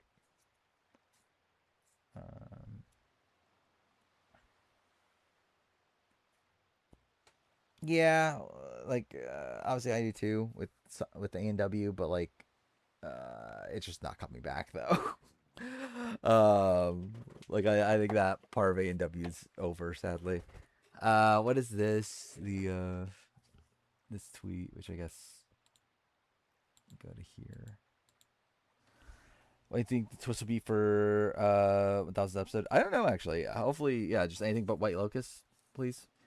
Secretly in some alliance with like Devins or some shit, and you're not. I'm not fucking joking. And you're not fucking telling us. You will never fucking forget. I literally will not be your fucking friend. You will not be my friend. No. Okay. Don't worry. We're gonna be friends. He sounds so much like Dan here, actually. Like I actually do feel like the more and more like Drew's been in there, the more I feel like he's Dan. Like he like sounds like Dan and everything. I always say Drew's very awkward in DR though. Like it really feels like he's trying to like play up like a shtick that like I don't know. It's like a shtick, but like also like he just comes off like kind of robotic. Yeah, Angela already like essentially outed the crossovers. I think Bear's becoming a goat. I don't know if a goat. Like I think he's like probably like of the final 12, I would say he's threat like jury threat number like 8 or something. Like he's not the biggest jury threat, but I don't think he's the smallest jury threat either. So yeah, like I don't think he's drawing dead, but it's not looking great.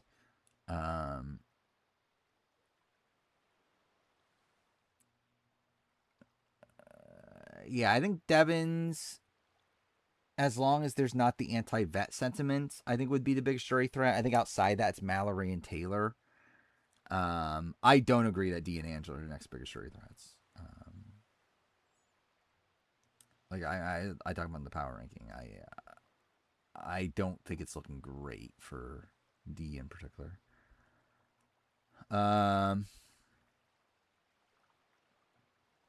And also like generally Angela also, but like both. But I think like D's probably taking like the biggest fall. Extra eviction with one of the 3 evicted players coming back as a twist. That would be awful. But how'd they fit that into 90 minutes also? Like that's the thing, is like it's a 90-minute eviction episode, but like that's including the extra stuff they're planning on doing for the 1000th episode. So like how are they gonna fit all that in if it's like a triple? Like I doubt it would be a triple, but I don't know. I mean, yeah, Angela has more wicked than 26, but that's not saying anything. Giving Mr. Beast, sure.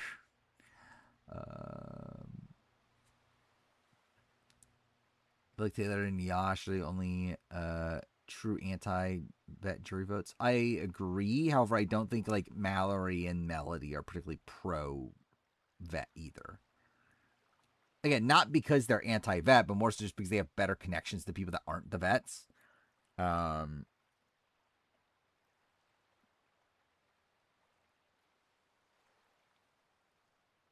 That would be awful. Finish Pirate Yakuza next week? Well, that's good. I don't know what I'm going to play after Pirate Yakuza. I haven't really decided. Because there's like kind of just a lot of stuff I want to play. A lot of I kind of just feel like replaying some shit. I also want to eventually do the random number generator thing. I think maybe that's what I'll do. Maybe I'll like replay something and then do like one random number generator game and then like kind of switch back and forth. Maybe I'll do something to that nature. I just want to like see right now. If I did it right now, what would come up?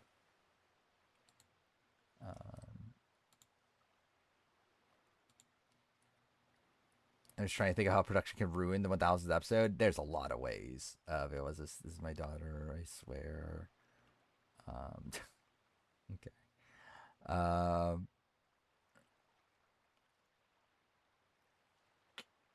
Sure. I mean, at least like I don't know, at least there's another win for Becca on this season then, I guess. Once 1000th episode. I think next eviction. Like a week from Thursday. Well, which is tomorrow. Let's see. What game comes up? Llama Soft. Okay. Yeah, sure. Why not? I'd probably do Need for Speed Payback, I guess. I think that's like the most streamable game of these. Like, I want to do this at some point, though. Like, I decide what game I'm going to stream next by random number generator. Or, like, by doing random on here. Which I won't 100% do what is the first thing, but I'll do, like, one of the first few. I'll do whichever one of... Like, I'll do the first one that feels viable to do on stream. Triple White Locust, that sounds miserable. So they probably will do it.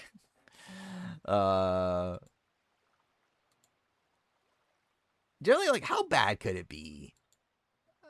And I say that when I fully know it can be very bad. I'll be honest, I am kind of expecting to be White Locust, like, adjacent. I that's the intention, still to play Rudolph on Christmas. What day is Christmas this year? Let me see something.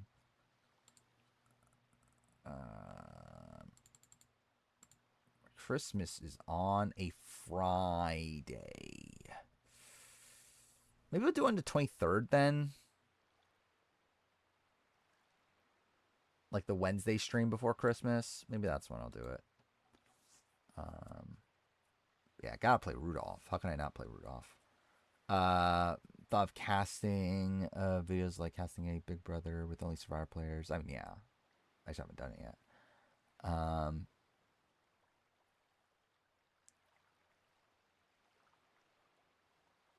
Is B production far worse than Survivor production? I think Big Brother production is actually better. Especially right now. I think Big Brother production is better. At least from a game perspective.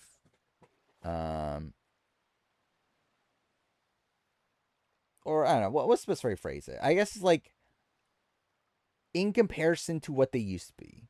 Like, because I think Survivor production used to be pretty good, and then now it's just kind of bad. Or, like, I think Big Brother production's always been bad, but, like, now it's, like slightly less bad. There's, like, I don't know, maybe Survivor production is still better, but, like, Survivor production is worse than what it used to be. Lindsay Bill has nothing to fucking do with it.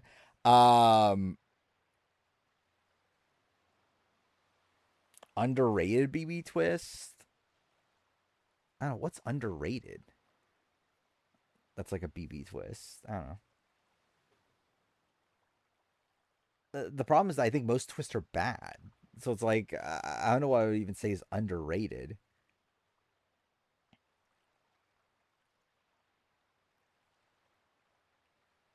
Yeah, I generally don't even know what I would even say is underrated. At least Julie's an executive producer. Yeah. And generally, Julie's been doing a better job recently as host.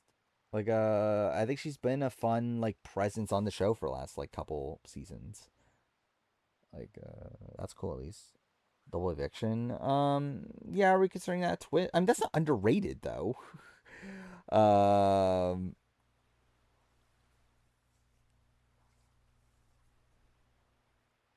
What the fuck does that even mean? It could be like your mom comes in and helps you win a challenge. What the fuck is that? Like, I guess they did do that in BB Can, but like, why would that be the biggest twist of whatever?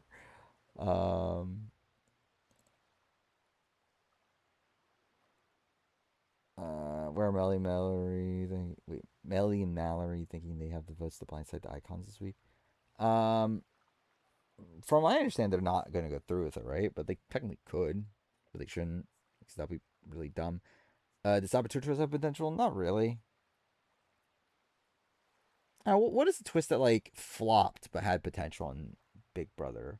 Because I feel like with Survivor, it's like One World is like the one that I think of when it's like, okay, that was like an interesting concept, but like it didn't play out the greatest. But yeah, with Big Brother, what is the answer there? Camp Comeback? No. I think the problem with Camp Comeback is that it and like I guess super that's like not that different from like just having a buyback in general, but like that's like a spot where like now everyone knows there's a buyback, and like I think through that it encourages like passive play. Because like you're not gonna make some big move if that person can just like is gonna stay in the house, and like yeah, it's like I think that part of it's bad.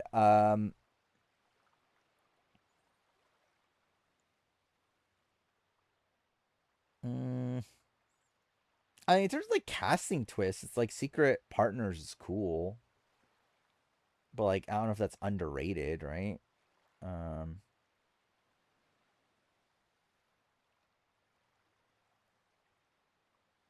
yeah, I don't know. Team America, I don't. What is there like about Team America? Split House, I think Split House would be better if they did it earlier in the season. Doing it late in this, like doing it when they didn't B24 was probably not ideal. Like again, groups of 5 is just not particularly interesting. I think it'd be better if it was like maybe like 2 groups of 8 or something. Actually, Safety Suite actually is pretty good. I kind of forgot what Safety Suite. I feel like no one ever really talks about Safety Suite nowadays. Um,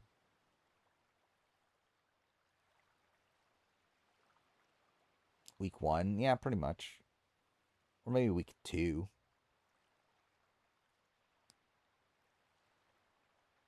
Safety Suite was BB22, right? I think only.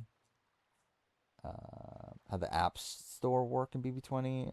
I know it was a fan vote, right? Determine who goes in. I don't remember if they just handed an advantage. They didn't have to do anything for it, right? They just got handed it. And I don't remember. Did they get to pick the advantage, or like did they get pick like an option of one of 3, or like did they just get like blatantly handed? They had options. Okay. Um, there are 5 choices. Yeah, I really don't remember that.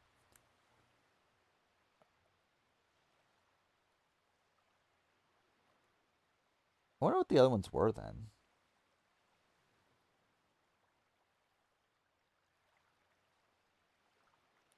With the power to make the twist for 1,000 episode, what would I do? I mean, I just wouldn't do anything. uh, I don't know. What would I even do, like actually do? Like, I generally just wouldn't do anything. Like, I don't want them to do a twist.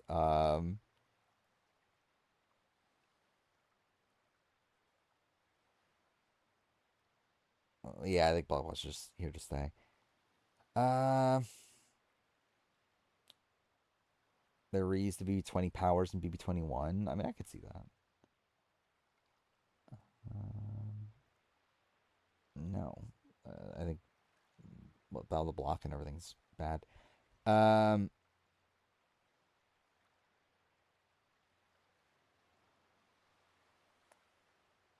yeah. I think I'm probably gonna call it a night. It's right 3:50. Um, I will be back on Sunday. Again, I'll actually not stream for 3 nights in a row. That's crazy. First time that's happened in like a month. And now that the player ranking's done, generally, I can actually chill on stream again. I don't have to fucking be thinking about how I'm gonna rank all these players. And actually play games and do Sporkle quizzes and other shit. I need to do the survivors again. How should I catch up? I don't know. Should I do like, yeah.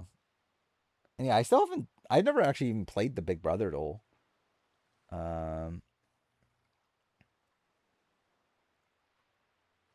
Like I think I did one of them when like either during Corey or Puya streams, but I didn't actually played it for myself. Um, I've watched. Yeah, actually, I watched both Tully seasons.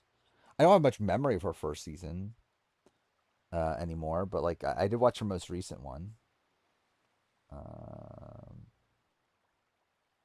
Yeah, maybe I should restart the player ranking. That's true. I should probably just scrap the entire thing and just start anew. I can't believe that took 7.5 months though. Like that's insane, right? Like generally, if I knew it was gonna take that long, I wouldn't have fucking done it. Like like it's like funny to look back on now and everything, and like I think like overall I'm happy that like it's like documented and everything, but also like I'm never doing this again. Like and like to be fair, I'm never doing a list this big ever again, so like it won't matter anyway. But what a waste of 7 months, yeah. But yeah, there's no fucking way I'm doing this ever again. Like I am not gonna make a ranking of that scale, especially one that is I need done in a timely manner. I'm never doing that on stream again. I mean, I'll make money off the video. I haven't made much of money off of outside that. I guess to be fair, I'm kind of close to monetization at this point on the VOD channel. Maybe me doing all those streams played a factor in that. I don't know. I'm what, like 34 away or something. So like I'm close there. But yeah, in terms of the actual streams themselves, I've made very little. But again, the video, like I feel very good about the video itself. Like obviously, I'm assuming that'll do very well. If not even in the short term, I think in the long term, like my Big Brother video, like it did fine when it came out, but like now it's like what, my sixth most viewed video, something like that. Let's see, one, two, wait, okay, load. Oh, it's fifth, my fifth most viewed video. And it's still like one of my most viewed videos like every day. So it's like obviously the Survivor version is just gonna do better, like in the long term. I have no doubts in that. But again, did I need to do 7.5 months of streams dedicated to it? No, I didn't. But again, I actually do feel the most like satisfied with this list. Like obviously, yeah, are there minute changes that could be made? Yeah, but I don't care enough, and I feel content with like what I have. I think like with the Big Brother one in particular, I remember like I did so many changes mid recording with that one. That also made like the editing process a pain because like people got shifted like left and right and like between episodes and like all that sort of stuff. Um, which I don't think that happened as much as the BB Can one. I remember the BB Can one I record all in one shot during a hurricane, which is pretty crazy. Um, I don't even remember the AU one at this point, to be honest. Like that feels like such an afterthought to me. Um,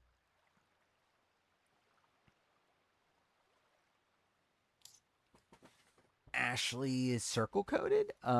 Which Ashley we're talking about? Ashley,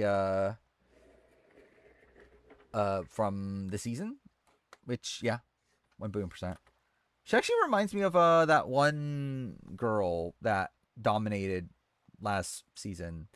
It was this other shows I could see the yeah, like Ashley definitely circle. Rome Amazing Race.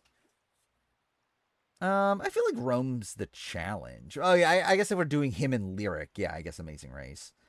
Jason Circle, sure, yeah, why not? American Gladiators for Chuck. He's the challenge. I mean, you don't think he'll be good on the challenge? Really, he's every reality show. I don't know what this person's talking about. Ultimate Fighter, sure. The challenge for Haley, sure. Real Housewives, sure. Squid Game, the challenge for Drew, yeah. RuPaul's Drag Race for Barrett, sure. Deal or No Deal Island, I mean, it's gone, but sure. Master Chef, whatever. Survivor for Mallory. Love Island, Traders Challenge, sure. Yeah, all those are fine. Yeah, I think Ashley feels very apt for the circle. I'm still up for some fucking reason. I shouldn't be.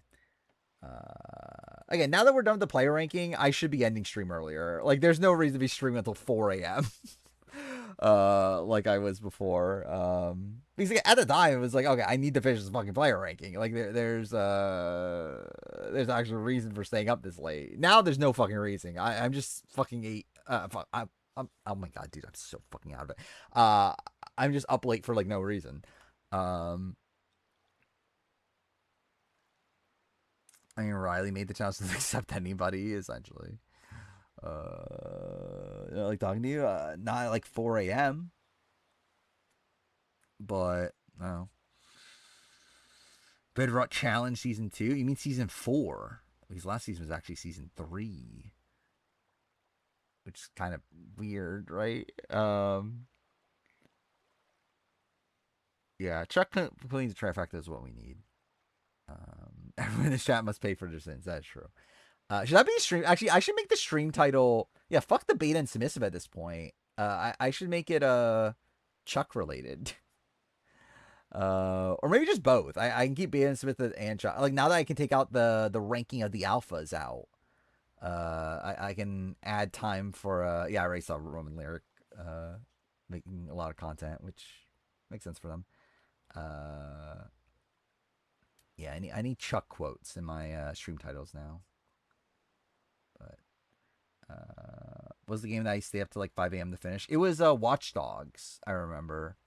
Yeah, Watch Dogs, I believe, is my longest non-daytime stream, where it was like 6 hours or something. And yeah, so that means I stayed up to like 5 a.m. Yeah, it's blank time. Yeah, it's beta and submissive time. Yeah. Yeah, Watch Dogs I stay up until super late. I remember Plague Tale Requiem, I think it was. One of the Plague Tale games. I stayed up like pretty late too. Like even that was like 5.5 hours, not 6.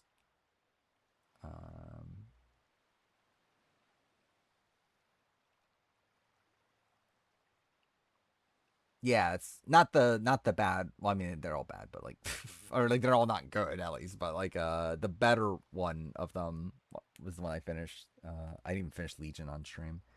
I'm a delusional old man. That is true. Yeah, Mind's Eye is funny. Again, that's the type of games that like if I'm playing them for the first time, that's the type of game I want to play for the first time on stream. It's something like Mind's Eye. Like I want to play something that's like really actively bad, but like still playable. Which like Mind's Eye is like kind of the perfect mix of that. It's like something I can still finish, but also it's just funny that this game exists. What is this? Yeah, I mean, that's pretty Yash of him. Yeah, I need to play. I want to play Gollum again. Actually, that was on my backlog of things I wanted to do. Is like play Gollum again. I just remembered the ending of the game. Yeah, that game's insane, dude. All Chuck's best lines. No, because I'm gonna end stream. Actually, I need speedrun Castaway Island. That's something I need to do too. I need to get the world record because clearly I need to. Yeah. All right. Serious this time. It's fucking 4 a.m. I will be back on Sunday. We will do a Big Bear Power ranking. I'll probably play more of Pirate Yakuza because people definitely care about that. I'm not sure if I'll have the stats that for the starting tribes done by then. So yeah, between now and next stream, it'll probably be. Obviously, I'll make the mid-season power ranking on Friday, and outside that, I'll be me chipping away at the Urine Gaming video with it probably being close to being done by next stream. It's the game. It's like water in the game, I think, right? Yeah. Anyway. Yeah. I'll be back on Sunday, so see you guys next time.